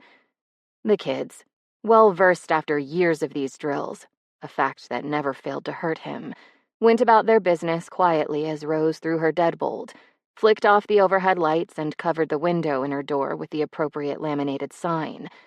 Green to indicate the safety of the room's inhabitants, rather than yellow to indicate injuries or, God forbid, red to indicate the presence of a shooter in the classroom. A black sign would tell authorities to expect fatalities inside. The blinds descended one by one to the windowsills, and the room turned gray and dim as Chase and Ariana finished their tasks and joined their classmates. Most classes had at least a few giggling or whispering kids during lockdowns, since the unimaginable had somehow become banal in the last decade. But Rose's kids remained in absolute silence, their eyes following her. Slipping off her heels, she carried them in her hand as she hustled barefoot toward her desk. Given the number of students in her class, though, There wasn't much room for a woman her size to hide behind it, and there certainly wasn't enough space left in the closet. He might be able to squeeze into an empty area underneath her desk, but not her. If a shooter burst into the room, she'd have nowhere to hide. Several other kids hadn't found a large enough hiding spot either, and he knew without asking Rose what that meant. She wouldn't duck behind a desk or into a closet while any of her students crouched there in the open, exposed. Come what may, she'd remain in front of that desk, chin tipped high and proud as she shielded the students with her body, just like she was doing now. Without a word, she'd nudged the unprotected kids behind herself. They glanced up at her after obediently moving into place, faces drawn as they realized what her position implied. What she'd do for them, if she could. What she'd sacrifice. Footsteps down the hall slowly grew louder. Doorknobs rattled. Rose waved him behind her, too. When he didn't move from her side, she tried, gently, to push him back to the only shelter she could provide him. He didn't budge, and her flared nostril glare should have incinerated him on the spot. That's when he knew. He loved her. And AP exam or no AP exam, he was done waiting. As soon as Rose noticed Martin in the doorway, she frowned at him. He really should have been grading review packets, or dreaming up new ways to remind his students about thousands of years of world history before their AP and state tests later in the week. Or best of all, sleeping, since Nosferatu would take one look at those bags under Martin's eyes and feel comparatively well-rested and fresh-faced. Instead, however, Martin was lounging in the entrance to her classroom at 9 o'clock at night, tie uncharacteristically loose around his neck, as if he had nothing better to do with his time. What's going on? He tilted his head in the direction of her classroom's back counter, where she'd laid out just under 100 brown paper lunch bags. You decided to run a meal delivery service in your spare time? Ha ha, she said. These are for my kids tomorrow. They'll come by here right before getting on the bus for the AP test. He edged around the student desks to reach her side. You've done some shopping. After her last students had left for the day, she'd stopped at the local big box store for supplies, then returned to the classroom to put together her offerings. Given her limited funds, she'd done the best she could. He nudged the top of one of the store's plastic bags. May I? Feel free. If he was investigating, she was sitting. Bare feet aching, she plopped into the closest blue plastic chair and watched him sort through her loot. Black pens, number 2 pencils, water bottles, granola bars, peanut butter crackers, apples. He directed a questioning look her way. Beef jerky? Alternate source of protein. He nodded. And, of course, sticky notes. Many of which you filled with personalized praise and encouragement for each student. That was everything. She'd distributed the water bottles, pencils, and pens into each bag already, but the rest of the job lay before her. Composing individual messages for each sticky note took the longest she'd found, especially once her hand started cramping. He settled into the seat next to hers and quirked a brow. I'm surprised a heart as black and bitter as yours can still beat. She threw an extra pen at him. Shut up, Krause. So you're making sure they can write their test answers, but you're also feeding them. After scanning her bags a second time, he turned back to her. Carbohydrates and protein and water. Not to mention love. Some of them don't get their recommended daily allowance of that. Nope. Too sappy to say aloud. They can eat on the bus to the test or during the test break. She spread her hands. I can't afford to feed them every day, but I can afford to feed them tomorrow. So a year's effort doesn't go to waste because they're too hungry to concentrate. With his typical deliberateness, he thought for a minute before responding. Don't get me wrong. I think this, he gestured to the bags, is wonderful. Beautiful, actually. But don't needy kids have access to free breakfast and lunch at school? Even some of the kids who can afford breakfast might forget to eat. Her arms ached from carrying the bags from the parking lot, and her head had begun to throb an hour or so ago. She was too tired to prevaricate, and she didn't need to. Not with him. Besides, if they're anything like me, some of the poorest kids in my class haven't applied for free breakfast and lunch in the first place. He closed his eyes in understanding. Pride. It's humiliating. And as much as staff members try to be discreet, other kids usually find out at some point. She shrugged. Most days I had an off-brand Pop-Tart in the morning and didn't eat again until Mom came home for dinner. I imagine many of my kids do the same. Tomorrow, they won't have to. In a minute, she'd have to get going again, so she could head home and grab a few hours of much-needed sleep before returning early in the morning. But first, she needed to make sure Martin was okay.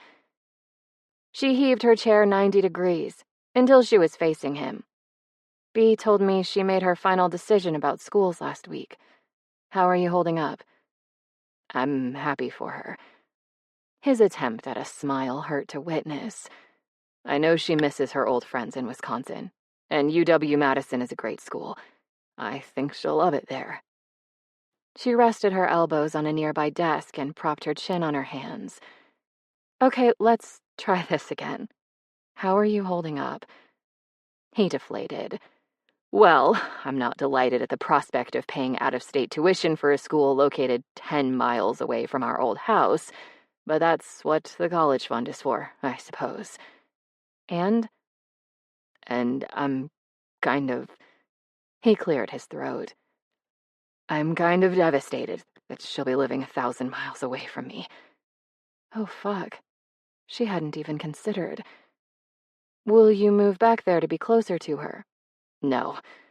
He abruptly straightened in his chair, his face no longer quite so drawn in misery. One, I can't afford to do that again, not with closing costs and moving expenses. Two, Marysburg is my home now. His eyes met hers. Everything I want is here. Her pulse tripped at that look, but she wouldn't be distracted. Not if he needed to talk more. Except Bea. He sighed.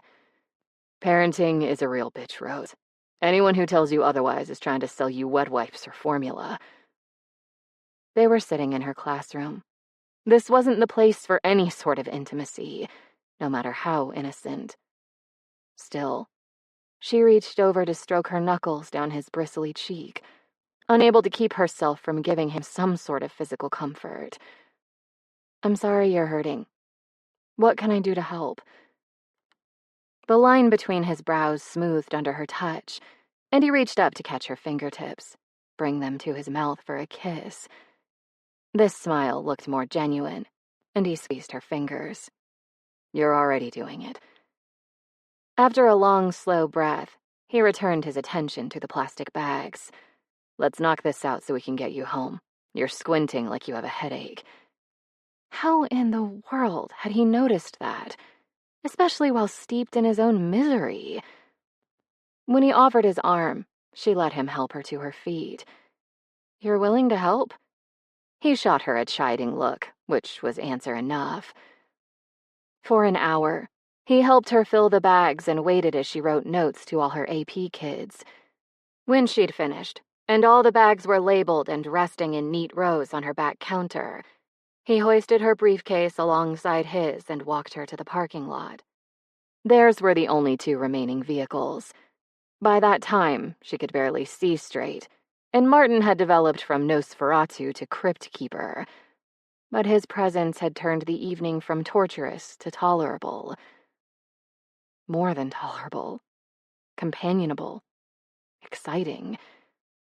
Especially when they'd tossed her bags into her passenger seat, and she was leaning against the driver's door, too tired to stand upright without support. Good night, Martin, she said. He didn't respond verbally. Instead, he took a step closer. Another, until his pants brushed the thin flounce of her skirt. His breath mingled with hers, and he became everything she could see, everything she cared to see. His blue eyes didn't stray from her face, didn't flicker away in indecision or embarrassment. Instead, he watched his own fingers trace her cheek, brush along her lower lip like a whisper, stroke the line of her neck so slowly and gently she shivered. He leaned closer, smoothed her hair back from her ear, making her skin prickle everywhere, spoke with low, unhurried intimacy into that sensitive ear, like a man who intended to savor the way their bodies fit, the way their oxygen mingled. "I want to kiss you," he said. "May I?" She nodded. One more step forward, and all that lean strength pressed into her softness, backed her into the cool metal of the car door. Her breath hitched at the immediate heat against her breasts and belly, the forced scent of him, the way he let her take some of his weight. He didn't try to hide his arousal, but he didn't impose it upon her either. And when her thighs parted to allow one of his in between, he didn't immediately accept the offer. Instead, his sensitive fingers cradled her skull, sliding through the hair she'd loosened from a twist once her headache began. His thumb slid along her cheekbones and followed the line of her jaw, tipped her chin downward a tiny bit. She felt surrounded, sheltered bodily in the same way she'd tried to shelter him earlier that day in her classroom. Then his mouth settled over hers, and her world became velvet. Soft. He was so soft with her, careful in a way she'd never experienced. There was no demand, only invitation, a quiet offer of pleasure as his lips nuzzled hers, exploring the plush give of her mouth and the slickness just inside, encouraging the low hum in her throat as her tongue met his for the first time. Oh, this was luxury like she'd never known. She teased his inner lip, sucked on the tip of his tongue, and he took that final step forward with a rough moan. So carefully, his thigh fitted between hers, pressed. When her head fell back, he trailed his mouth down her neck, deliberately took a bit of flesh between his teeth and tugged, just a little, until she arched into him and let his thigh ease her ache for a moment. His hands left her face, slid down her sides in a lingering caress. Then they were on her bottom, hitching her forward, hitching her tighter against his leg, rocking her, until the slow, easy rhythm had her short of breath, clutching his shoulders, and, remarkably, damnably close to orgasm. She was tightening between her legs, swollen and trembling in little spasms. In the past, she'd had to fight for her pleasure. There was no struggle here. Only a man who paid attention, determined for her to have everything she wanted. Another slow slide of that thigh over her clit and she'd come. Here. At school. She managed to rasp out 2 words. Parking lot. He let her go, but not quickly. His hands tightened on her bottom for a moment, and only released her with a final savoring stroke of the generous curves. And his mouth didn't lift from her neck until he'd had one more lingering suckle of her tingling flesh. He licked a path up to her ear, bit her earlobe gently, whispered, "Were you about to come, Rose?"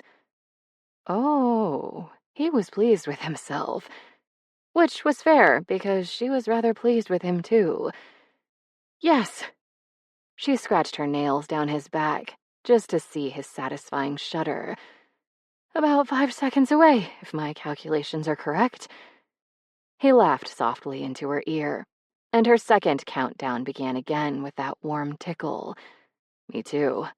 You saved me from a ruined pair of pants. She turned her head to press one last light kiss on his mouth. I'd invite you home, but I need to be back here in about 8 hours. That's not enough time for what I have planned. You've made plans. He looked delighted. Again, me too. Let's save those plans for one night soon, then. She fumbled for her keys with unsteady fingers. Maybe after our AP and state tests are done. A week when you don't have B. It's a date. When she moved to swing open her car door, he caught her hand.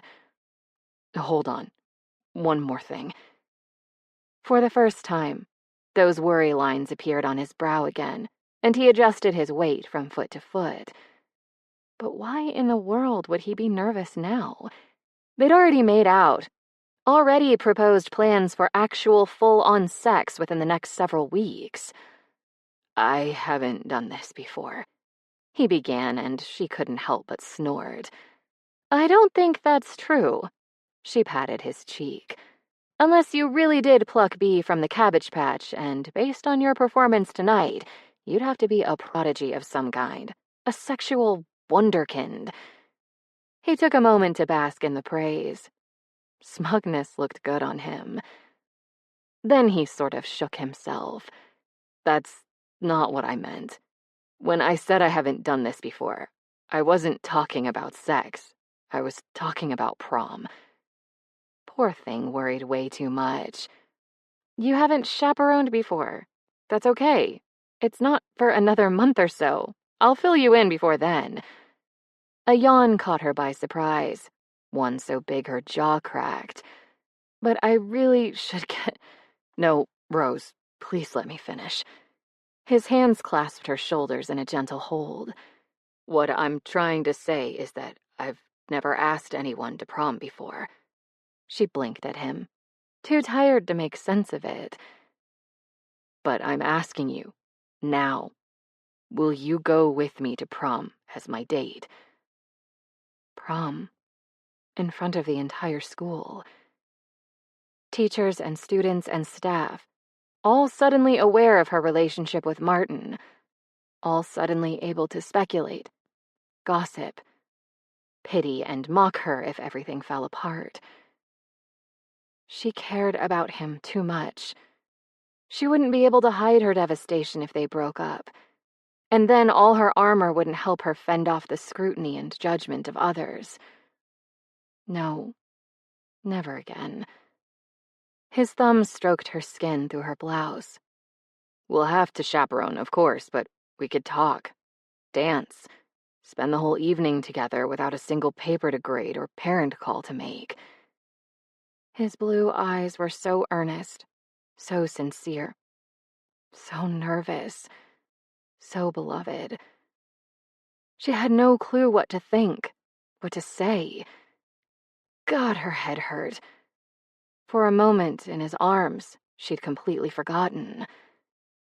He brushed a tender kiss on her temple. Please, Rose. I don't know. The words emerged in a tumble. I just don't know. My headache is getting worse. Can we talk about this later? And then, like a coward, she got into her car and drove away before he could request a more definitive response from her. Because the only answer she could give right now was one he wouldn't want to hear. 14. Martin sat at his social studies department office desk and opened a new document on his laptop, then stared at the white screen, unable to remember what he'd wanted to write. At some point this morning, he was going to have to stop last night's encounter with Rose from tumbling over and over in his mind. But he hadn't found that off switch yet. Another mug of heavily sugared coffee didn't help. Neither did a perfunctory check of his emails. 5 minutes later, he closed the blank document with a disgruntled mumble and gave in to his need to obsess over, replay, and analyze everything that had happened. In his past, he could claim exactly one previous girlfriend, one previous lover, Sabrina, his ex-wife. So, on the one hand, his ability to arouse Rose almost to orgasm in an empty school parking lot, up against the side of her car for Christ's sake, seemed somewhat miraculous. A gift he hadn't even dared request, given the decidedly temperate nature of his union with Sabrina. He'd expected awkwardness, fumbling, possibly apologies on his part. Instead, Rose had melted like marshmallow fluff under his hands and mouth, and in return, she'd kept him aflame the entire night with the memory of her nails in his back, the heat between her thighs. He could only count that as a win. On the other hand, asking a woman to prom for the first time ever and having her plead a headache and speed away as if pursued by ravenous, educator-eating zombies didn't feel great. Especially since she wasn't just any woman, but Rose. Gorgeous, brilliant, fierce Rose. The culmination of every desire, every longing he'd never let himself acknowledge. It had simply never occurred to him that she might be willing, no, blessedly eager to have sex with him, but leery about dating him in public. Sabrina's preferences had tended toward the opposite. But he should have known. Damn it, if he'd thought about it for more than 5 minutes using an organ not located in his boxer briefs, he would have known.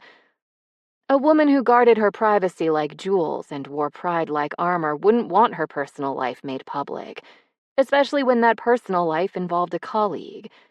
Not unless she knew with the sort of certainty that had built and toppled monuments. Her relationship with that colleague would never damage that pride, never leave her exposed and humiliated before the unkind gaze of near strangers. He'd pushed her too hard. When she was already hurting and exhausted and worried about the AP exam. From the social studies department window that morning, he'd seen her wave off the buses full of her kids, all of whom were carrying brown paper bags filled with concrete manifestations of her love for them. She'd stared after that bus, hands on her hips, for a full minute before returning inside. No doubt to keep working on review prep for the state exams, which occurred later in the week. She needed more time. He could give it to her. Maybe more time would coax her to share what exactly had happened in her marriage, and what sort of scars its collapse had left behind. Maybe more time would allow him to share his particular iteration of that story, too. Now was not the moment to become impatient. Now was the moment to become clever. Bea clutched a black-washed silk dress close and petted it, her blue eyes, so like Martin's, alight with wonder and lust. I have enough money for this, and it fits perfectly. Annette drifted to the young woman's side and began a lecture Rose had heard before, had received before, from the very same source approximately 2 decades ago. My dear, the fit and the price tag alone don't tell you everything you need to know about whether you should buy an item of clothing, especially when you're on a budget. Which, unfortunately, Annette directed a glare at Martin, who pretended not to see it.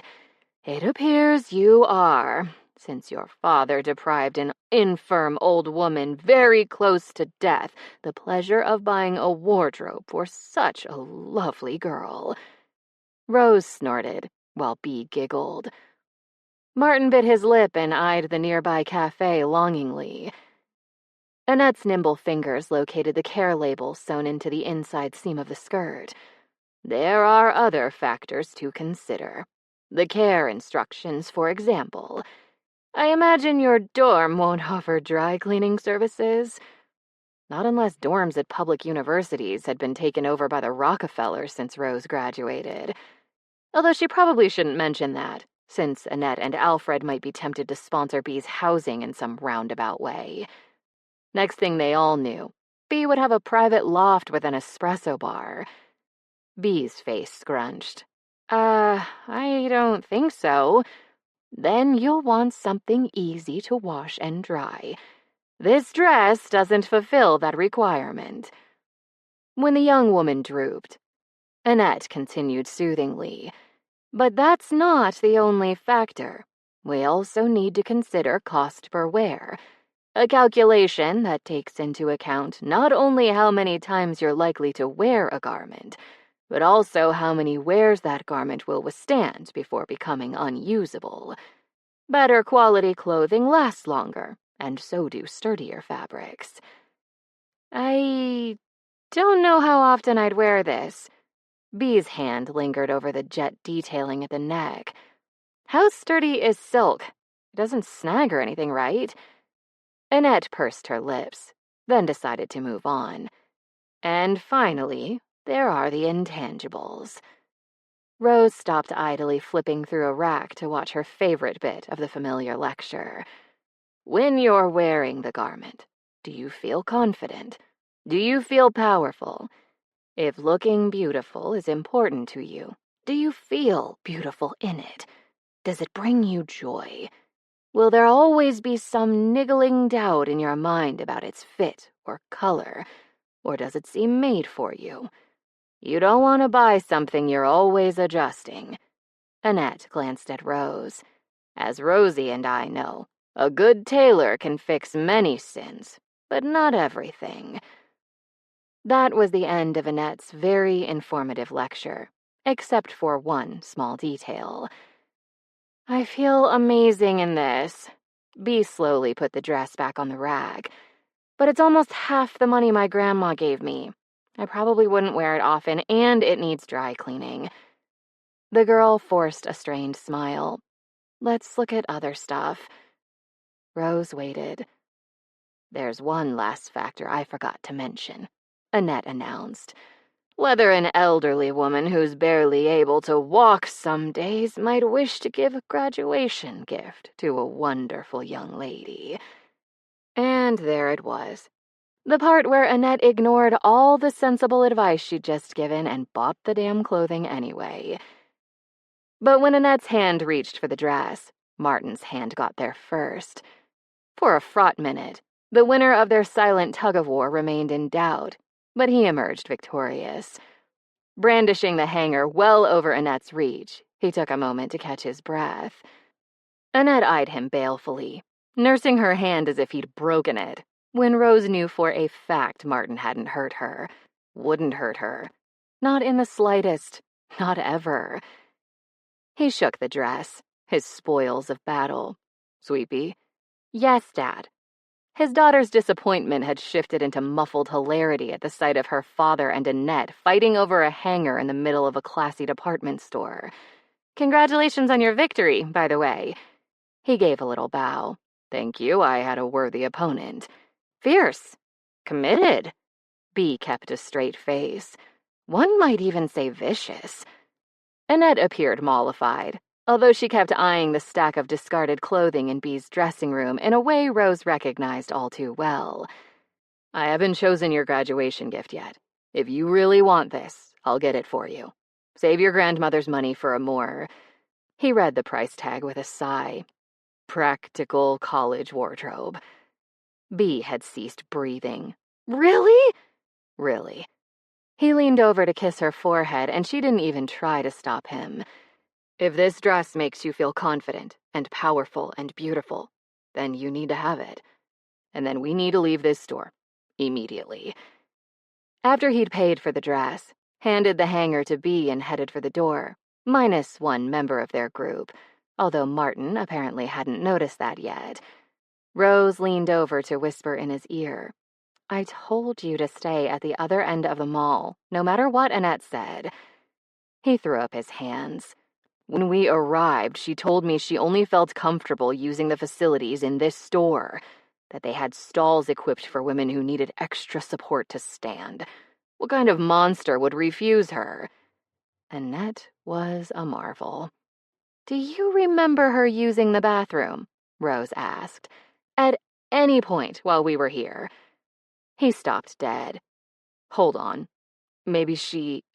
No, she never left Bea. She really didn't. His mouth had dropped open. Oh, God, she played me. She totally played me. She really shouldn't smile. Martin had been so patient all morning as Annette and Bea dragged him to makeup counters and jewelry displays, and racks upon racks of gorgeous, expensive midnight black clothing. To Bea's credit, though, she'd been thrifty with her maternal grandparents' birthday money to this point. And shortly, if Annette had her way, Bea was going to discover she had very few items left to buy. She definitely played you, Rose agreed. You don't know the half of it yet. When Rose had asked Martin about the origin of this little expedition, he lifted a shoulder in a casual shrug and said Bea and Annette must have exchanged numbers at some point over dinner. "My daughter admires Annette's style," he'd said. "Yours too. When she got the money for a new wardrobe, she wanted guidance from both of you, and she called Annette to plan a group shopping trip." Then he'd change the subject very quickly. Too quickly. Maybe Martin wasn't the only one who'd been played. Rose had the distinct impression that he, and maybe even Bea and Annette, had been trying to make a point today, trying to demonstrate how well the four of them meshed as a group, as a kind of family, even. She swallowed hard. Clever. Very clever. When it came to subtle maneuvers, however, he'd just been outclassed. His head suddenly jerked in a frantic scan of the store. Where is Annette? If I know my former mother-in-law, she's back in the dressing room deciding what to do. Rose nodded in that direction. She'll want to buy all the items Bea admired but discarded for being too frivolous. But she won't want to upset you or hurt your pride, so she'll be considering her options, maybe calling Alfred for advice. Really? Bea's brow furrowed. I don't know if I can accept that sort of gift. Dad? We're not letting Annette purchase an entire wardrobe for you. Sorry, sweet Bea. He turned to Rose. If I don't let Annette buy something, though, what will she do? Look pitiful? She considered. Acquire a decided hunch? Discuss her non-existent rheumatism? His groan was low but heartfelt. I know how you feel. For the first few years of my marriage, I told Annette not to buy me anything. She shook her head. Pride, you know. His mouth quirked. I know. Yet somehow I ended up wearing cashmere caplets and sleeping on silk bedding. Because if I didn't, she'd shoot me this look. Like I'd selfishly snatched away her only source of pleasure in life, and the trauma of it all might very well kill her on the spot. He snickered a little at that.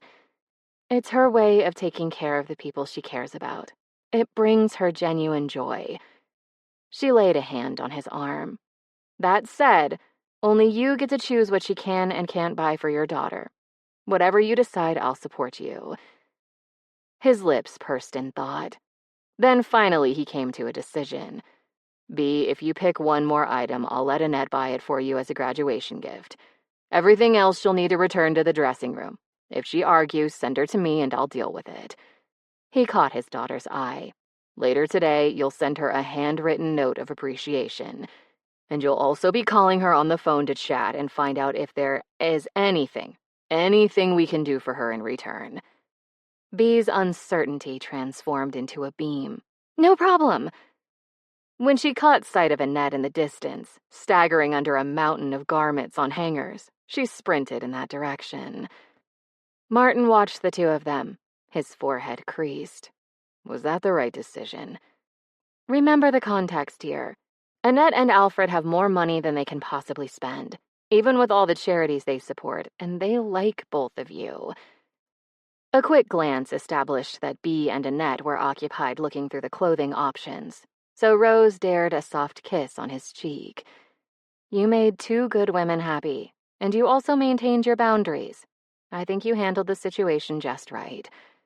His fingertips pressed lightly at the small of her back, where Bea and Annette couldn't see, traced up her spine in a slow, lingering caress. I'd like to make another good woman happy, he murmured. Soon. They hadn't been alone in almost 2 weeks. State tests had followed hard on the heels of the AP exams, and during that stretch, they'd been too exhausted to do anything more intimate than exchange the occasional heated glance.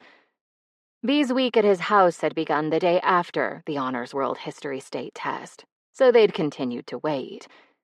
But that night, Bea was heading back to her mother's, and Rose fully intended to take advantage of Martin's wide-open schedule. Martin, it seemed, had been thinking along the same lines. This good woman plans to make you happy, too.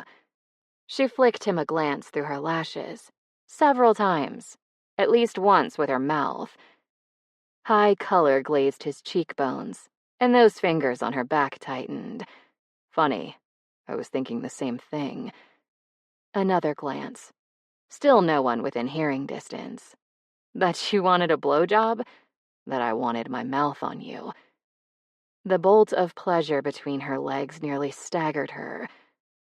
Before she could respond with anything more than a small shaky gasp, the sound of bees chattering drew nearer, and Martin's touch disappeared. "Tonight," he whispered, his voice low and raspy. She smiled in anticipation. "Tonight, my house." 15. After Martin pulled into Rose's driveway that night, he double-checked the number above the garage, then the text she'd sent earlier that day. Yep, he'd found the right place, but it didn't look like the right place. He'd pictured her in an impeccably maintained black-painted Victorian mansion, or some sleek, uber-modern urban loft, never mind the fact that Marysburg didn't actually contain any uber-modern urban lofts. At the very least, he'd counted on turrets and a moat. Instead, she appeared to inhabit a one-story bungalow with dove gray siding and dark green shutters. All neat and well-painted, but also so normal, middle class. No moat, no arrow slits, no chrome or black paint to be found. When she answered her doorbell, her feet delectably bare, he tapped the trim around her entrance. "Green instead of black. This seems so unlike you." HOAs are a bitch. Her hair swayed around her shoulders as she turned. "Sorry for any disappointment. My next home will be enormous and dark enough to blot out the sun, if that's any consolation." Some. He stepped inside and removed his shoes. "I'll look forward to purchasing a tasteful plant and several evil henchmen as your housewarming presents." She snorted. "Don't bother with the plant. It'll just die without sunlight, like the rest of you mere mortals." Black and bitter. He shook his head. Black and bitter. Her laugh trailed after her as she headed toward the kitchen, and he looked around her home for a moment before following her. Ah, he recognized her here. Other than a hallway off to the right, the house boasted open sight lines, her kitchen flowing into the living room and dining area. The furniture was surprisingly sparse but unsurprisingly elegant. Mahogany bookshelves along the deep blue walls lined with paperbacks. A couch and chase in pewter velvet, separated by a sculpted glass table. A thick, subtly patterned rug underfoot. Heavy curtains. Metal-shot silk, he'd guess, framing her windows. A gleaming metallic dining room set and veined marble countertops. All the other necessary pieces for daily life, also stylish and of unmistakable quality, but nothing extra. In a hammered silver vase on the glass table, calla lilies provided a splash of contrasting ivory, severe and spare in their beauty, perfect for this home. Only the enormous television in the far corner seemed out of place, at least until he remembered the story of her mother and their ever-disappearing TV fund. His heart twisted at the reminder, and he hurried after Rose. "Does everything pass inspection?" She donned oven mitts to remove a tray of little pancake-like things from the oven, using her foot to close the door. "Or do I need to start over?" Irony freighted her voice, but she wasn't looking at him as she deposited the tray on the stovetop and removed her mitts. Her bare toes began tapping against the dark hardwood planks underfoot. She cared of what he thought of her home. "It's you," he told her, "which means it's gorgeous and impeccable." With a gentle hand on her arm, he steered her a few safe inches away from the hot pan. Then he wrapped her up tight and simply held her as the weeks-long tension in his body released. After a few seconds, she relaxed into his embrace, leaning into him enough that he gladly bore some of her weight. She was here, in his arms, barefaced and dressed in slouchy black clothing, with her hair down, no heels anywhere in sight. In short, wearing no armor. He loved her, and she cared about him. They were going to spend the night together. His life had definitely taken an upswing in recent months. "Did you fix silver dollar pancakes for me?" He spoke in her ear, remembering how she'd reacted last time. And sure enough, her arms tightened around him in an entirely satisfying manner. How domestic of you. She lifted her head from his shoulders, amber eyes heavy-lidded. Blinis. I have creme fraiche and caviar to put on top. Dear Lord. Either she'd gone all out preparing for his visit, or she must spend twice her salary on food alone. He could only imagine she'd gotten one hell of a divorce settlement. Although, if she was so wealthy, why was she staying in a decidedly middle-income neighborhood?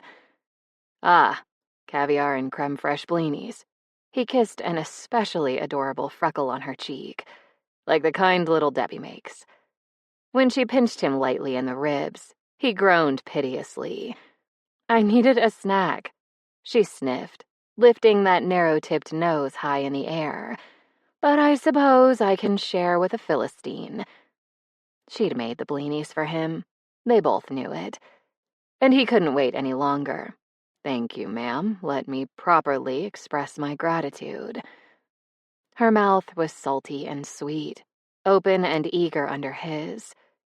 Without hesitation, her hand slid down his back to his ass, taking a firm, possessive grip, and he moaned as her tongue glided along his lips. His own hand stroked her upper arms, the silky length of her hair, the curve of her waist. Then she bit his lower lip, her teeth a bee sting, and his pulse echoed in his ears as blood turned to flame. He backed her into the counter, hard enough that he was poised to apologize. But she gasped into his mouth in response, parting her thighs, her fingernails sunk deep into his ass, and he disregarded the apology in favor of mouthing down the length of her neck, nipping and sucking her tender flesh along the way. His hand slid beneath her thighs, preparing to help boost her to the countertop, but she spread her hands on his chest and gave a breathless laugh. First of all, you'd give yourself a hernia. Second, I'd rather do this somewhere we can spread out, like a bed. She was so fucking clever, his Rose. What about the blinis? The skin of her shoulder slid beneath his tongue, so smooth and hot, and he wanted to take that silky tea and tear it in two. But it had probably cost more than his month's salary, so instead he nudged the neckline aside with his teeth, traced her bra strap with his nose. She tilted her head to the side with a moan. I was keeping them warm in the oven, but they taste good at room temperature, too. Clever beyond belief. Then let's go. She led him by the hand down her hall and into her bedroom, where an enormous slab of a mattress waited for them. Lit only by a dim bedside lamp, a dark wood headboard curved above the expanse, arching back in a way that sparked a new fantasy. But he had a few things he needed to say first.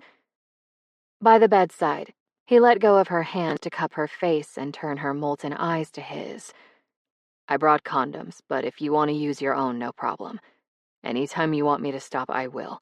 And anything that doesn't feel good, tell me. Despite his nervousness, he had to grin.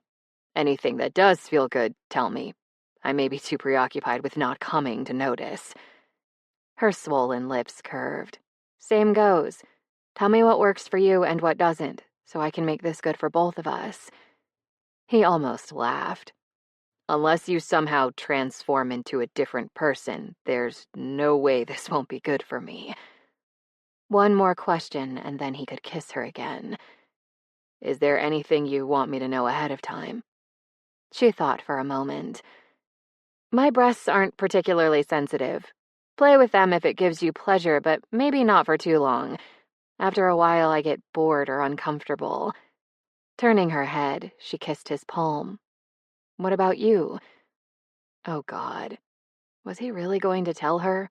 When he hadn't told his wife of 20 years. His face flushed with heat. I like a little bit of pain. Not much. Not like a whip or paddle or anything, just a little pinch or... Her eyes flared. A bite? He nodded. She traced his lower lip, her finger rubbing over the mark of her teeth. I got that feeling earlier, against the counter. I'm the same way. Do you enjoy hair pulling and nail scratches too? I think so. The admission would reveal entirely too much about his marital sex life, but he had to tell the truth. I don't know for sure. Her slow smile poured over him like heated syrup. Then let's find out. Martin didn't remember how her clothes had come off, or his. He didn't remember climbing up onto that enormous bed, or when exactly he'd maneuvered up against the headboard and coaxed her onto his lap, her back against his chest. His few available brain cells were entirely preoccupied by the tremble of her thighs as he urged them open, draped them on either side of his own legs. The smooth curve of her shoulder and her goose flesh as he sank his teeth into that muscle. The way she squirmed against him, her ass providing welcome friction against his cock. The silky fall of her hair, the heady smell of her arousal when he raised his knees and opened his own legs inch by inch, stretching her wider and wider until she was spread before him. There. That's what he'd pictured when he'd seen the arch of that headboard. Her back arched the same way, her head on his shoulder, her neck bare, her thighs wide. His hand slid down the outsides of those soft, dimpled thighs, slowly, slowly, spread over her inner thighs and inched upward. Then all that wetness and heat lay under his fingertips, and her breath caught as he petted her there, smoothed her hair aside, traced the furrow of her sex, each delicate fold entirely new, entirely fascinating. She was so slick, so sweet as she pressed into his touch, gasped at the edge of his teeth on her neck. Her fingernails bit into his thighs, and he gave a helpless rock of his hips, grinding himself against all that softness. A stroke down her center made her sigh, but a slow circle of her clitoris elicited little gasping whimpers. When he spread two fingers, rubbing softly on either side of that peak, she raised her arms and gripped his hair with both hands, tugged sharply, until the throb of his cock nearly blinded him. Fuck, she needed to come first. But God, she was straining now, her back in that lovely bow, her neck exposed.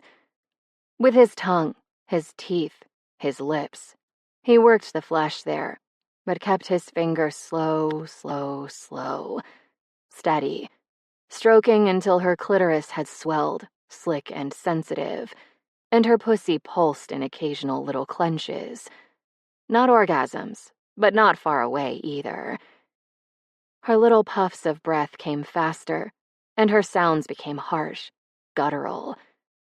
She fisted his hair, pulled and gasped that she needed harder, more. He rubbed harder, pressed deeper, in little circles until her head was tossing on his shoulder, and he couldn't keep his mouth on her neck.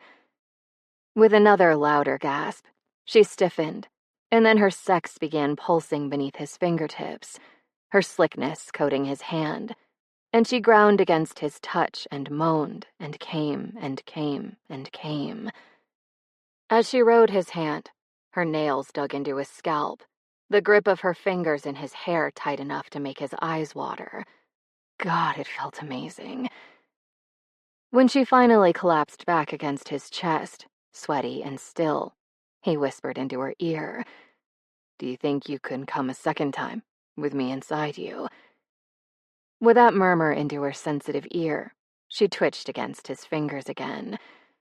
"We can try," she said, her voice hoarse. "But if I don't, I won't feel deprived, believe me." She got up on shaky knees, her round ass jiggling in a way that made him bite off a groan, and he rolled on the condom. Then she was sinking down onto his cock, her sex gripping him tight as he pressed deeper and deeper. She wriggled a little, adjusting her position, and took more of him, all of him. With a sway of her hips, she began a gentle rocking motion, a slow grind of her ass in his lap as she pursued her pleasure. Bracing himself against the headboard, he pulsed his own hips up and down, working his cock deeper and rubbing himself inside her again and again. This feels... Her moan vibrated in her throat. It's so good, but I can't come like this, he managed to gasp out. She shook her head. Gently, he tipped her forward, easing out from inside her, urged her to her knees, her head against the mattress. Then he ate her from behind, licking into all that slickness and those swollen, plump folds, flicking against her clitoris until she started those telltale little clenches again, the not-quite orgasms. He rose to his knees and pushed deep once more. She shoved herself against him, taking him to the root, and snapped her hips forward and back again, fucking herself on him.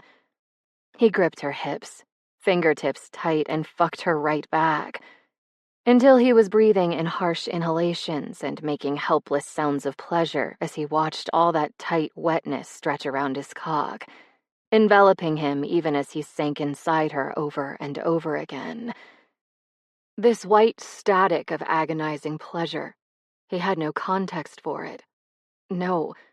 She reached between her legs, rubbed, and then she sobbed out a breathless fuck, and her pussy locked down on him, squeezing and convulsing until he thrust one last time and held. His throat strained as he made a sort of strangled howl and let go, let himself come inside Rose in furious spasms of relief and teeth-clenching ecstasy. She was tightening around him, working her internal muscles to draw out his pleasure, and he fell forward, barely able to support his weight on his hands as he kissed her spine, kissed her shoulder, kissed anywhere he could reach. Jesus. He'd had no idea. Had always thought books and movies exaggerated. If anything, they'd undersold sex. Maybe because those books and movies weren't about Rose, and she was the crucial bit, the crux of everything. His unsteady hand covered hers at her sex. Want more? She straightened her legs until she lay flat beneath him, and he slipped out of her body. But she didn't protest as he rested atop her, a human blanket. Their hands remained pressed beneath them, cupped between her legs. Her voice was a breathless tease. I thought older men needed more recovery time. Some parts do. He grinned against her damp neck. But our fingers and tongues don't. He couldn't move his hand much, not without so much weight atop it, but he managed to trace the slick seam of her, tease at her entrance with his fingertip. She made a little hum of pleasure, but shifted minutely away from his touch. I'm a bit sensitive right now, but give me 5 minutes, then let's test that theory. He knew just what he wanted to do, how he wanted to bring her more pleasure. He cut himself off, unsure. Never in his life had he even attempted to talk dirty. What if he sounded like a fool? With a heave of her body, she rolled to the side and out from underneath him. She nudged his chin until she could see his expression. What? How do you feel about a little, He looked at the pillow for a moment. Are you okay with dirty talk? Her grin should have been a suspension-worthy offense, it was so wicked. Oh, I'm more than okay. I'm downright enthusiastic. Her voice was nearly a purr, velvet in the darkness. Let me have it, Kraus. I want to hear all about what you want. Okay, then. He thought for a moment, then steeled himself to say it, to do what he'd envisioned. His breath teased her ear as he nudged her hair aside. Are you going to come all over my face, Miss Owens? He licked her earlobe, bit down. How about if I finger fuck you? Are you going to squeeze my fingers and soak my hand again? She drew back and stared at him for a moment, silent. And he regretted everything. Everything. Even his birth. Then she spoke, those amber eyes aglow with what he could only interpret as lust. I certainly hope so. Because as far as I'm concerned, your 5 minutes are up. Dirty talk fucking rocked. 16. Rose slid Martin's plate in front of him and waited for the inevitable teasing. He considered the creme fraiche and caviar blinis for a moment, straight-faced. Well, it's not a Pop-Tart, but I suppose it'll do. And there it was. Smartass. Rose rolled her eyes and filled her own dish. Pearls of caviar before swine. I'm on board with the pancake part. I'm just not sure fish eggs are a breakfast food. When she deposited her food onto the table, he tugged her into his lap, even though she had to be crushing him. You, on the other hand, I consider a nutritious and delicious part of any balanced. Forget it. She tickled his neck until he stilled his wandering hands. I need coffee before foreplay, before conversation too, preferably. He relented. I forgot you haven't yet consumed your 2-liter vat of coffee. The mug of caffeinated glory waits for no man. She patted its porcelain surface fondly as she took a sip. And it doesn't hold 2 liters. Not until I refill it, anyway. Because he was a considerate man, as well as a wise one, he retreated to the entertainment of his phone while she drank her coffee and consumed her blinis, which were friggin' delicious, whether he appreciated them or not. But it appeared he did, because after eyeing them suspiciously and taking the world's tiniest bite of the closest one, he began popping the rest into his mouth in quick succession. When he finished everything on his plate and peered longingly at the contents of her own, she transferred a few more blinis to him. By that time, she'd finished her first mug of coffee and started her second, and was feeling human adjacent once more. Any interesting news? She slung her bare feet into his lap and he gave them a squeeze. Or were you checking your email? He laid his cell on the table. Work email, actually. Keisha says we'll finally get initial class rosters for next year's preps in another week or 2. Apparently there was some sort of computer malfunction. In other words, she'd find out soon just how extreme her drop in AP enrollment really was. Keisha might even tell them which preps they'd be teaching.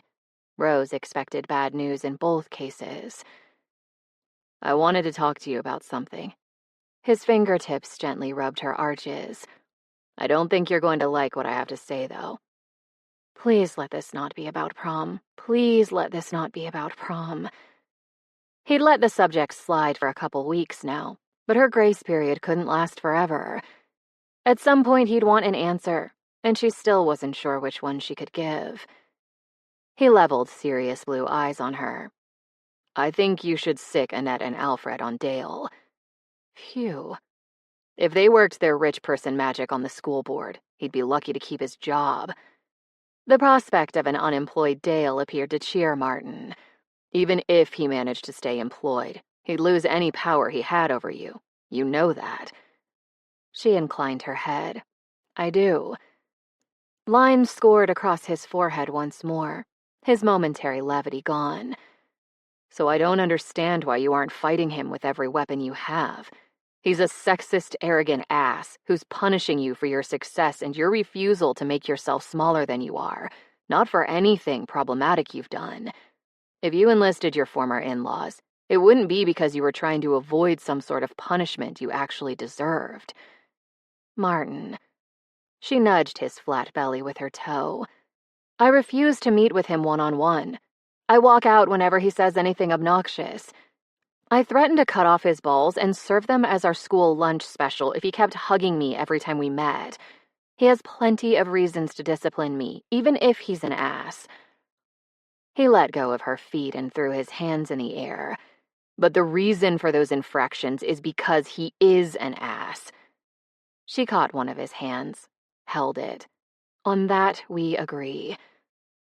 There was something especially seductive about a man who defended you to yourself, who was determined to see your least professional behavior as justified at worst, at actual virtue at best.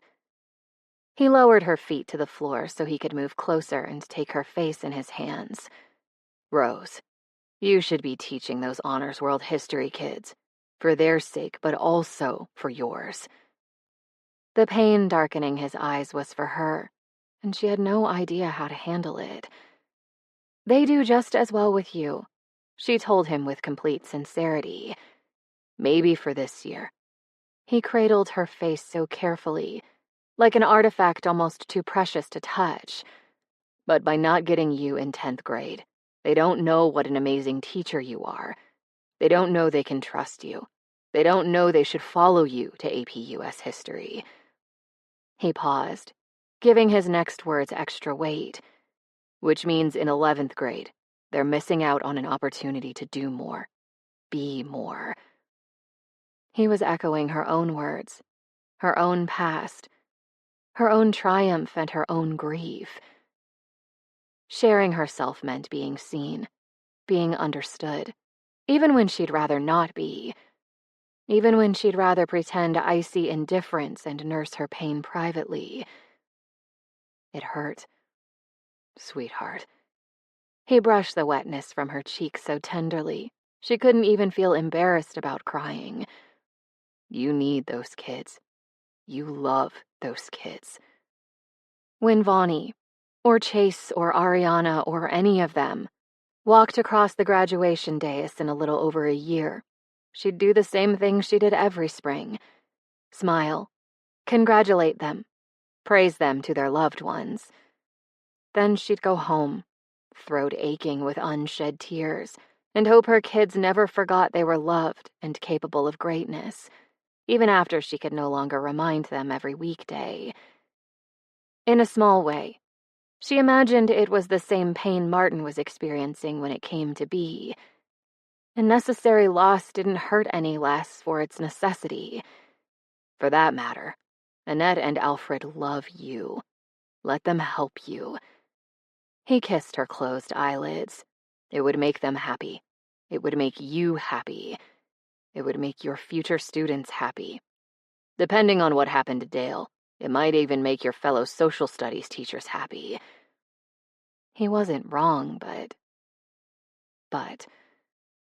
It's a matter of pride, Martin. She opened her eyes and covered his hands with hers, desperate for him to understand. As long as I'm not in danger of getting fired, I want to outmaneuver Dale on my own. I don't want him to know I needed help to defeat him. He considered that for a moment. Is your pride more important than your happiness? The question was unfair. What's more, he should know it was unfair because she'd shared her past with him. She scooted her chair back, and his hands fell away from her face. Pride kept me from drowning in poverty. Pride got me scholarships to college and a 4.0 GPA in graduate school. Pride helped me survive my marriage and my divorce. Pride deprives Dale of satisfaction every time he insults me and waits for the hurt to show. Because he was Martin, he didn't interrupt. He didn't compose his own response in his head while she was still speaking. He listened. Which was good, because she wasn't done yet. Because of my pride, I survived long enough to have any chance at happiness now. She spread her hands flat on the table and met his gaze directly. And you're telling me to set it aside, disregard it as if it has no more use. He waited to make sure she was done. Then he spoke slowly, carefully. As Bea and I have discussed many times, women are told again and again to swallow their pride to appease others, while men are celebrated for standing strong and remaining defiant. I'd have to be a sexist prick to want you to disregard such a fundamental aspect of yourself. He reached out for her, then paused for permission.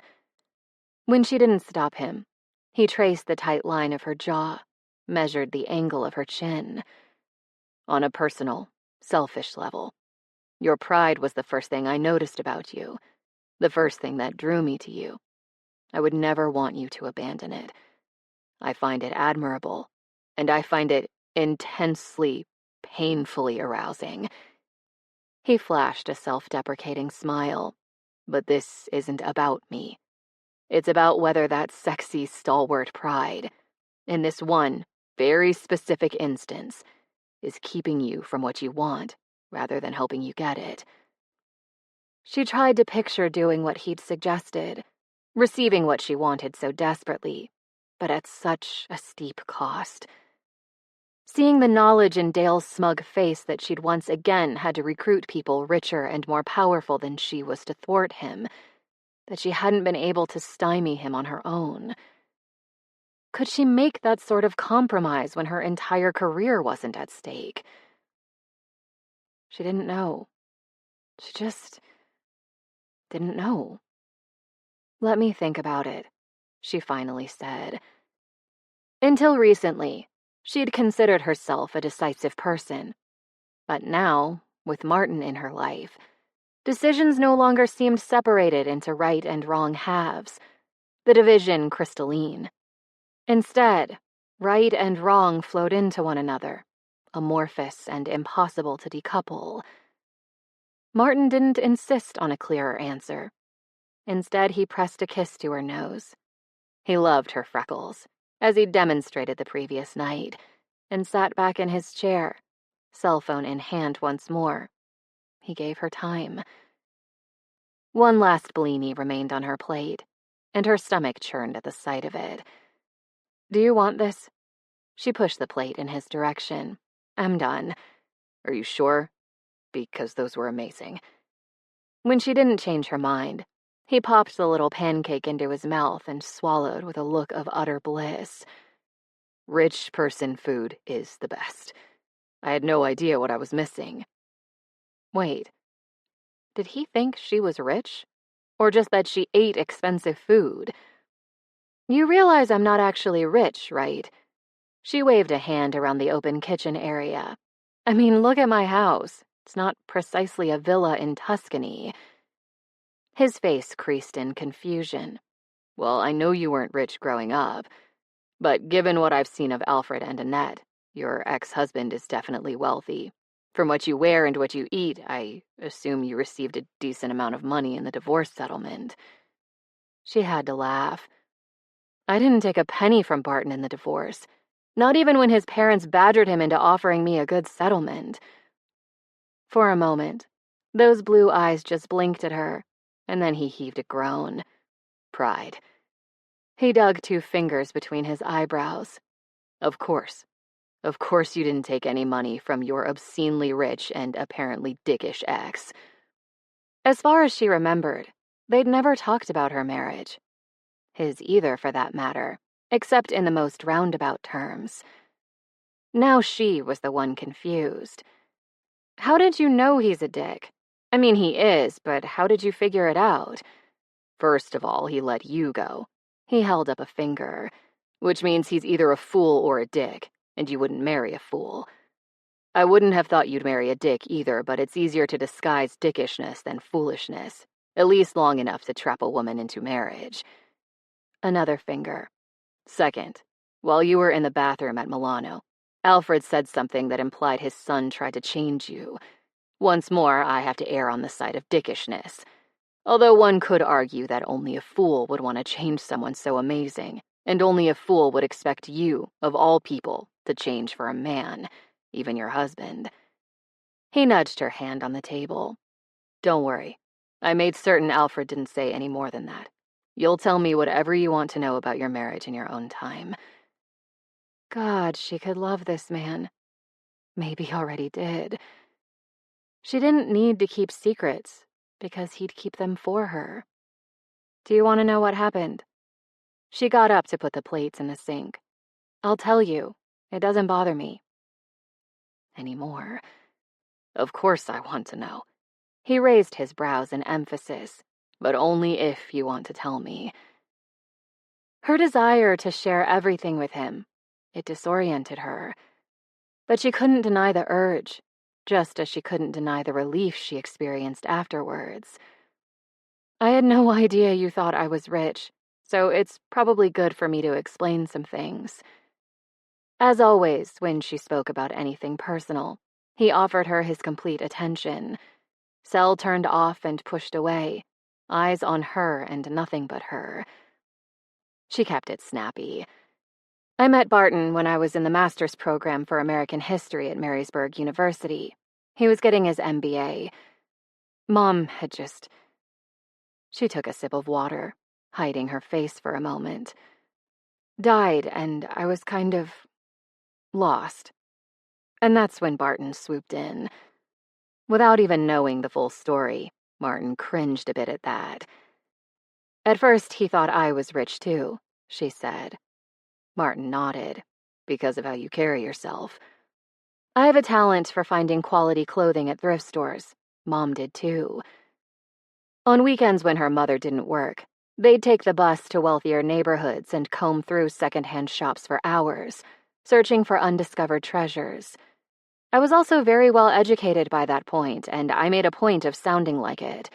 I didn't have any desire for people to know where I'd come from or judge me for my upbringing. He opened his mouth, and then he shut it again. Kept it shut. But at some point, I told him about my past. I thought he'd be horrified, but instead he was... The memory of the avid glee on Barton's face made her squirm, even now. He was excited. I thought because he wanted to help me, wanted to give me everything I needed. Social polish, the tools to make sure no one ever looked down on me again. I still thought that after we both graduated and got married. She controlled her exhalation, made it slow. Martin was suddenly crouching by her side. Sweetheart, it's okay. You don't have to talk about this. No, I want to. After she tugged him upright, she didn't let his hand go. You need to know this to understand me. He settled back into his chair, mouth tight with concern. Okay.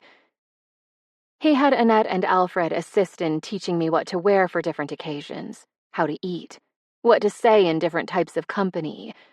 She didn't want Martin to get the wrong idea about her former in-laws, so she hurried to add.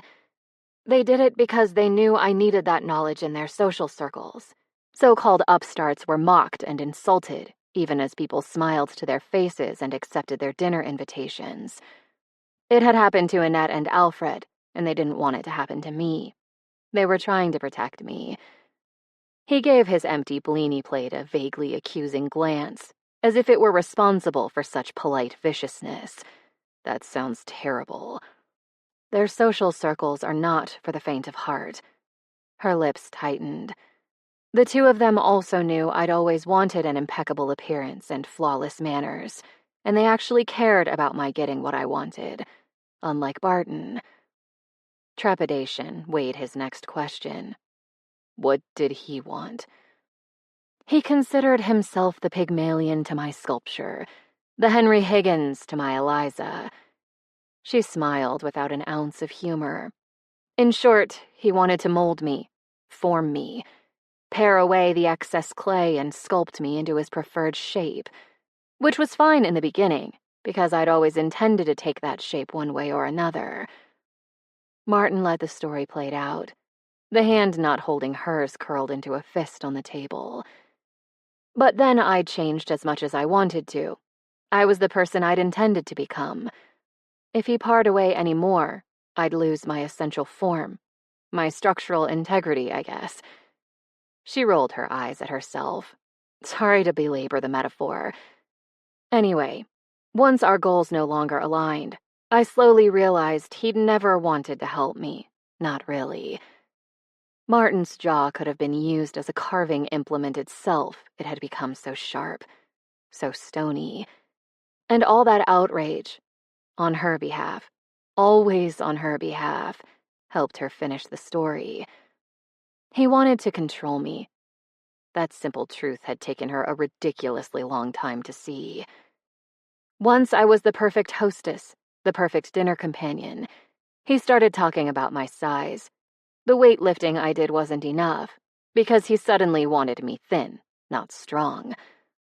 Martin dropped his chin to his chest, stared down at the table, that iron jaw working. But his hand held hers as if an ounce too much pressure might fracture her. He started complaining about all the time I spent at school, and all the time I worked at home planning and grading. because he'd only ever seen my teaching career as a conversation piece, something to indicate our humanitarian impulses rather than an actual job. Now they were getting to the best part of this particular tale. At some point, I had enough. I told him I wanted out, and oh God, Martin, he accused me. She choked back a laugh that sounded suspiciously like a sob, and Martin's thumb stroked the back of her hand. After a moment, she regained control of herself. He accused me of marrying him for his money. I told him to keep it. I'd already gotten everything I wanted from him. Martin didn't let that stand. His voice was as soft as her silk comforter. Not everything. No, I suppose not. She swallowed back the thickness in her throat. I wanted him to love me. I know, Martin said. I know you did. 17. The morning sun streamed through her bay window, bathing them both in warmth as she let her emotions settle once more. What happened after the divorce? Martin finally asked. I haven't heard from Barton since, except concerning necessary legal matters. That wasn't the painful bit, really. Rose had never missed her actual ex, just the possibility of what she'd once thought him to be. I tried to keep in touch with a few people I considered my friends, but maintaining relationships with a teacher's schedule is tough during the school year. You know that. He spoke quietly. I do. Besides, our lives were so different suddenly. I couldn't go on vacations to Europe or Bermuda. I couldn't pay thousands of dollars for a table at a charity dinner. I didn't have time, I didn't have money, and I didn't have the same interests. So those friendships faded. And others. After so many years, it still stung. Most of them weren't really my friends at all. When Barton and I split, they spread rumors about me. Said I was a gold digger and Barton had found me fucking the gardener, someone of my own class, as they put it. She'd known almost from the start that they'd use her childhood poverty as a weapon against her at some point. But knowing that hadn't stopped their malice from hurting. They watched everything I did and judged me for it. She lifted a shoulder in a careful, nonchalant shrug. At that point, I stopped trying to fit into those circles. The only people still in my life from that time are Annette and Alfred, because they refused to let go. Not that she hadn't tried to discard them. Her grief and anger blinding her to their sincere sympathy, to the love they'd always shown her. Time to wrap up story time and return to her initial point. I'm not rich. At all. I have nice clothes because I take good care of the wardrobe I acquired during my marriage. I have a nice but aging car that Barton deemed too old to be of any interest to him in the divorce. I eat nice food because I enjoy it, and I don't spend much money on anything else. I don't have a child, unlike you, so I don't have to save for a college fund. She waved a hand at her sparsely decorated living room. Even decorating the house doesn't cost much, because I'm only willing to buy good quality pieces I absolutely love and can afford without too much scrimping. As usual, he waited until she was sure she'd finished before speaking. A lot of things make much more sense now. He raised her hand and pressed a kiss on her palm. Thank you for telling me that. This morning after could use a bit of levity. I can't be your sugar mama. She flicked his earlobe, leaned forward to lick it, then whispered in his ear. I hope you're not disappointed. For once, he didn't respond to the overture. Instead, he drew back but kept her hand in his. My story is a lot less dramatic than yours. Apparently, they were covering all their combined rough ground today. At long last, she'd discover whether she needed to locate Sabrina Krause and make that woman regret ever laying eyes on Martin. Because if Sabrina had hurt him like his family hurt him, a supernova's explosion would seem quaint in comparison to Rose's fury. Sabrina and I met in college. She was my first girlfriend and my last. He squeezed her hand. Until you, that is. We were never a particularly passionate couple, but I loved her. I thought she loved me. We liked and respected one another. Rose braced herself for the inevitable but. But at some point, that changed. For her, not me. She hated the long hours I spent at school, hated how often I brought home grading, found any discussion of my teaching boring.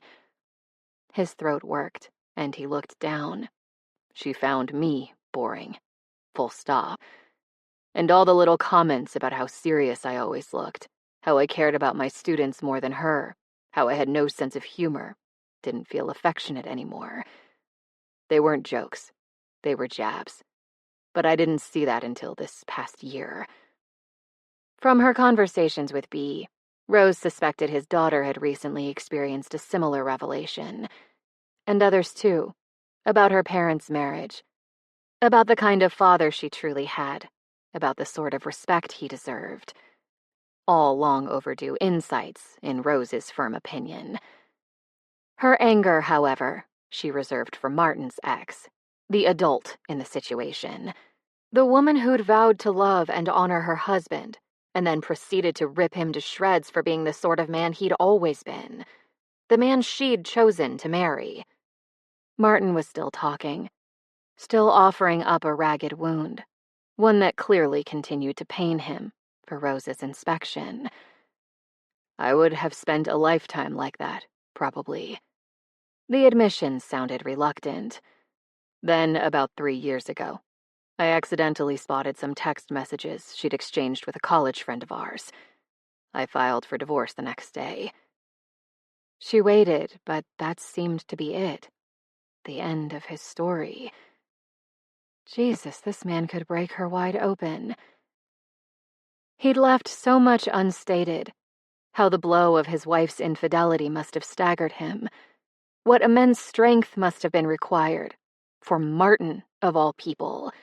A man whose family had denied his worth again and again, to tell himself he deserved better, to leave, instead of blaming himself for his wife's disdain and betrayal, to watch as his ex got engaged and moved his beloved daughter halfway across the country, and then uproot his entire life for one more year with that daughter. How he could sit there by Rose's side, holding her hand, full of so much love and kindness, she had no idea. He'd somehow managed to keep his heart open, even as the people he loved proceeded to damage it, one after the other. He had to know. She had to say it. "You're a marvel, Martin Krause," she told him. "Look at you. So many people you loved didn't value you like they should have, but you're still whole, still loving and vulnerable and amazing beyond words. A marvel, like I said." She was more than ready to elaborate, more than ready to listen if he wanted to share more. But in typical Martin fashion, he took the compliment and turned it around, made it about her, when he deserved so much more recognition than he'd ever received. Leaning forward, he shook her hand gently. "But that's exactly what I wanted to say earlier. You're so sure people will judge you for your past, and I don't get it. Look at you." His gaze caressed every inch of her, from top to bottom. Everything you are, you made yourself. I don't understand why that isn't a source of pride for you. Why you wouldn't expect the people who matter to admire you for it, not criticize or judge you. Her back snapped straight in startled affront. I am proud of who I am, what I've become. But you don't trust anyone else to feel the same. His brow rose. Is that it? Somehow, he really had turned this conversation around on her.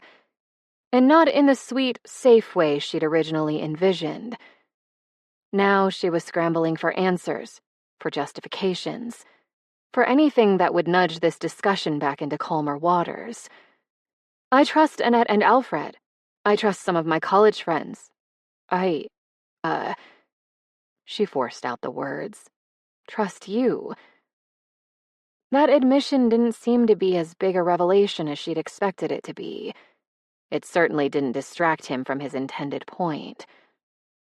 He gave his head a little shake, and his lips firmed in determination. Then come to prom with me, Rose. Make our relationship public. Trust me not to hurt you. Trust me not to expose you to the judgment or ridicule of others. And there it was. They'd circled back around to the topic she'd been dreading, the topic they'd both carefully avoided, for fear of cracking a still fragile connection. It seemed that avoidance had ended. Unfortunately, she still had no idea what to say. When she didn't respond, he continued. If that's asking too much right now, trust your own ability to handle scrutiny and brush off any unkindness you might experience. Especially since I'd have your back the entire time. I promise. Words. She needed words. Jesus. Why was a direct statement about her emotions so fucking hard? I want you. I want a relationship with you. More than you know. I'd just prefer our colleagues not find out about it. For how long? He wasn't backing down, and she respected that, even as she feared what it meant for her, for them. At what point would you be sure enough to risk exposure? She had no idea. None. Before she could fumble through an inadequate answer, he continued speaking. Continued tearing her foundations out from under her, one by one as she scrambled for balance. The rare hint of anger in his voice had disappeared, leaving only tenderness and sadness, which were somehow much, much harder to take. I don't want to hide how I feel about you, and I'm too old and tired to sneak around for long, even to keep someone I want as much as you. So gently, he smoothed her hair behind her ear, stroked her cheek. I get your scars, Rose. I respect them and how you've chosen to deal with them. But I have scars of my own. Of course he did. Why hadn't she considered them before, except as a source of rage on his behalf?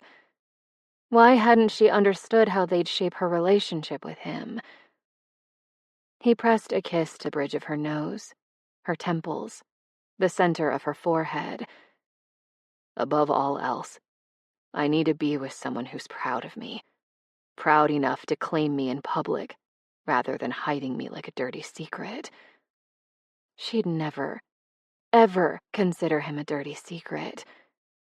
Her time with him, their relationship, was a jewel she'd wanted to protect from damage, to tuck into a box and keep safe, the same way she'd kept herself safe all these years.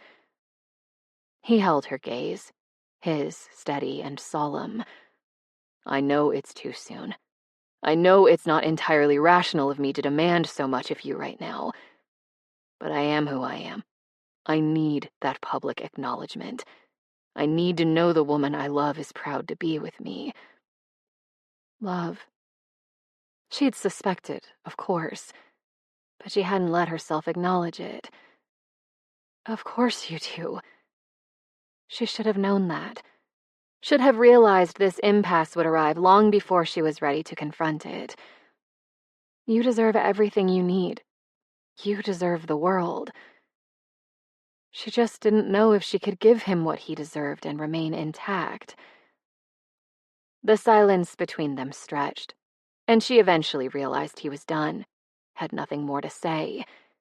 He was waiting for a more definitive answer from her. About prom. About them. Her thin, halting words barely pierced the air of the sunny kitchen. Can you give me more time? He nodded, but those lines on his forehead carved deeper. Pretty soon, he'd respond differently, and they both understood it. He'd pushed her again, maybe too hard. This time, Martin wasn't so certain it was a mistake. Especially as 1 week passed, then 2. When he didn't have B, he and Rose spent every night together. They discreetly arrived at school in separate cars and left the same way, but every other non-working moment belonged to them as a couple. She taught him to cook cassoulet. He reintroduced her to the wonders of Pop-Tarts. They talked for hours about various nerdy history topics, about their families, about their pasts, about everything. His chest still expanded with a surge of triumph every time he made her snort with laughter, and she didn't seem to be guarding any more secrets from him. They graded next to one another, read the news next to one another, loaded plates into the dishwasher next to one another, slept next to one another. And in between all those conversations and the tasks of daily life, they had startling amounts of passionate sex. No, that didn't quite capture it. Their lovemaking wasn't just passionate. It was literally mind-altering. In bed, or on a countertop, a table, the couch, the floor, etc. What he'd understood about himself as a man and a lover fell away, replaced by the reality of Rose gasping above or below or beside him, her sex quivering as she bucked in orgasm. He could give pleasure, lots of it, as long as he had the right woman. The tepid sexual response he'd accepted as normal for so long seemed to exist in another, sadder lifetime as well. Because how could he remember any other lover when Rose scratched him up, wrung him out, and made him come so hard he couldn't stand afterwards? It was more than he'd hoped for, in bed and out. More than he'd ever imagined he'd have. It wasn't enough. They hadn't gone out on a public date. No one other than Bea knew they were together, not even Annette or Alfred. She hadn't mentioned prom, now less than a week away, again. And he was done accepting less than what he needed, even from those he loved, even when he knew his needs weren't necessarily reasonable. Jesus, he loved Rose with all the devotion his battered heart could muster, and that was a lot. A lifetime's worth, maybe more. But he was through waiting. He found her in her classroom late in the afternoon, her shoes and jacket discarded as she sorted through her students' end-of-year projects. When the door quietly clicked closed behind him, she looked up with a welcoming beam. "Hey, babe. Let me just put this grade into the computer and then I'm ready to go." A few quick keystrokes and she began shutting down her laptop. "What do you want to do for dinner? And no, I'm not having bologna again. Mayer isn't my second name." Her bitter coffee hair gleamed in the lamplight of her desk, and she was eyeing his silk tie with an expression that indicated she was remembering a particularly adventuresome night last week. When she'd gathered up her briefcase, it bulged with the end-of-year letters she wrote for her students, each one personalized, each one sweet enough to turn lemons into lemon-flavored Starburst. She was incredible. Everything he wanted. Was he really going to do this? Yes. What he needed mattered. He mattered. "I'd like to talk for a minute," he told her. Immediately, a crease appeared between her brows, but she settled back into her desk chair, her eyes studying him with care. "Martin, are you okay? You look, I don't know, conflicted." He could only offer her the truth. "I don't know if I'm okay yet." Well, that's ominous. She leaned her elbows on her desk, clasped her hands, and gave him her full attention. "What's going on?" "I don't want to badger you, so I won't ask this again." He saw the moment she realized the purpose of this conversation, the stakes. Her face paled from ivory to paper, and her fingers started to fidget in that very un-Rose-like way. She fiddled with her stapler, straightened a stack of folders on her desk, lined her green pens, her favorites for grading, in a tidy row. If he didn't ask now, he'd never respect himself again. "Prom is this weekend. Saturday night. Will you be my date?" Her amber eyes immediately filled with tears, and he knew. He knew. But he let her say it in her own time, because this was it, the last intimate conversation they'd ever have. So he allowed himself to memorize that beloved face, now crumpled in grief. Allowed himself to take in Rose Owens, magnificent and stalwart and too damaged to give him what he needed, one final time. But that was unfair. Her needs didn't match his. That was all. He could just as well say he was too damaged to give her what she needed.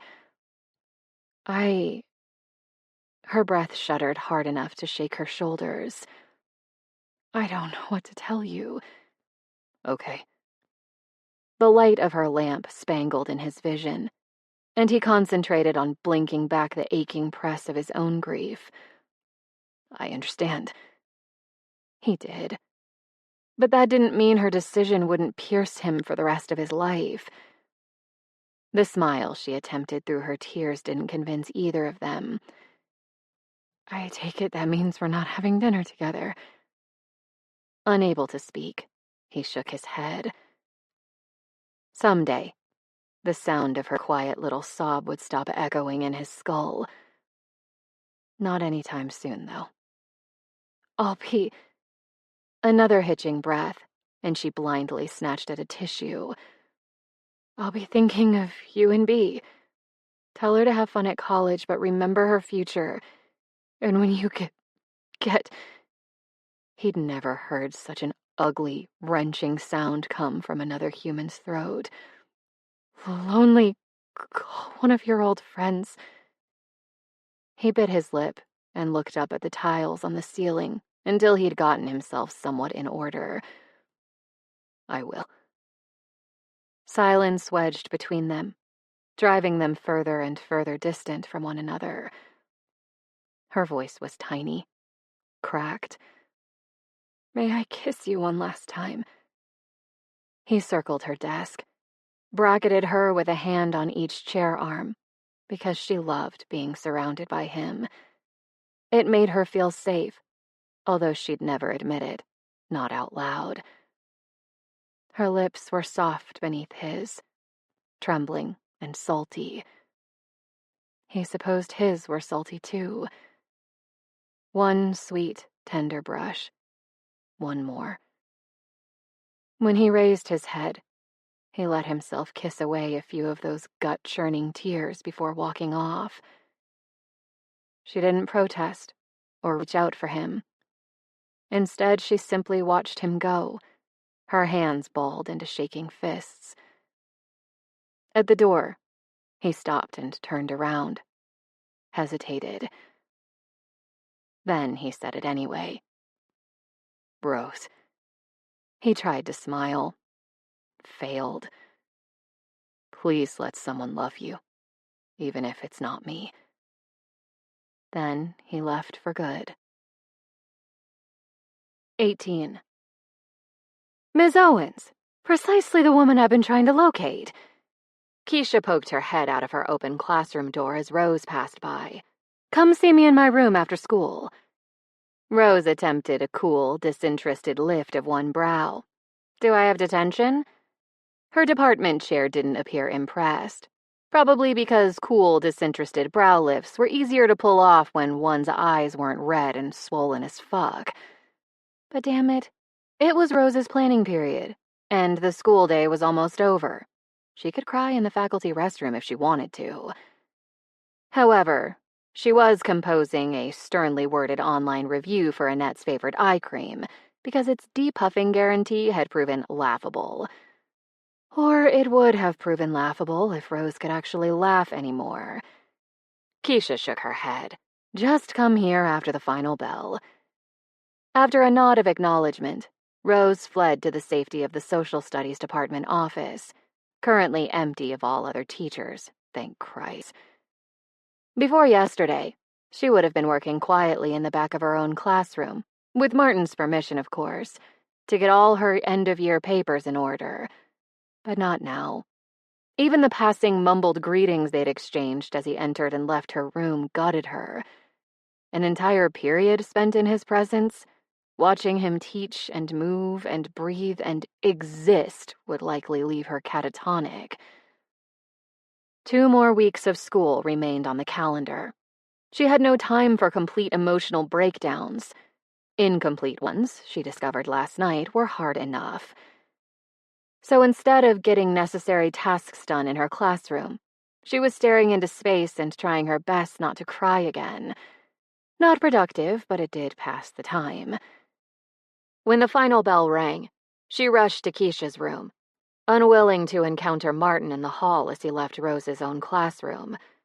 Dodging students as they streamed toward the exits, she plopped down in a random vacated chair and waited for her department chair's attention.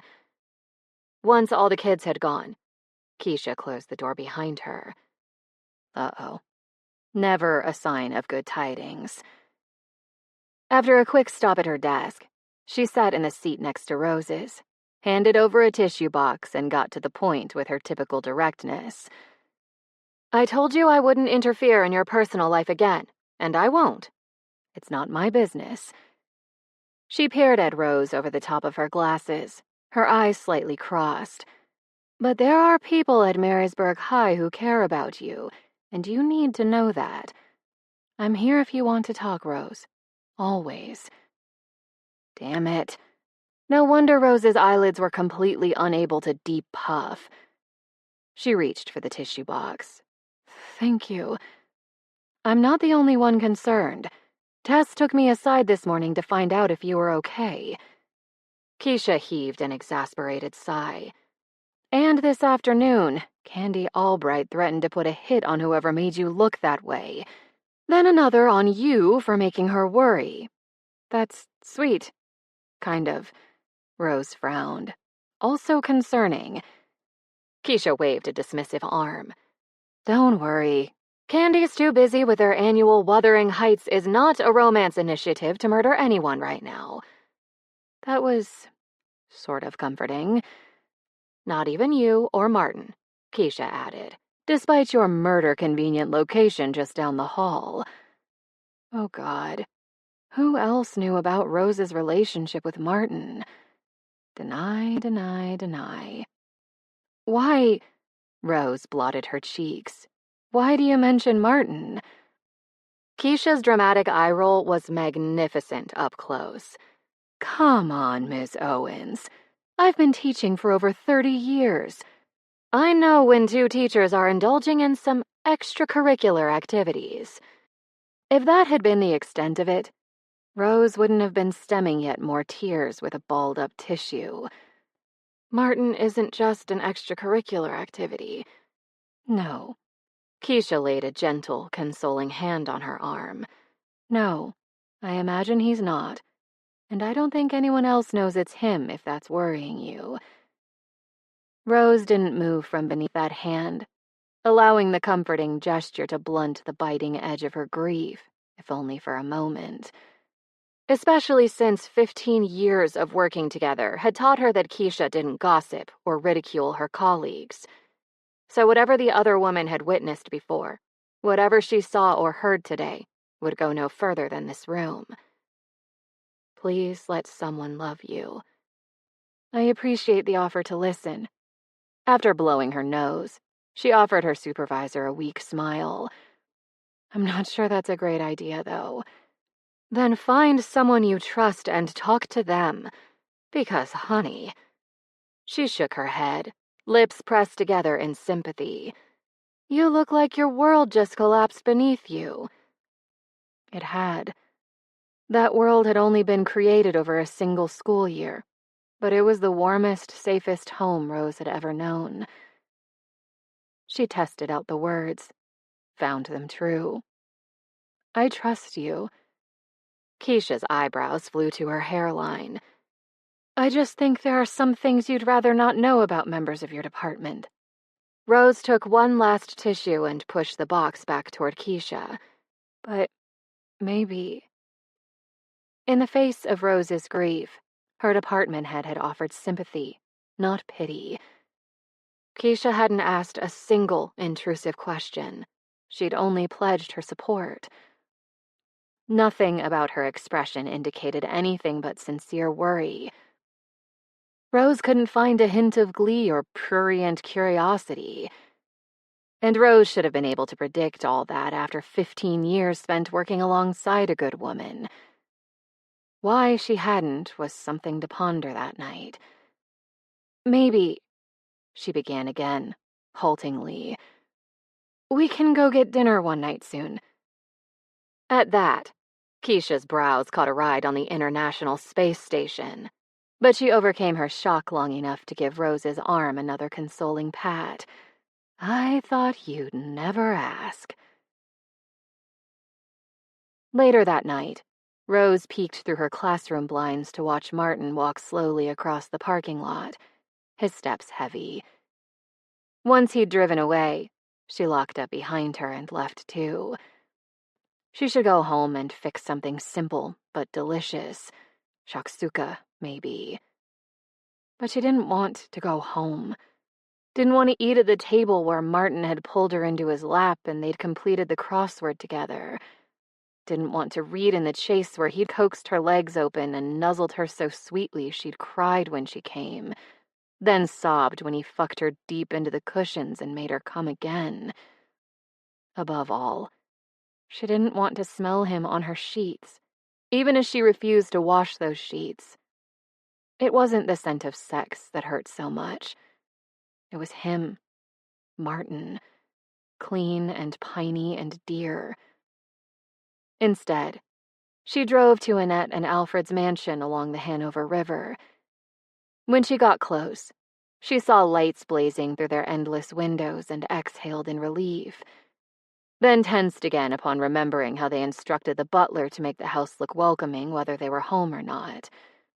But when she rapped on the enormous front door with their ornate wrought iron knocker, the butler immediately opened that door, ushered her into the front parlor, and told her to wait the imminent arrival of Mr. and Mrs. Buckham. While she lingered, unsure why she'd come but loath to go home, a cluster of photos on the 18th century Chippendale table caught her attention. When she'd married Barton, Annette and Alfred's only child, they'd littered the house with impeccably framed pictures of the newlyweds. At first, she'd found it odd and a bit ostentatious, then endearing, as the sincerity of their excitement about having a daughter-in-law became unmistakable. Then sad, when the joy in those photos no longer existed in the actual marriage, and she knew her in-laws would have to replace the contents of time sooner rather than later. She hadn't visited them at their home in years, maybe a decade. Whose photos they now considered precious enough to display, she no longer knew. She should know. She should know. The table held 5 pictures now, rather than the dozen or more from before. Off to the side, they'd included a generic photo of Barton in his favorite pose, looking up in faux surprise as he faux adjusted his shirt cuffs and flexed discreetly. He'd aged well, which came as no shock given how much effort and money he devoted to the task. Did he ever call his parents? During their marriage, she'd been the one to remember birthdays and anniversaries, the one to select Christmas gifts and ensure Annette and Alfred had company at Thanksgiving. She should have known from the beginning who and what he was, simply from the way he treated his parents.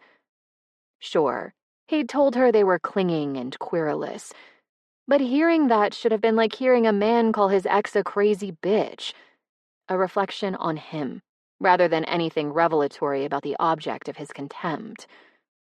She hoped his second wife had taken some of his money in the divorce, unlike Rose.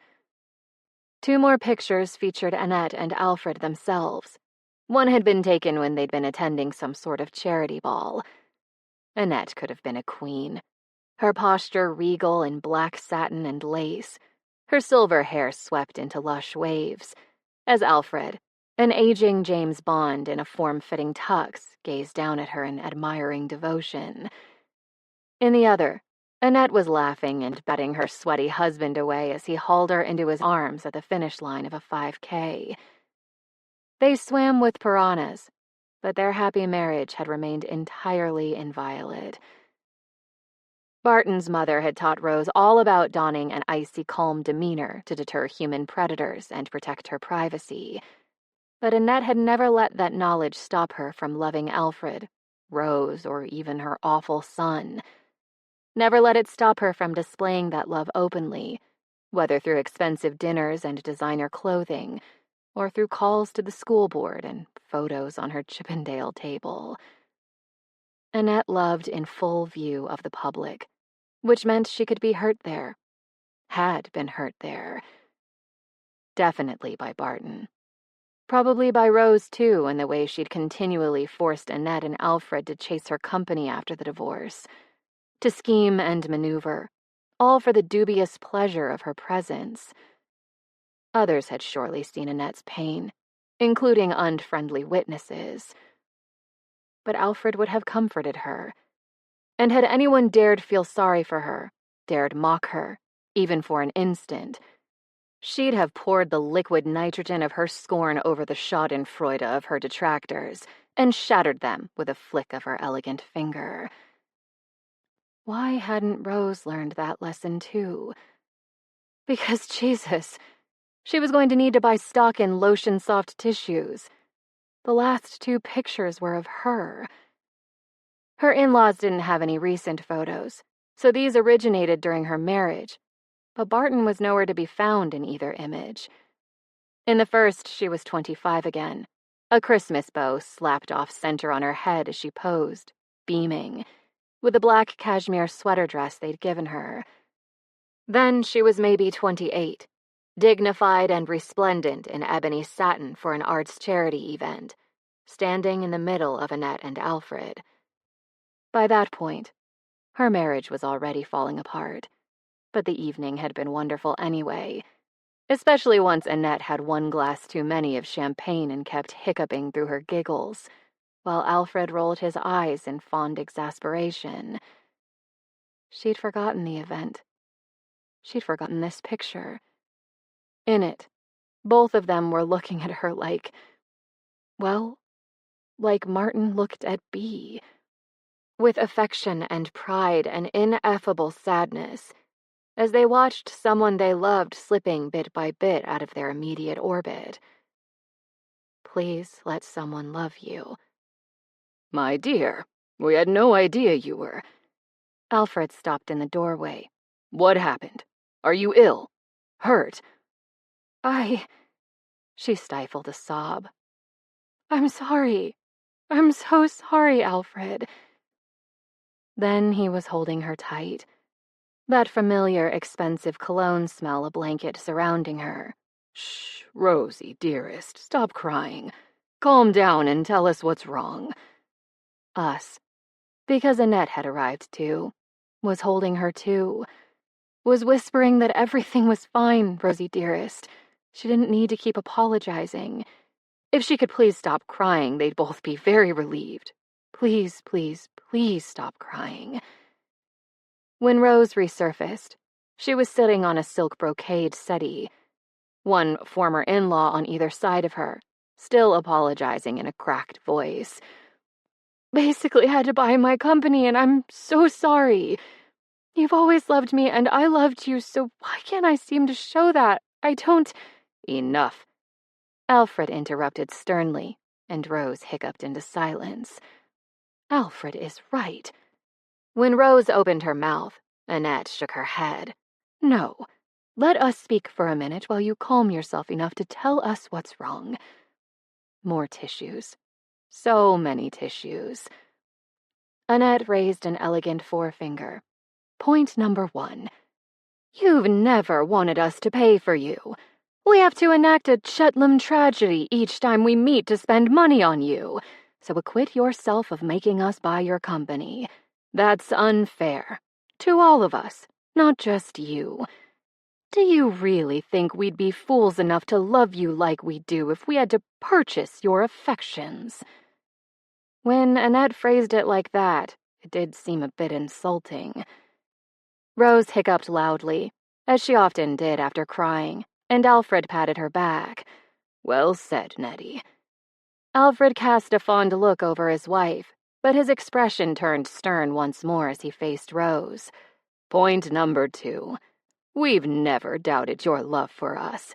Whether or not you said the words, you've behaved toward us with clear affection from the start. Do you think we didn't know who bought our gifts, who sent us cards, who forced our son to call weekly? Annette sighed. All that started when you married Barton, and all that ended when you divorced Barton. Barton Buckham. Total dick. How he'd emerged from the DNA of such wonderful parents, Rose had no idea. After the divorce, yes, you were hard to reach sometimes, Alfred admitted. But our son hurt you. You needed time. We understood that. They were being kind to her, as she might have expected. Too kind. But we never just hang out, and you're always the ones who call me about getting together. My dear, hanging out is all well and good, but I need a shopping partner. Annette plucked at the fluted hem of her black linen jacket. Without your help, how could I keep upstaging those other biddies? And if I'm going to hang out, I'd much rather do so at restaurants with tasting menus. Alfred sniffed. You would not believe the inferior canapes I've consumed while hanging out with our country club acquaintances at their homes. They use that phrase as if it were in quotes or italicized for its foreign origin. Annette slipped an arm through Rose's. You could call us more often, though. We know you're busy with the school year, but we miss your voice. And we are getting quite old, Alfred added. Annette's hunch reappeared. Also feeble. Quite feeble. He raised his voice. Rogers, my cane. The butler hovered near the door. Sir, you don't own a cane. Then find me one. Alfred nodded in gratitude. Thank you, Rogers. Before poor Rogers was tasked with procuring a wheelchair and possibly a coffin as well, Rose put aside her tissues and made herself clear. No need for theatrics. From now on, I'll call more often. I promise. I'm sorry I haven't done it before. Unnecessary apology accepted. Annette's gaze turned searching. Now tell us what's wrong, Rosie. Is it about your young man? Rose hiccuped out a laugh. Bless them for calling a divorced dad in his mid-40s a young man. Martin would be so tickled when she told... Oh, Jesus. She couldn't tell him what Annette had said. She couldn't tell him anything. Because she'd let him walk away. She'd fucked up. And if she ever stopped crying, she was going to have to explain to Annette and Alfred exactly how badly. An hour later, Rose was still sitting on that settee, flanked by her former in-laws. Her tears had slowed now that she'd reached the end of her story, but she figured that was a temporary respite. Her body seemed to contain untold stores of salt water and mucus. The couple was taking a minute to consider what they'd just heard. Then Annette tisked, My dear, your social armor was meant to protect you, not keep everyone out at all costs, for fear they might damage it. Alfred reached across Rose and gently tapped his wife's hand. Dearest, Rosie's history isn't ours. Not her childhood, not her marriage and divorce. I believe she's had some justification for her concerns. The couple's eyes met, and Annette conceded the point with a silent sigh. Still, I think we're all in agreement that our Rosie has... She blinked at Alfred. How did she put it? Fucked up, Alfred supplied. Ah, yes. Fucked up. Annette scrunched her powdered nose. Normally I don't approve of such crude language, but the phrase does seem to fit her present situation. How comforting. How are you going to fix this, my dear? Alfred sounded entirely convinced that Rose would, simply curious about the means she'd employ. Do you need our assistance? Slowly, The bare outlines of a plan were assembling themselves for her. It would have to be heartfelt. It would have to be, God damn it, public. And given the circumstances, it would have to be soon. Thank you for the offer. She squeezed Alfred's hand, then Annette's. But I think this is a problem I have to solve on my own. They seemed unsurprised. Let us know if that changes, Annette said. However, Rose gulped, pushed through the panic and continued. I may need your help with something else. Annette's eyes went as round as the asparagus tarts they'd consumed several minutes before, even as her face crinkled into a huge smile. Really? Really. But that can wait until our conversation tomorrow, when I call you. Rose got to her feet. I need to head home now and make some plans. But thank you for welcoming me tonight. Thank you for listening and supporting me, and... Annette and Alfred had risen as well, and they both lunged for the tissue box as Rose's tear ducts proved functional once more. She choked out the rest of it. And thank you for loving me. Annette's arm around Rose's waist provided support in multiple ways. So did Alfred's loving kiss on Rose's forehead. You may not have gotten a penny from our son in the divorce, but you kept us. Annette blinked back her own tears. We're not going anywhere. During all her years as Barton's wife, Rose had never felt so rich. Not once. 19.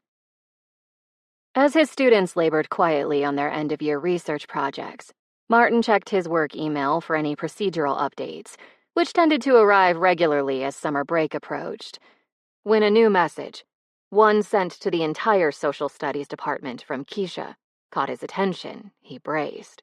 The class rosters for each prep next year had arrived. He and Rose, God, he could barely even think her name without doubling over, had tried their best to convince his honors kids to take her AP class next year, but it wasn't the same as having her as their teacher for almost 10 months, and they both knew it. The attachment opened with a quiet click, and there it was. Dale had fucked Rose over, just as he'd intended. She'd had enough students for 2 classes of AP US History next year, rather than 3. A handful of Martin's honors students had signed up, but not enough. Not nearly enough. She was already missing the emotional connection formed through 2 years with those kids, the ones who reminded her of herself, the ones whose trust and willingness to push themselves, with her steadfast encouragement, she valued so intensely, the ones whose affection and respect brought meaning to her teaching career in a way that even her love of her other students, her love of her subject matter, didn't. And now Dale had damaged her AP program, and possibly endangered its funding. Before the school year ended, Martin was setting up a meeting with that asshole. Right was right, no matter the wounded state of his heart. Rose deserved better than Dale's petty revenge, and Martin refused to let himself remain a bludgeon used against her. Against Rose. Christ. Rose. He rubbed 2 fingers between his brows as the analog clock on the wall ticked and ticked. All week he'd been hustling out of her classroom at the end of 2nd and 7th periods, much more quickly than he had the rest of the year. In return, Rose had been arriving much closer to the end of the 5-minute gap between classes than she usually preferred. They'd barely passed within spitting distance of one another for days. Not that he hadn't seen her in the halls, chin high, makeup immaculate, eyes swollen.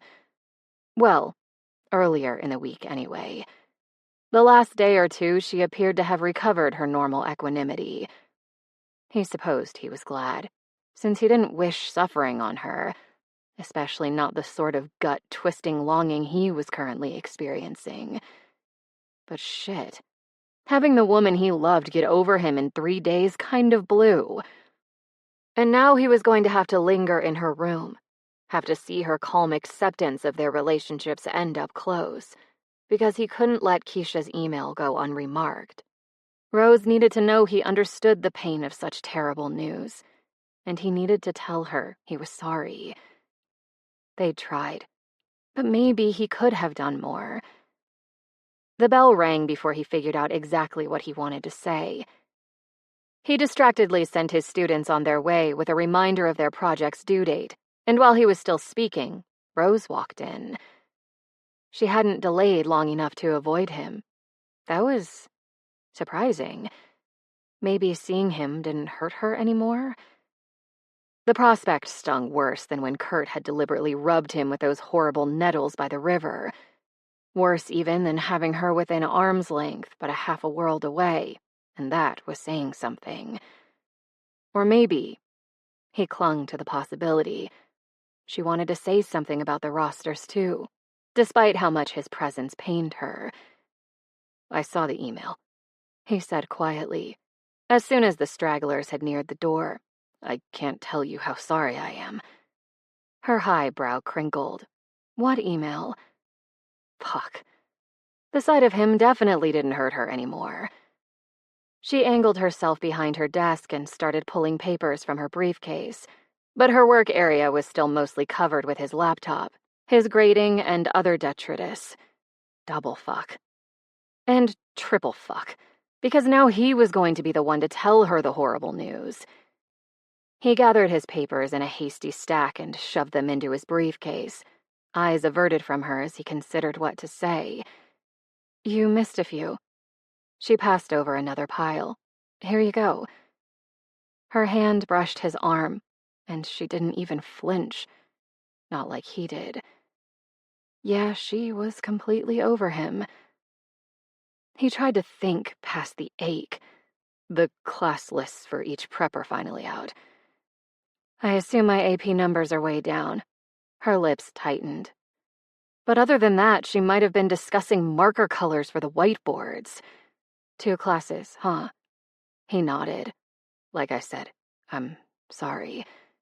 "That's okay," she said, and she even sounded sincere. Damn, she put up a good front.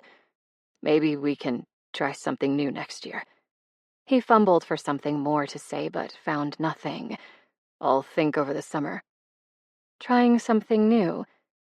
She seemed to taste the words, turn them over in her mouth. Sounds like a plan. If she'd only recruit her former in-laws for help, but Rose would do what Rose wanted to do. Pride above all.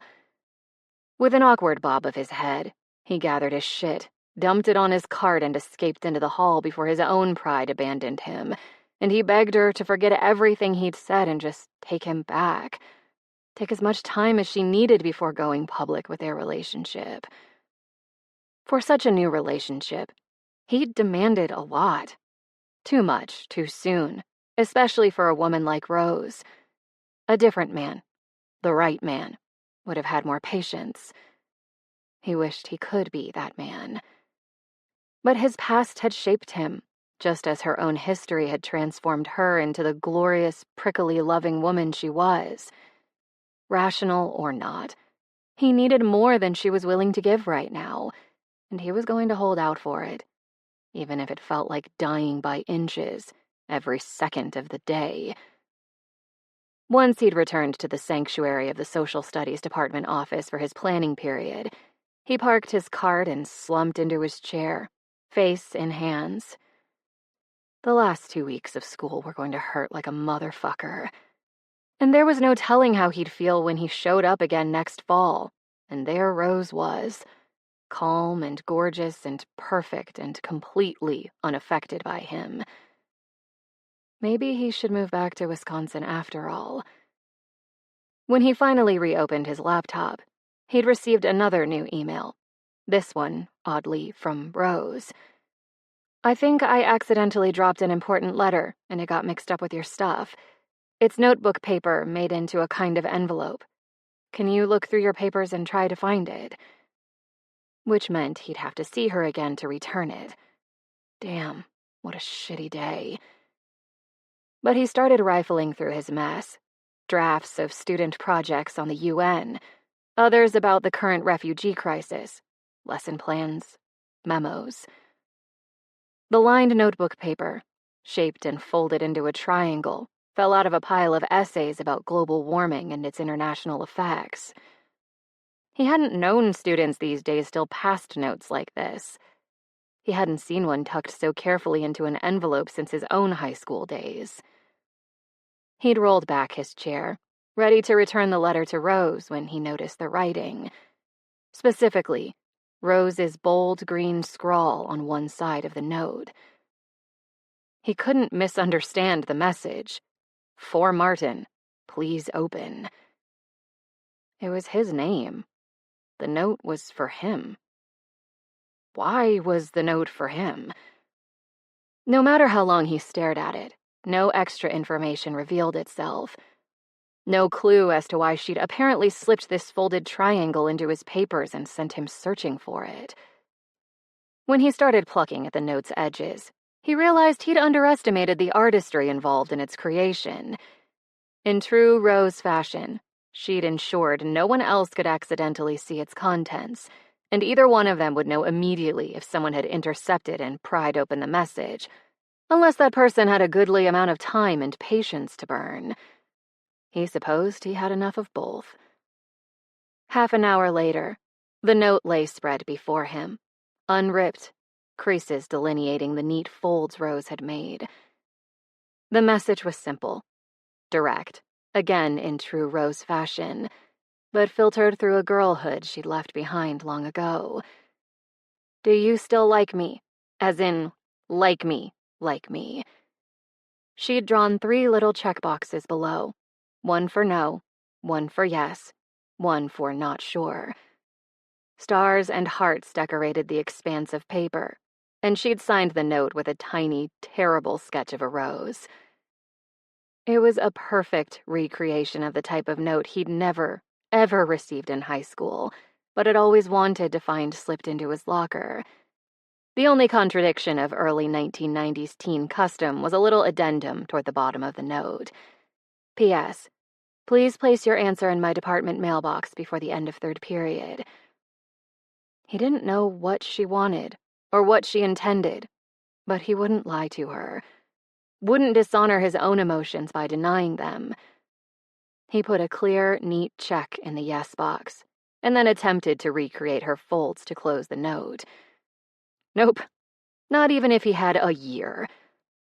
He brought out the department stapler and made certain no one else could see the note's contents, unless they wanted to rip the edges of the paper to shreds, or spend a lot of quality time with a staple remover. His hand shook as he deposited his answer in her box.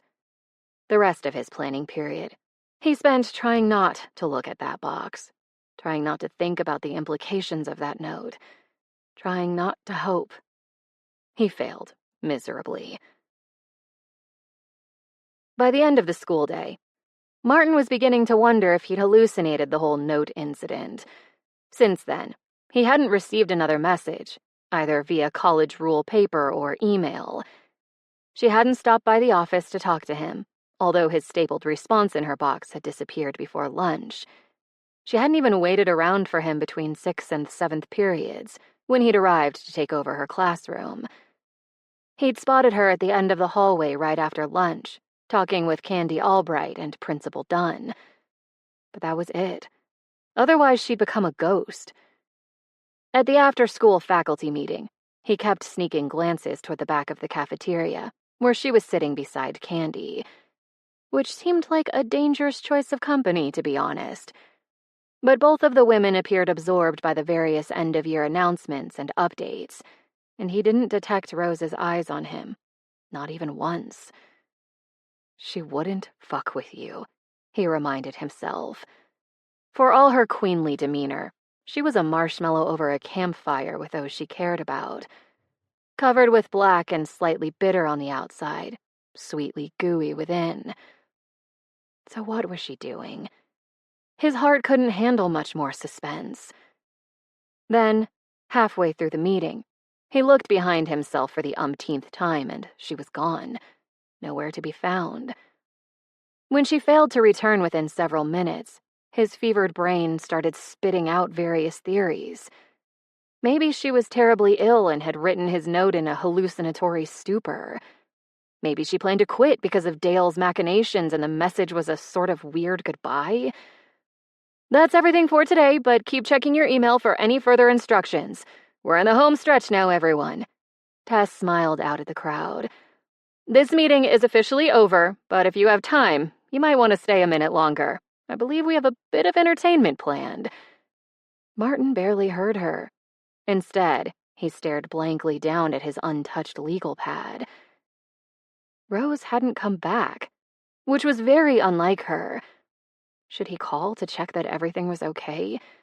Maybe Annette or Alfred had injured themselves and she needed... A wiffle ball smacked him directly in the chest. Its impact slight, but shocking. What the actual fuck? Instinctively, he jerked to his feet, scanned his surroundings for the source of the ball, only to see... No, that made no sense. Maybe he was the one hallucinating.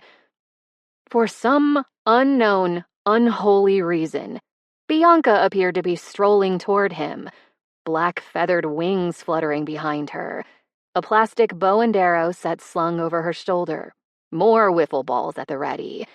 And before he could do more than blink in confusion, she promptly nailed him again. Hey! He ducked a third ball, which bounced off a nearby cafeteria table. Stop that. Consider this payback for the Tim Burton comments. Her evil grin stretched her elfin face. FYI, I got permission from my mom and Principal Dunn to throw stuff at you. So anytime Ms. Owens wants me to play Goth Cupid, I'm here for it. He took a breath. Bianca, what in the world? The next ball bounced off his shoulder, and he narrowed his eyes at her. Bullseye! Bianca blew on her hand, as if it were smoking hot from her pitches. I'm out of arrow balls, so quit giving me the stink eye and look at them already. Wait, Goth Cupid? Arrow balls? Keeping one cautious eye on Bianca at all times, he picked up the nearest ball. Someone had used Sharpies to draw little black arrows on it, and red hearts. My work as Goth Cupid is done, Bianca announced, and then glided serenely out of the cafeteria, her black wings, attached via some sort of harness he thought he saw, bobbing above either shoulder. His colleagues had stopped shuffling toward the exits. Instead, they were jostling each other and whispering and getting out their cell phones. Within a minute, he'd be on YouTube and he still had no idea why. Rose had to be involved, but what was all this? Punishment for loving her?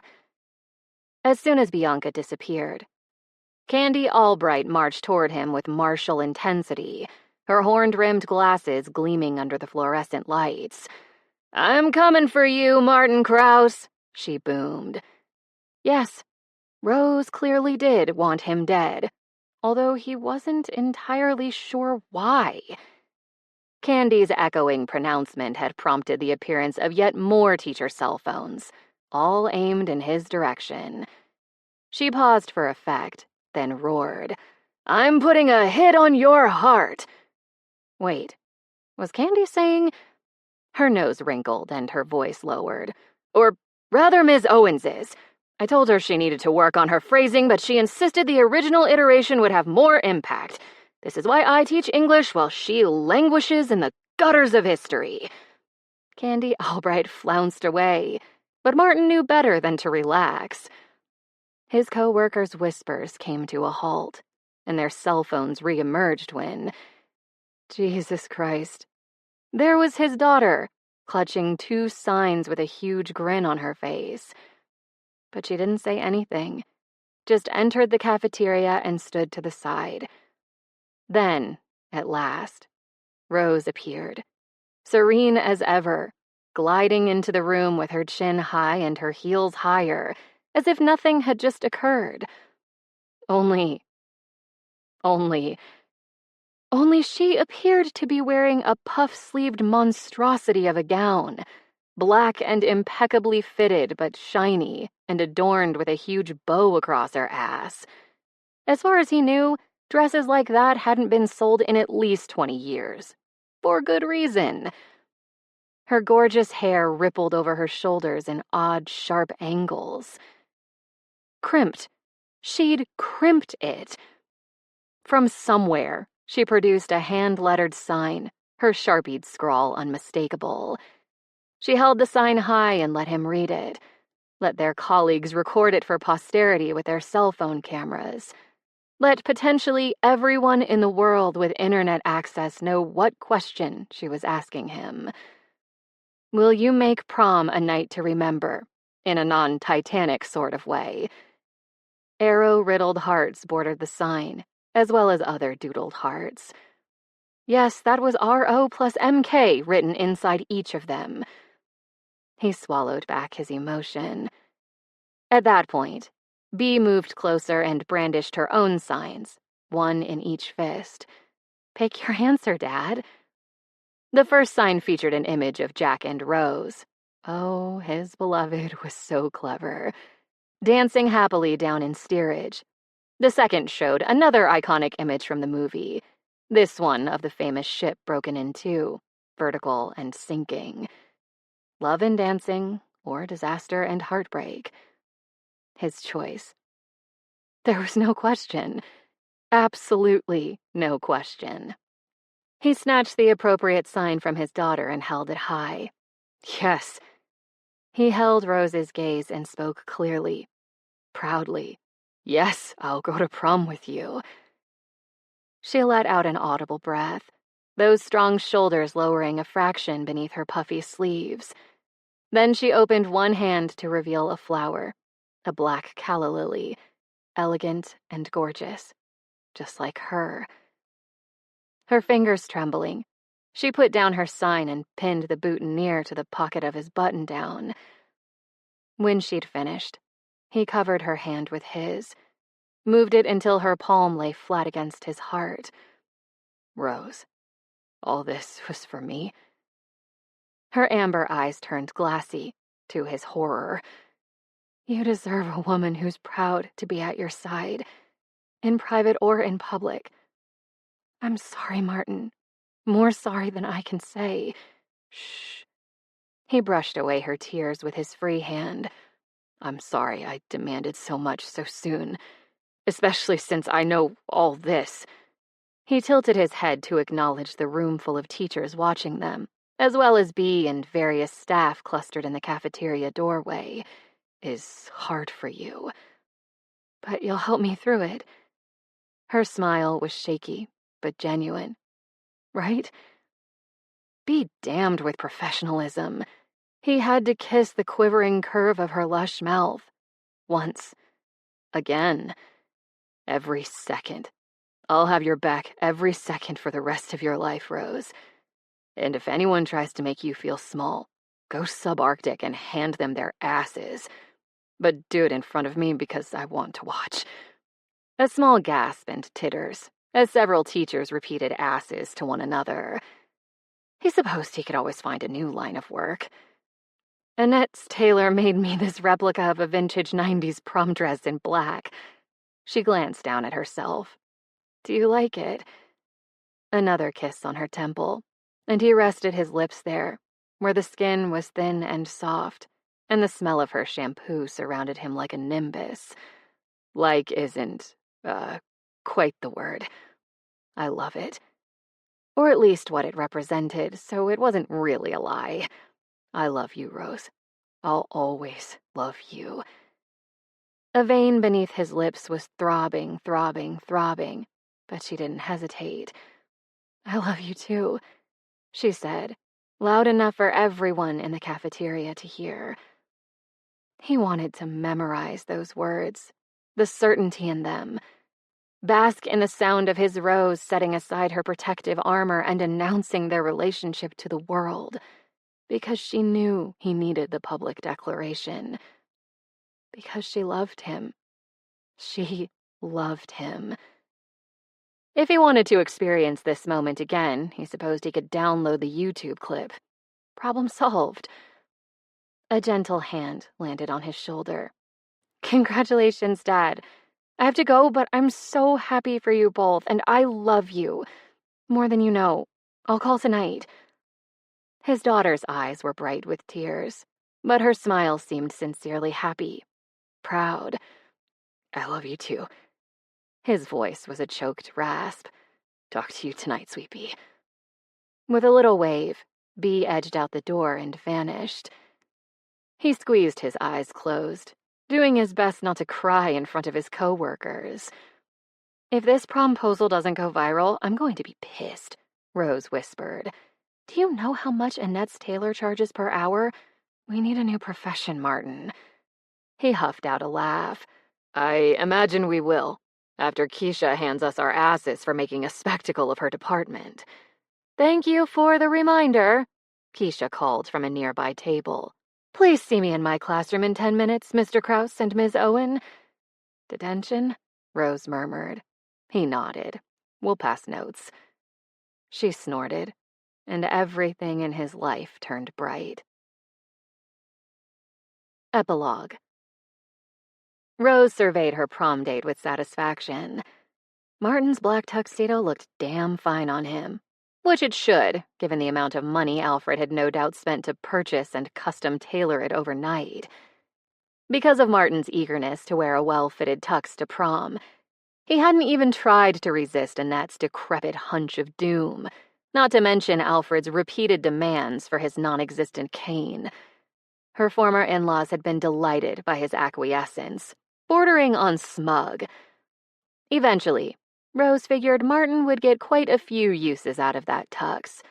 Her man wouldn't prefer a casual wedding. Instead, he'd want the world to witness their formal commitment to one another, and he'd dress accordingly. Besides, all the future proms they'd chaperone together should bring the cost per wear down a notch, from heart attack to merely eye-popping. After prom ended, Martin and Rose were meeting the older couple, at Rose's invitation, at Milano for a late dinner. The bill there would also no doubt be eye-popping, and Martin would insist on paying for himself and probably for her too, so Alfred and Annette's smugness was doomed to be short-lived. But before then, Rose fully intended to make Martin's first prom date amazing. For the moment, she was sharing him with another younger woman. Bea had dragged her father out on the floor for a slow song, and as he carefully held his daughter for their dance, her right hand clasped in his left, he was quite simply the most handsome man Rose had ever witnessed. Because of his ass in those tuxedo pants, sure, but also because of the expression on his face as he regarded Bea. Soft, loving, proud, grief-stricken. His girl was leaving in less than 3 months, but at least she was giving him this moment to cherish first. Rose wasn't quite certain whether he'd realized his daughter's intent yet.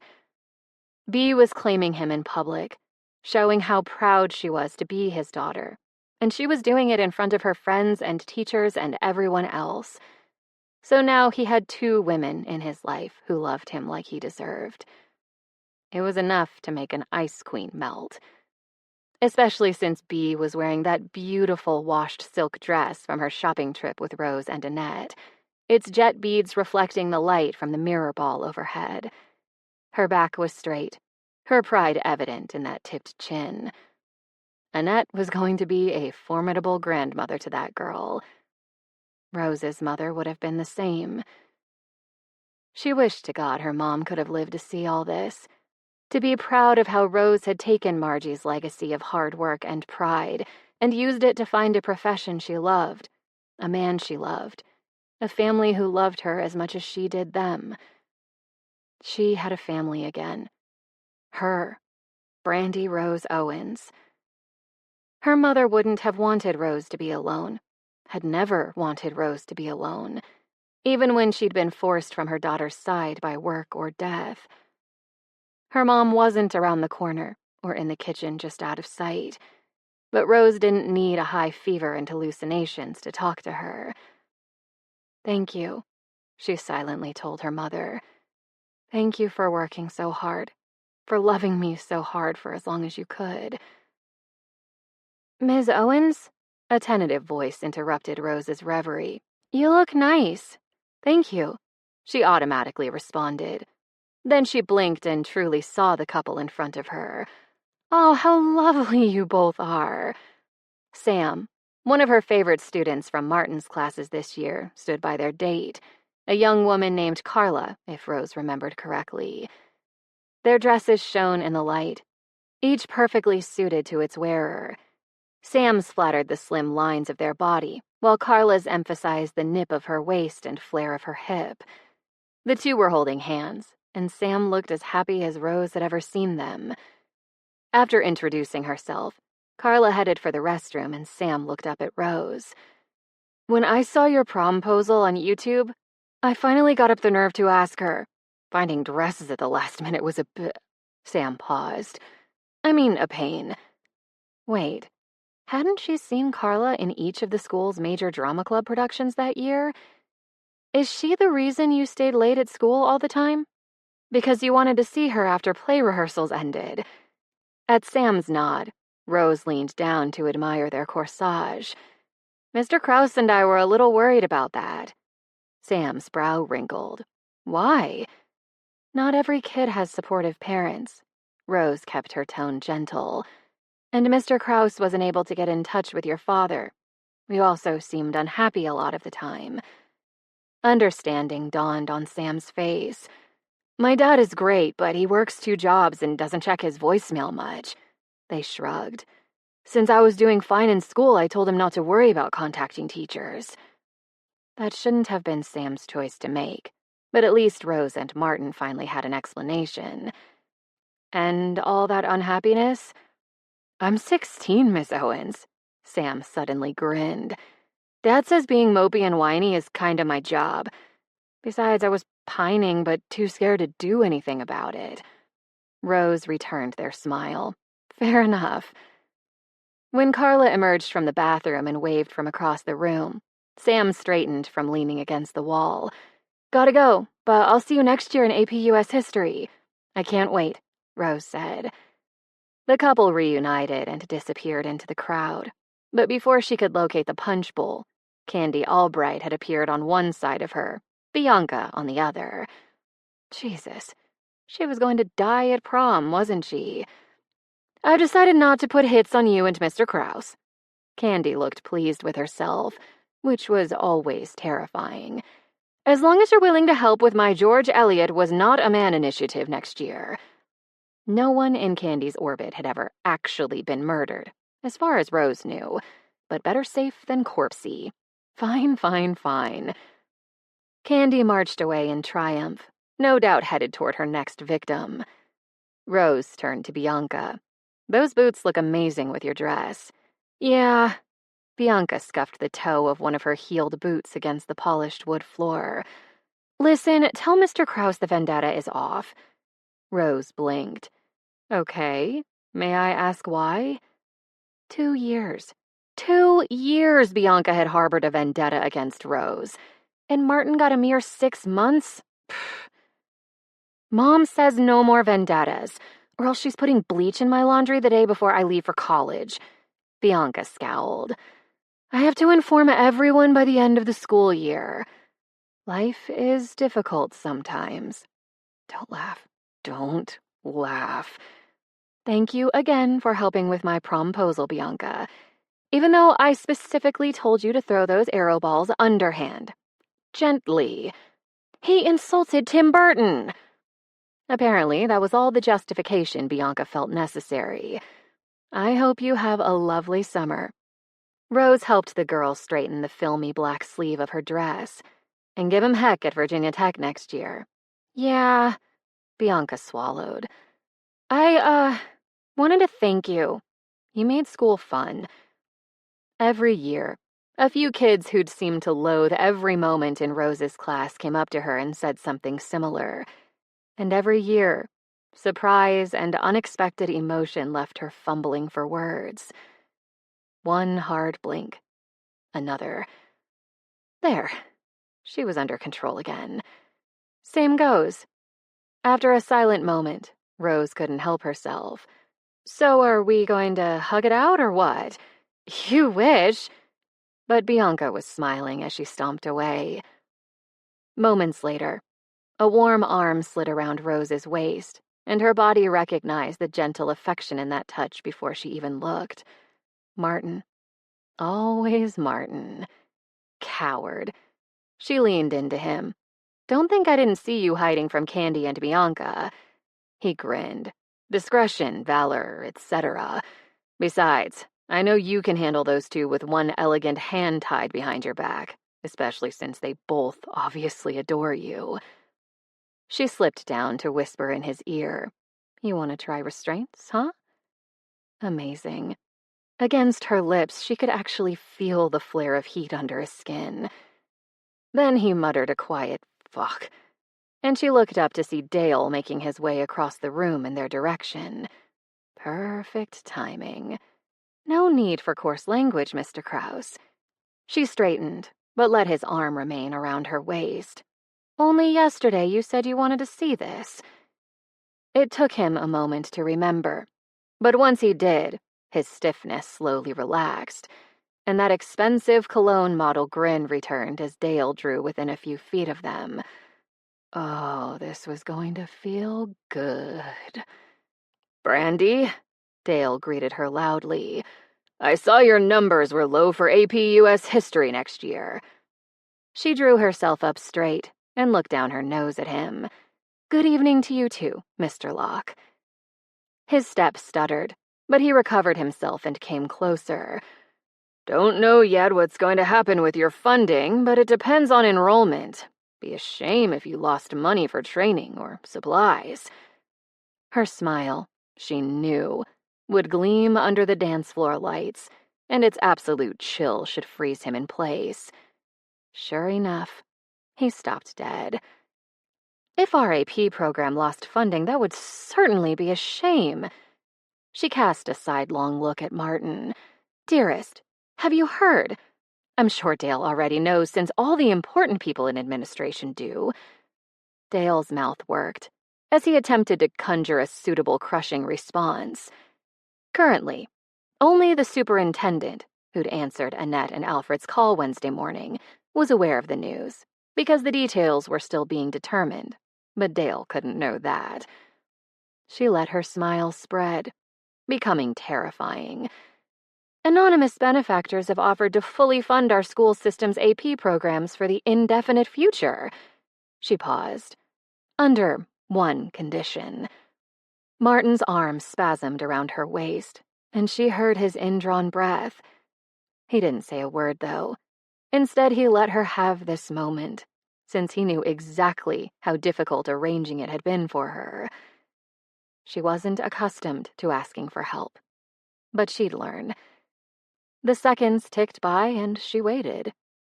Anticipation only sharpened the pleasure. Finally, Dale gave in. What condition? From now on, social studies department chairs will determine which preps their teachers receive and which classrooms they're assigned. The head of secondary-level social studies no longer has a voice in those decisions. She tilted her head in feigned confusion. For some reason, the AP program's benefactors were very insistent on that point. I see. His face had turned ruddy, and his lip lifted in an unconvincing sneer. Apparently, your ex-husband's rich friends didn't leave you when he did. The comment might have heard a month ago. Not now. Nevertheless, Martin had become stone beside her, his rage at Dale's cruelty hardening his lean frame. She found his hand, squeezed it, paused to let him regain control of himself. As if spurred by the movement, Dale swung on him. I can't believe she finally wore you down. Have some pride, man. What are you doing with someone like her? She almost laughed, as if Martin would take advice from Dale. Dale, because they both had dicks. That misogynistic buddy-buddy shit didn't fly with her, man. Someone like her. Martin enunciated each word with the care of a drunken man in front of a cop, his voice gravel. I don't understand. I need you to explain precisely what you mean by that." But Dale couldn't say much more, or else, as he was now realizing, he might be writing his own dismissal letter. So he seethed in silence, his watery eyes bugged out in anger. "Oh, Martin." She turned her back to Dale, a deliberate insult. "I forgot to mention one other development. It also involves Mr. Locke. Please tell me." Martin's voice was calm, his eyes aflame with rage on her behalf. "I'd like to hear all about it. In detail." Annette and Alfred hadn't approved of the next bit. They'd wanted to descend on the school system and fix everything in one fell swoop. But Rose needed to do this her way. A way that felt fair for everyone involved, including other teachers who lacked her connections. A way that required some trust on her part, a willingness to make her private concerns public, and the ability to request assistance from strangers and colleagues. God help her. 1, 2, 3. She let Dale hang for a full 30 seconds before speaking again, a move Martin rewarded with a caress at her waist. "Come Monday, I'm registering a formal complaint with Superintendent Jones and Human Resources about Dale's use of derogatory terms of our students, his abuse of supervisory authority, and several instances of unwelcome physical contact with a coworker and subordinate, namely me. Next week, I plan to visit other secondary social studies teachers and discover whether they have similar complaints to make." She stroked the corner of Martin's mouth, which had dropped open in shock. "I've discussed the matter with the teachers' union, and I've consulted with a lawyer, in case any retaliatory measures result from my actions." Annette and Alfred's attorney was prepared to represent additional complainants, too, and given what the woman charged per hour, law was yet another line of work Rose and Martin should have considered. Not that she or the other teachers would be allowed to pay for any necessary legal services. When that subject had arisen, Annette had swooned into a settee in a very unconvincing faint, while Alfred clutched at his chest and called out for heart medication. Rose had told them they were both ridiculous, and then agreed to let them cover all legal fees, because a teacher's salary couldn't pay for a lawyer as sharp-eyed as theirs. As Dale sputtered, Rose kept speaking to Martin. "I suspect that during the investigation, Dale will no longer have any supervisory authority over me whatsoever. Tess and Keisha will have to ensure I'm acting in accordance with all reasonable rules and regulations promulgated by the school system." She paused to let Dale steep in his fear and rage, his hands balled into shaking fists. Then she cast him a desultory, dismissive glance. "Fair warning, Mr. Locke. Prepare for stricter oversight at best, unemployment at worst." Someone had come up alongside her. When Rose turned her head, Tess was eyeing Dale as if he were a cockroach they'd found in Wednesday's chili special. Her tennis coach boyfriend loomed next to her, mouth tight as he regarded Dale with equal disfavor. "I'm delighted to hear all this, Miss Owens," the principal said. "I've had concerns about Mr. Locke's conduct for years, especially in reference to you. I'd already planned a long conversation with our superintendent this summer. It appears that conversation will occur sooner rather than later." Tess smiled. It wasn't pleasant. "We've interrupted Mr. Krause and Ms. Owens enough for one night, I believe. They're here to chaperone our students, not chat with administrators." She tilted her head to the side. "Besides, Mr. Locke, you should meet one of my teachers. She's not in the social studies department, but I'm sure she'd appreciate talking with you." Then Tess and her boyfriend herded a fuming, red-faced Dale toward. Oh, Rose loved their principal. Candy Albright.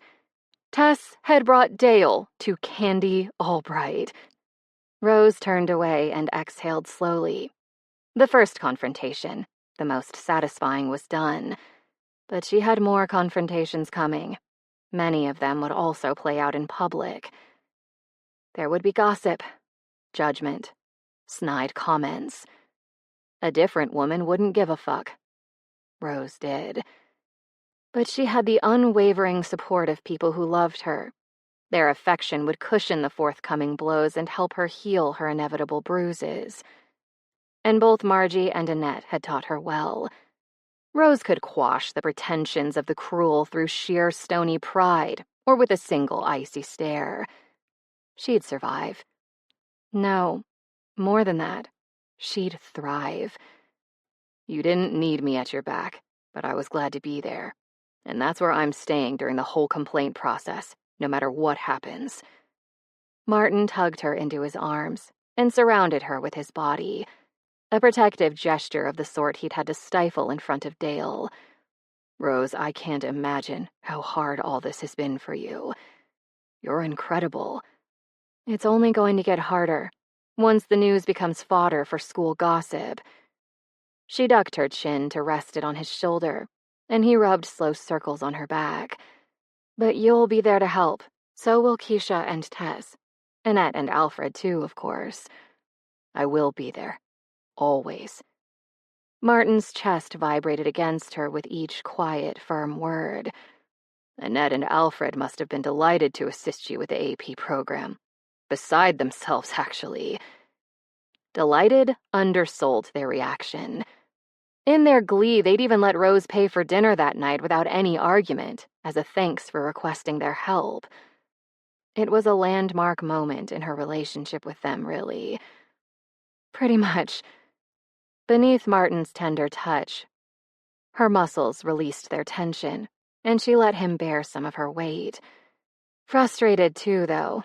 Annette wanted to march into the superintendent's office and get Dale fired on the spot, to spare me hassle and preserve my privacy, but I managed to convince her I should go through the system instead. She grinned and pressed a kiss on Martin's jaw.